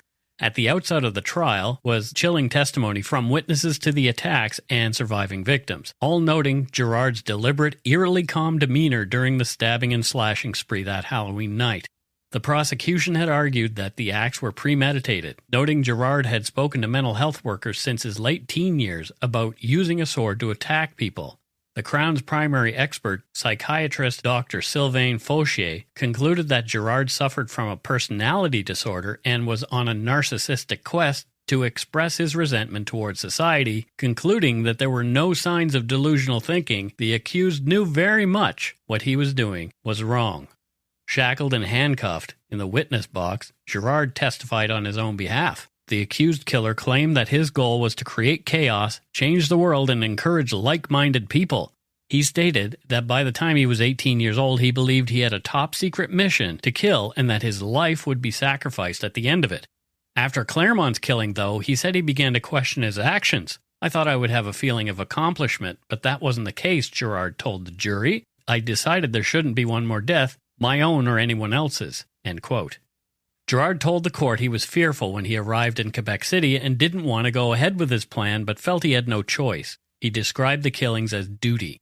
"I went against my will. I didn't want to, but I had to," Gerard said. "I saw lots of people and I attacked them with my sword to execute my mission." Gerard then told the jury that the killer no longer existed. "There's a Carl Gerard with you today who likes making people laugh and helping others," Gerard said. "It's different from Carl Gerard from the mission, who feels obliged to isolate himself, but that's in the past. There's no Carl Gerard from the mission anymore." Dr. Gilles Chamberlain, A psychiatrist testified for the defense, concluding that Gerard was on the autism spectrum, suffered from schizophrenia, and was delirious and in a state of psychosis the night of the killings, unable to distinguish right from wrong. On May 20th, 2022, minutes after beginning their 5th day of deliberations, the jury came to a decision: guilty on both counts of first-degree murder. On June 10th, 2022, Carl Gerard was sentenced to life imprisonment without the possibility of parole before 2045. Hopefully, residents of Quebec City will rest a little easier knowing that the killer is behind bars for a long time. That said, Halloween will never be the same for those who lost loved ones or lived through the attacks. Did you think I first misspoke when you heard me say sword attack? My next friends that are joining us might have moonshine, by the way. I hope you don't mind. They are a husband and wife duo, Jerry and Tracy, from the Hillbilly Horror Stories podcast. I have no doubt that you'll love them as much as I do. So Tracy, let's jump in. For this episode, we're going to cover a Kentucky story, since that's where we're from. We're going to cover a story from Lewis County, which is up around the West Virginia-Ohio border. Border, yep. Mary Lou and her family move into a house. I had an Aunt Mary Lou. Is that a fact? Yes, rest in peace. She's passed on. It was my mommy's sister. Okay. So her family moves into this house. In case anybody cared. Sorry, go ahead. That everyone said was haunted. Everybody in the surrounding area. Now, this house at one time belonged to an older couple who was having some marital problems. And during this time, the wife basically kicked the husband out of the home. Well, the husband really didn't have any place to go, so he decided to stay in an outbuilding that was just a few feet from the house. That seems fair. Yeah, the building was actually connected to the house by a walkway. Okay, so yeah, it was pretty like a close, but breezeway not or in the something. house. Yes. Now, this was during a very hot summer, and that building must have become unbearably hot. Hot to the point that the husband was found dead of an apparent heat stroke. Oh, wow. Dang, that's hot. You heard of a fan? Soon after, there were reports of the deceased husband being seen wandering the property on very hot nights. Now, when Mary Lou's family moved into the house, it was spring. So there really were no issues, except that the family couldn't seem to keep the door closed on that small outbuilding. I wonder how long it was till Mary Lou found out that he had passed. I don't know, and I didn't have any way of researching that. Oh, okay. I don't even know what year any of Okay. this happened, to Mhm. be honest with you. Well, I wouldn't want you to lie. Eventually, Mary Lou's husband had to lock the door with a padlock. So we're going to fast forward a little bit. Mary Lou's husband goes to work one morning, and Mary Lou's just sitting up in the kitchen drinking her coffee. She hears heavy footsteps coming up the stairs. This is inside the house. And then she hears the back door slam shut. Mm-hmm. She thought, well, this is odd because anyone leaving through the back door would have had to walk right past her Yeah, first. in the kitchen. Mm-hmm. Don't act like you know the layout of the house. I do. I got it down in my mind. The footsteps were too heavy for a child, but she went and checked on the children just to make sure, and all the children were still asleep in their beds. She took a look around, and she found the back door standing wide open, which is odd because it had slammed shut. Yeah. But now it's open. It's wide open. Yeah, I'd be scared. She decided to ignore the noises that she'd been hearing in the door slamming shut because it was extremely warm outside, and she wanted to just shut the door and not let the hot air in. Later that day, she decides to go out and do some work in the yard, a little bit of gardening. She sat down under a tree to take a little bit of a break because, like we said, it was kind of warm. She hears the back door slam shut again. Now, she knows the sound because she already heard it once that day. So she looks towards the house, and she can see the curtains part in the kitchen window as if someone's Was peeking looking out. and kind of moving it with their two hands. Yeah. At a second glance, she saw nothing. But then she saw the curtains fall back across the window. She immediately gets up. She walks around her house, trying to convince herself that she's just imagining all this. And she comes across the opened basement door. She was sure that she had locked that door. She assumed that maybe the heat was just kind of making her delusional. She relocked the basement door, and then she went back to her work in the yard. She later passed by the door to only find it open again. The basement door? The basement door. And this really shook her up this time. Well, yeah, that's where it's cooler. Well, you letting all the hot air in. As soon as her husband got home, she told him about the events of the day. Now, her husband couldn't believe what he was hearing, and in fact, he scolded her for believing it herself. Now, over the next few weeks, the weather got extremely hot. With that, the paranormal activity increased as well, or should we say, heated up. Uh-huh. Well, you know the paranormal don't like that daggone heat either. Shoot. The building in which the old man died was now padlocked, as we talked about. Even with that being the case, the door was still found standing wide open on several occasions. Mary Lou would lock it back, and time again, to no avail. I would have just given up. Her husband kept telling Mary that there had to be some kind of a simple explanation, but he sure didn't have one to offer up for right. it. Yeah. Mm-hmm. I mean, because, padlocks just become unlocked and taken off the lock and doors to open all the time. True. I mean, I wonder what else was in there. I don't know. I can't imagine there was anything in there that anybody would want to take. One morning, she heard noises coming from the kitchen, and when she got in there, the whole room was vibrating as if an angry hand was shaking the whole room. There were also sounds coming from inside the walls. It sounded as if someone was tearing at the boards trying to rip them away. Later, that evening, as Mary Lou was lying in bed, her son comes running into the room. He said that he heard a noise coming from the attic that was above his room. He said it sounded like someone was trying to get out. Ooh. She put him in her bed to calm him down like most good mothers would. But just as she was about to doze off, the whole house started violently shaking again. Okay, was the husband there? Did he hear it? We'll get to it. The windows were vibrating so hard that it seemed like they were going to basically come out of their frames. And yes, her husband actually witnessed this event. He could no longer deny that something supernatural appeared to be at work here. His answer was to vacate the premises. Looking back at the events years later, Mary Lou realizes that each of these occurrences happened at extremely hot days or hot nights. She said it was almost as if the poor old man's soul was opening doors to get air.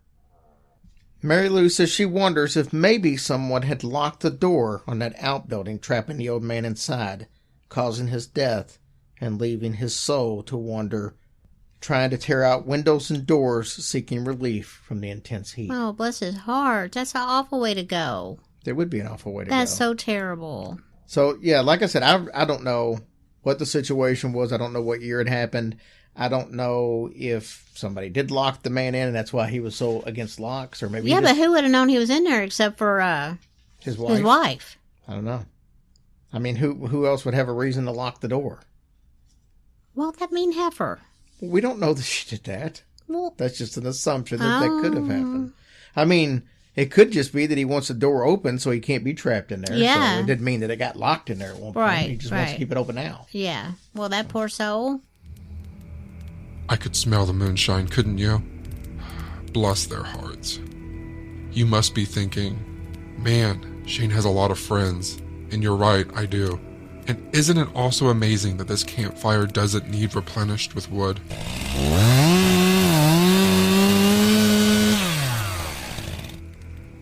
I have 4 more friends to introduce you to, and here comes Eric Carter Landon now.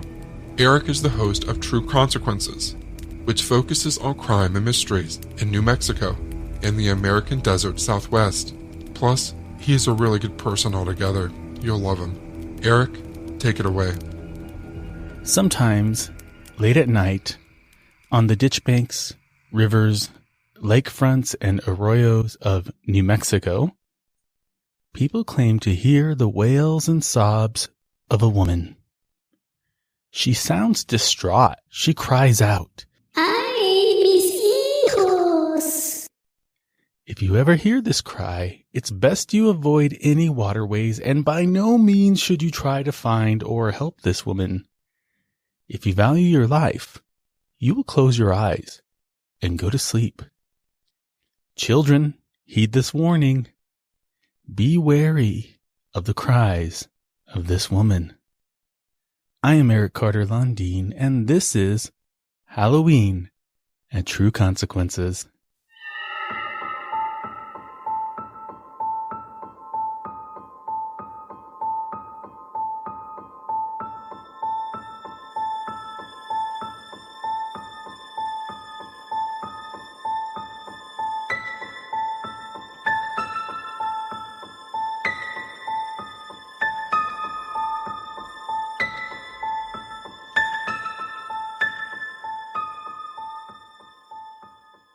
Maria was the most beautiful woman in her pueblo. She was well sought after by all the suitable bachelors in town, but she was not interested in any of them. It wasn't until she met a tall and mysterious man from out of town that she even considered dating anyone. He was quite the catch. He was rich, handsome, well-traveled, and the pair started dating, and very soon they were in love. In a matter of months, they were engaged, and a short time later, the couple were married in a huge celebration. The whole neighborhood was decorated with colorful paper flags and flowers. Within a couple of years, Maria and her husband had 2 kids. Everything was going perfectly until one spring night. On the night of March 13th, 1550, on the streets of Mexico City, Maria was wandering the streets, grief-stricken and angry. She had never been treated in such a way. The shame she felt was consuming her. How could her husband have embarrassed her like that in front of everyone? She waited faithfully for him while he traveled around the country, and he has the nerve to show up with a new woman in his carriage? He didn't even apologize for what he did. He simply told her it was over and rode away as his new lover laughed. She laughed. Who did they think they were? Maria was the prettiest woman in their neighborhood. She could have any man that she wanted. No one treated Maria that way. Not if they didn't want to suffer. Oh, he was going to suffer. She'd show him. She'd show them all. Maria would make sure that no one tried to hurt her like this ever again. She gathered up her resolve as she headed back to her house. She was wailing loudly as she made her way back to her doorstep. Maria was heartbroken. How could the man of her dreams betray her like this? She walked up the stairs and inhaled the smell of fresh tamales that she had made for her husband's arrival. He was going to pay for what he did.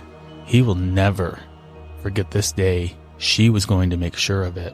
As she approached the bedroom of her children, she gently and silently opened the door. She strolled across the bedroom and walked over to their beds and kissed each of them on their foreheads. Her son Julian and daughter Sofia were softly breathing.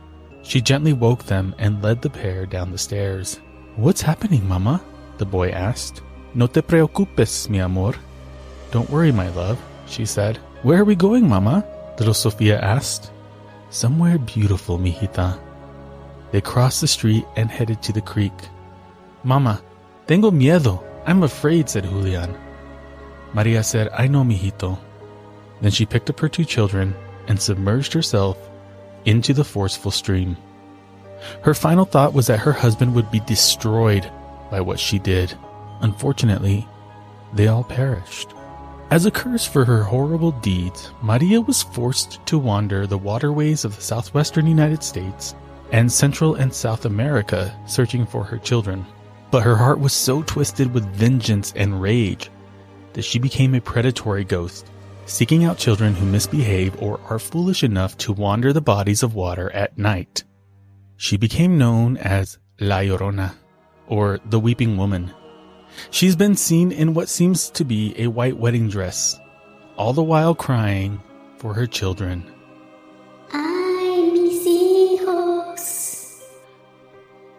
When an unsuspecting child finds themselves near a river, stream, or lake, they are likely to be taken and drowned by La Llorona.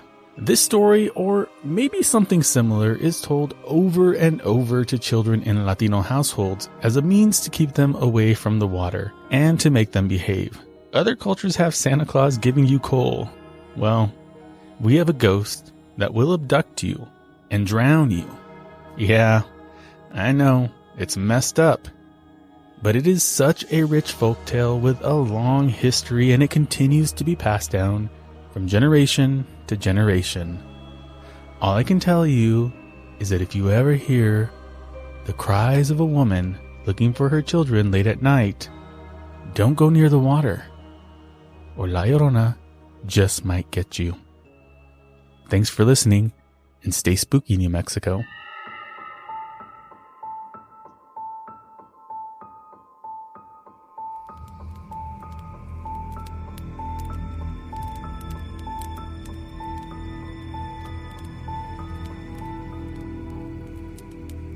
Okay, you just heard a tale from New Mexico, so now let's go to Texas.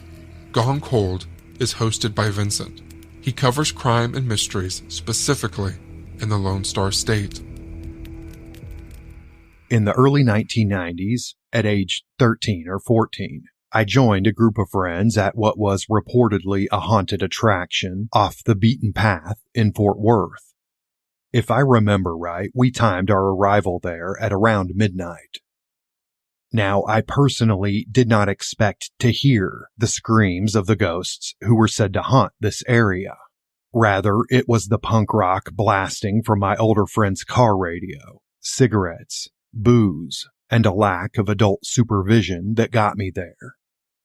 Many of the folks I was with, however, were there to hear the ghoulish, anguished cries of the apparitions rumored to roam this particular pitch-black, dark, and heavily wooded spot in Tarrant County. They were there for the scare, and we all got one. But it wasn't the result of the roaming ghosts of 3 teenaged girls constantly reliving their deaths 30 years before. Instead, it was the cops. And at the height of the absurd era known as Satanic Panic, it's likely those boys in blue figured they'd busted up what was about to become some sort of devilish ritual or blood sacrifice, rather than what it was, a bunch of latchkey kids cutting loose. Several of my delinquent friends and I successfully outmaneuvered and outran the police, luckily for us. Anyway, it didn't matter that the cops broke up the party. Though we were somewhat close, we hadn't even gone to the right spot to hear the Lost Souls, the place known as Screaming Bridge.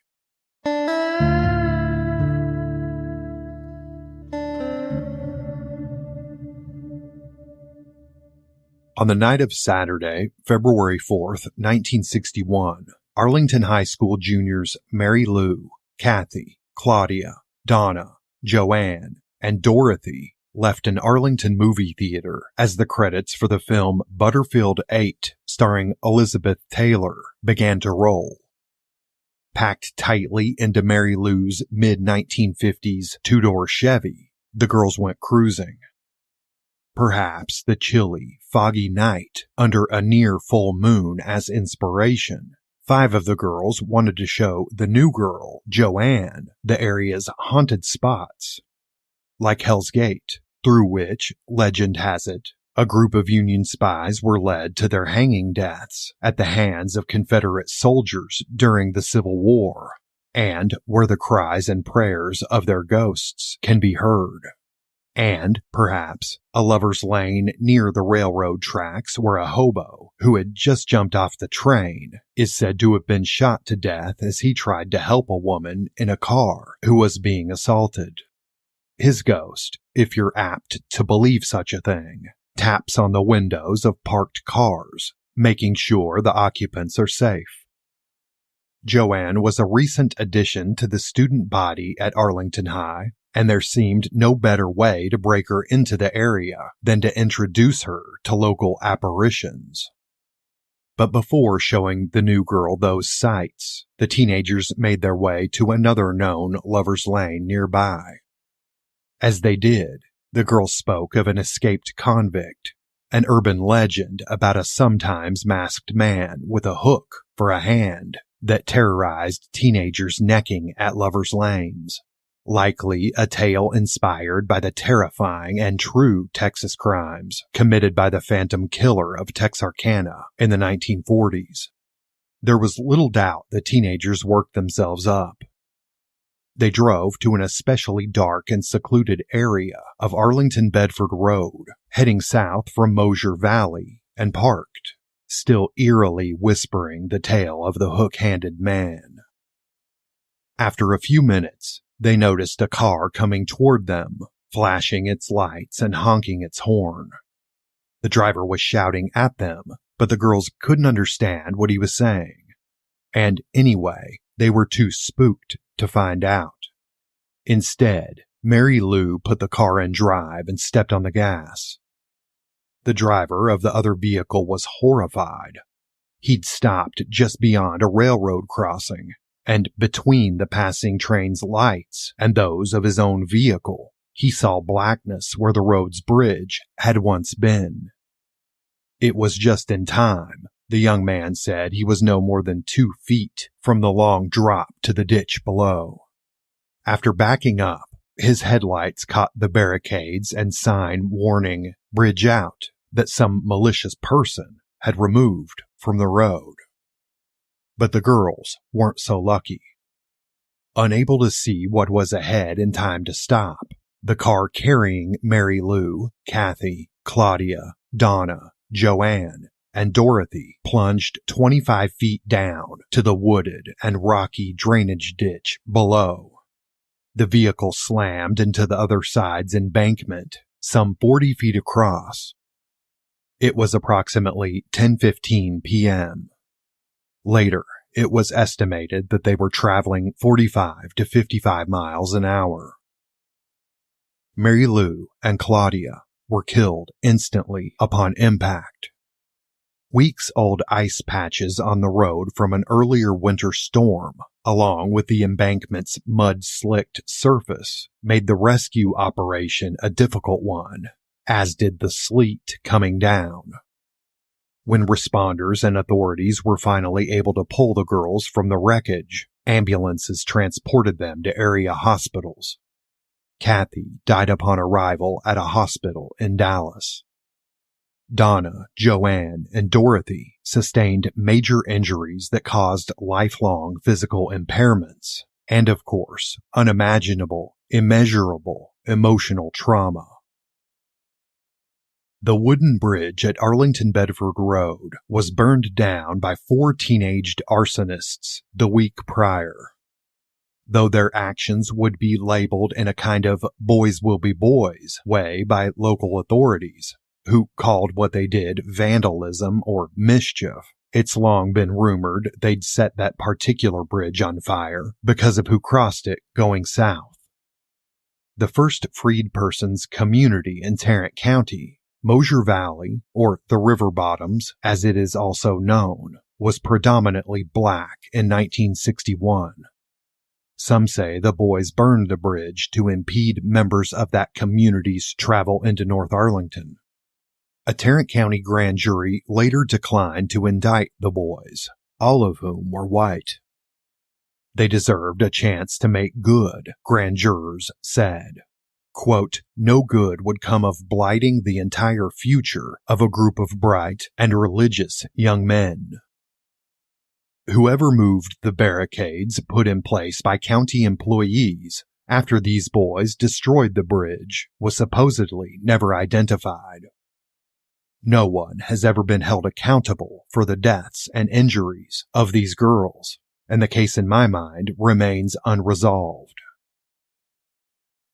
Countless iterations of the origins of Screaming Bridge have been told over the years, including that the girls were cheerleaders who were waved on by a sadistic man who knew what he was leading them to. They were neither cheerleaders nor waved on by anyone. Also, folks say 2 cars crashed in the middle of the 1-lane wooden bridge, which caught fire and gave way, sending the passengers of both vehicles 25 feet straight down. That, of course, isn't even close to the truth. Besides the screams of the 3 teenaged girls who were killed at Screaming Bridge on February 4th, 1961, folks have reported phenomena like the rolling in of heavy, mystic fog, whatever that means, and the appearance of Mary Lou, Claudia, and Kathy's tombstones on the surface of the murky, dull water. On the wrong bridges, folks report seeing the shimmering of headlights, or almost dying as they nearly drive off the structures themselves.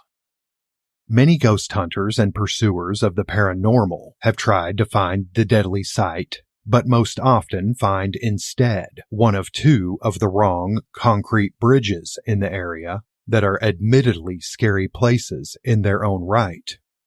However, after being replaced with a concrete drainage tunnel filled in with dirt and rock around it soon after the deaths and injuries, no trace of Screaming Bridge has remained for many decades. Thanks for listening, y'all.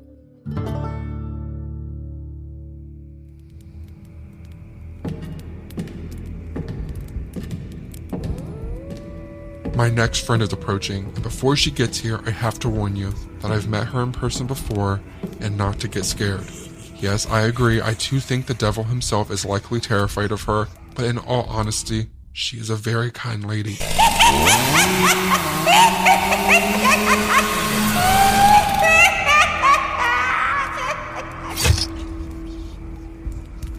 While everyone else has scary tales, I thought it would be really nice to hear a personal story from her.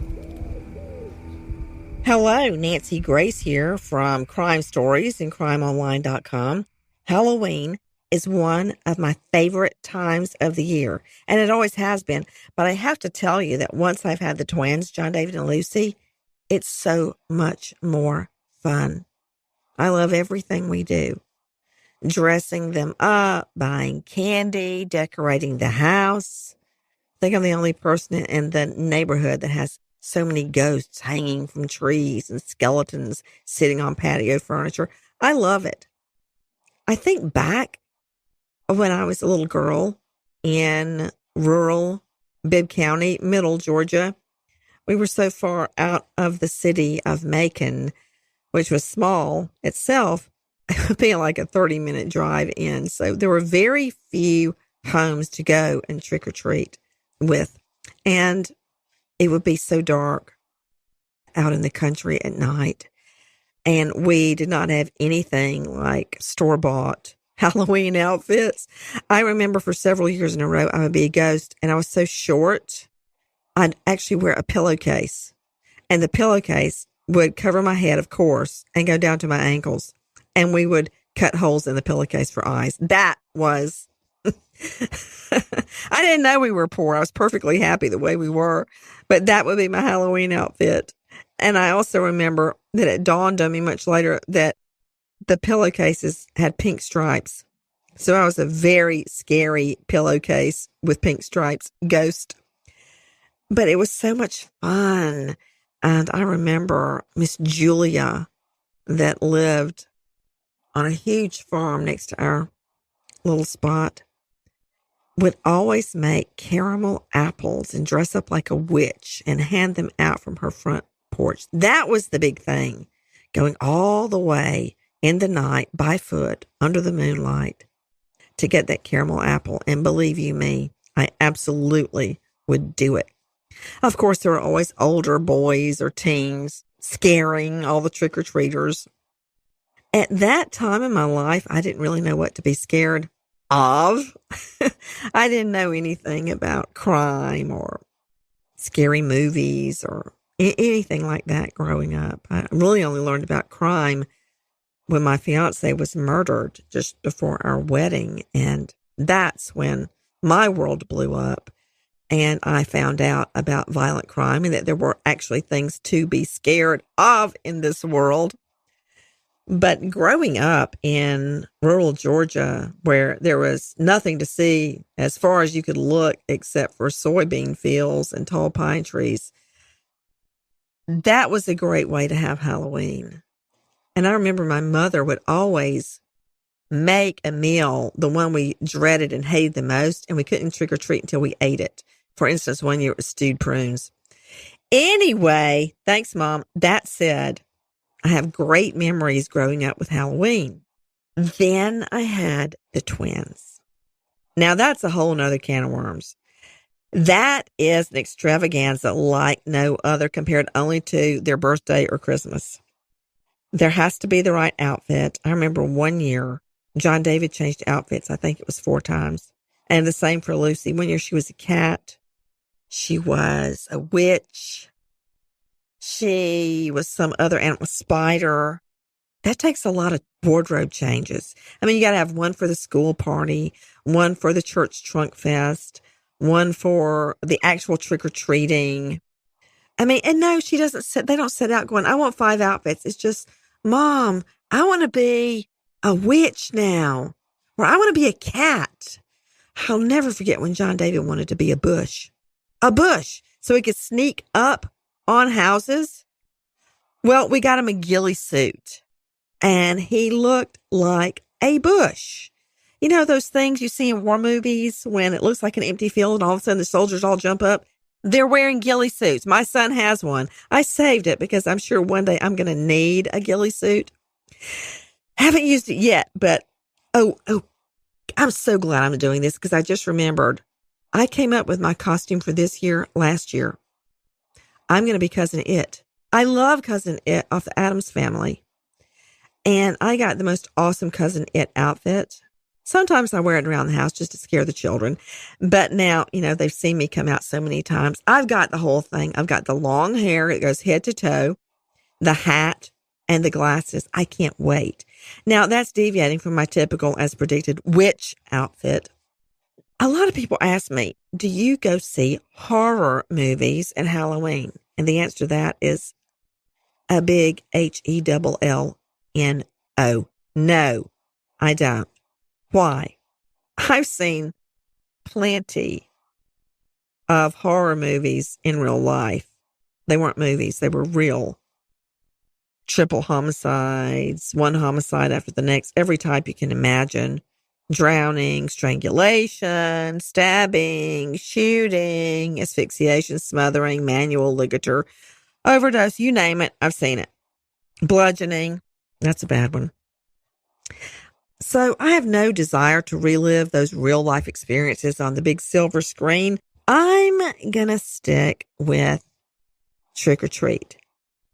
I'm going to help the twins get one of their mini costumes together. I'm going to follow them just as the sun sets at a discreet distance. It's like I'm not even there, to make sure that no harm befalls them. We're going to have fun. We're going to hand out candy in the front yard to anybody that comes by. It's going to be a spooky night. And when the children get home, we're going to talk about all the candy they got. We're going to line it up on the floor so they can count it and see who got the most. P.S. It's always John David. They're going to run around the house stealing each other's candy, laughing their heads off. They're going to go to sleep too late because it's a school night this year. And then once I know they're asleep, I'm going to go through all their candy to make sure there are no razor blades. And they will never know the real life horrors that are out there. They'll sleep like 2 little angels. And so will I. So happy Halloween. That will be me, Cousin It. Nancy Grace, signing off. What?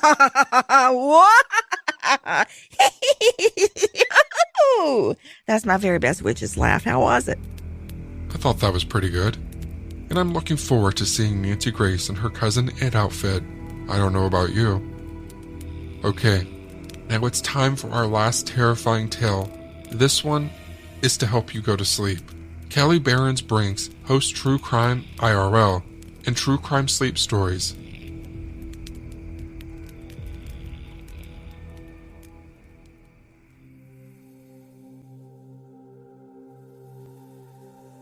In 1912, in Villisca, Iowa, the Moore family was considered affluent in their small community, and they were very well liked. Josiah, age 43, was married to Sarah, 39, and together they had a beautiful, happy family with their 4 children, Herman, Mary Catherine, Arthur Boyd, and the youngest, Paul Vernon. On the evening of June 9th, the Moore family was attending a fun Children's Day program at their church. Lots of people were going to be there, including their good friends, the Stillinger family. 12-year-old Lena Stillinger and 8-year-old Ina Stillinger were good friends with the only Moore daughter, Catherine. The church event wasn't scheduled to end until about 10 p.m. that evening, and the little Stillinger girls were apprehensive to walk in the dark the 2 miles they'd needed to trek home. The walk home would have been especially dark for the little girls on this particular night, because the electric company and the Villisca Town Council were in the midst of a dispute about lighting. So the electric company shut off all the lights in the town, making the town extra dark. The Moores arranged sleepover plans with the Stillingers, and Lena and Ina accompanied the family of 6 to their East 2nd Street home after church services ended. Bedtime would have come a little later than usual this evening, with not arriving home until around 10 p.m. and having guests. So we can assume that all the kiddos were tucked in and sleeping by around 11 p.m. with JB and Sarah right behind them. Lena and Ina Stillinger slept downstairs in the main floor guest bedroom. Up the steep staircase and just to the left was the bedroom that the 4 Moore children shared.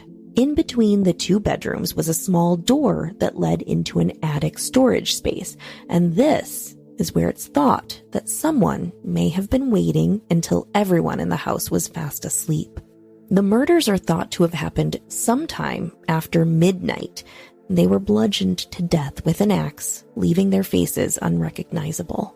The furious axe swings left scrapes and indentations in the walls and ceilings which can still be seen in the house today.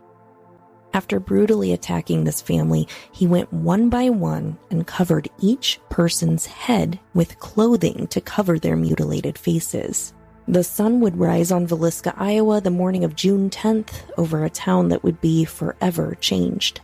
Neighbor Mary Peckham got up at the crack of dawn to hang laundry on the clothesline and found it immediately unusual to see no activity coming from the normally busy Moore house.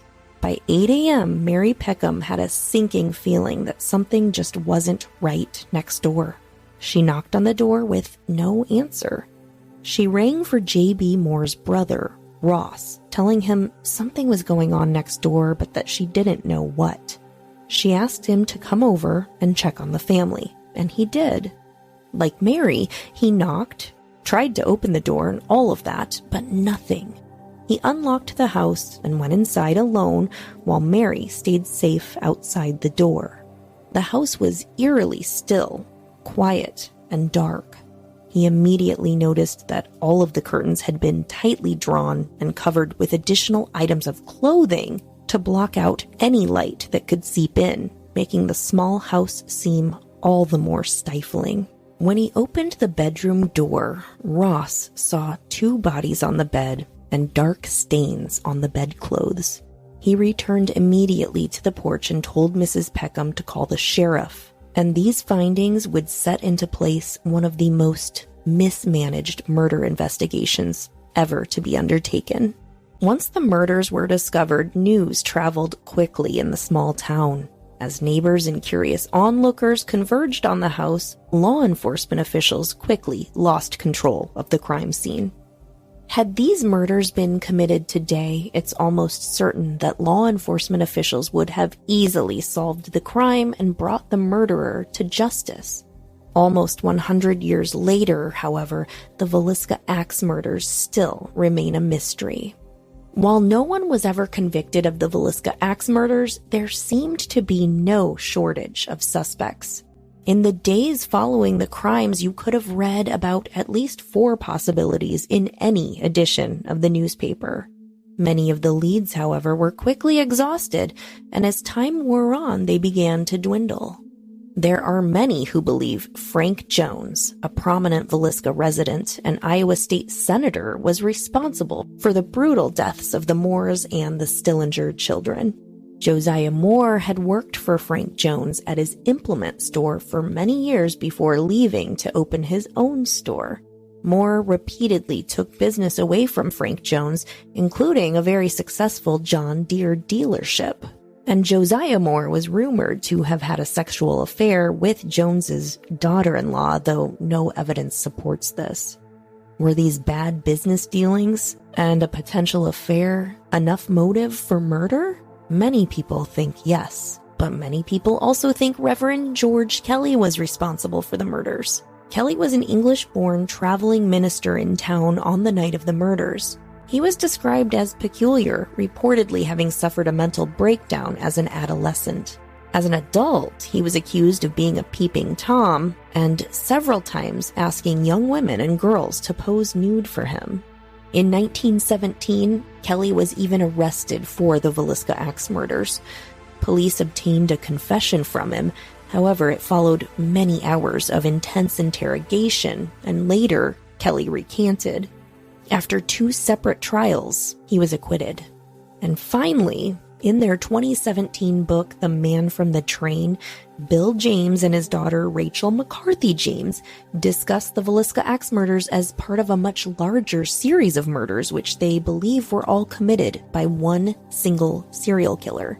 They conclude that the murderer was Paul Mueller, an immigrant, possibly from Germany, who was the subject of an unsuccessful year-long manhunt as the sole suspect in the 1897 murder of a family in West Brookfield, Massachusetts, who had employed him as a farmhand. The co-authors of the book believe that Mueller was guilty of the Villisca Axe murders, as well as a killing spree that lasted over a decade, killing at least 59 people in 14 separate incidents. So who was responsible for the Villisca Axe murders? To this day, we still don't know, but there was a strong possibility that a serial killer was actually at work. To many people, it seems as though the house is trying to speak to them. Visits by paranormal investigators have provided audio, video, and photographic proof of paranormal activity. Tours of the home have often been cut short by children's voices, falling lamps, moving ladders, and flying objects. Psychics have stated that there's a presence of spirits dwelling in the home, and many have claimed to communicate with them. Skeptics have come into the home and left believers. Who killed the victims of the Villisca Axe murders? And is the house haunted? You can find out for yourself, and you can even stay there overnight. Have a happy and safe Halloween, everyone, and be sure to lock your doors. Bye-bye. Well, all good things must come to an end. I hope you enjoyed A Nightmare Before Halloween, and don't forget you can find the names of all the podcasts involved in the show notes, along with where to listen.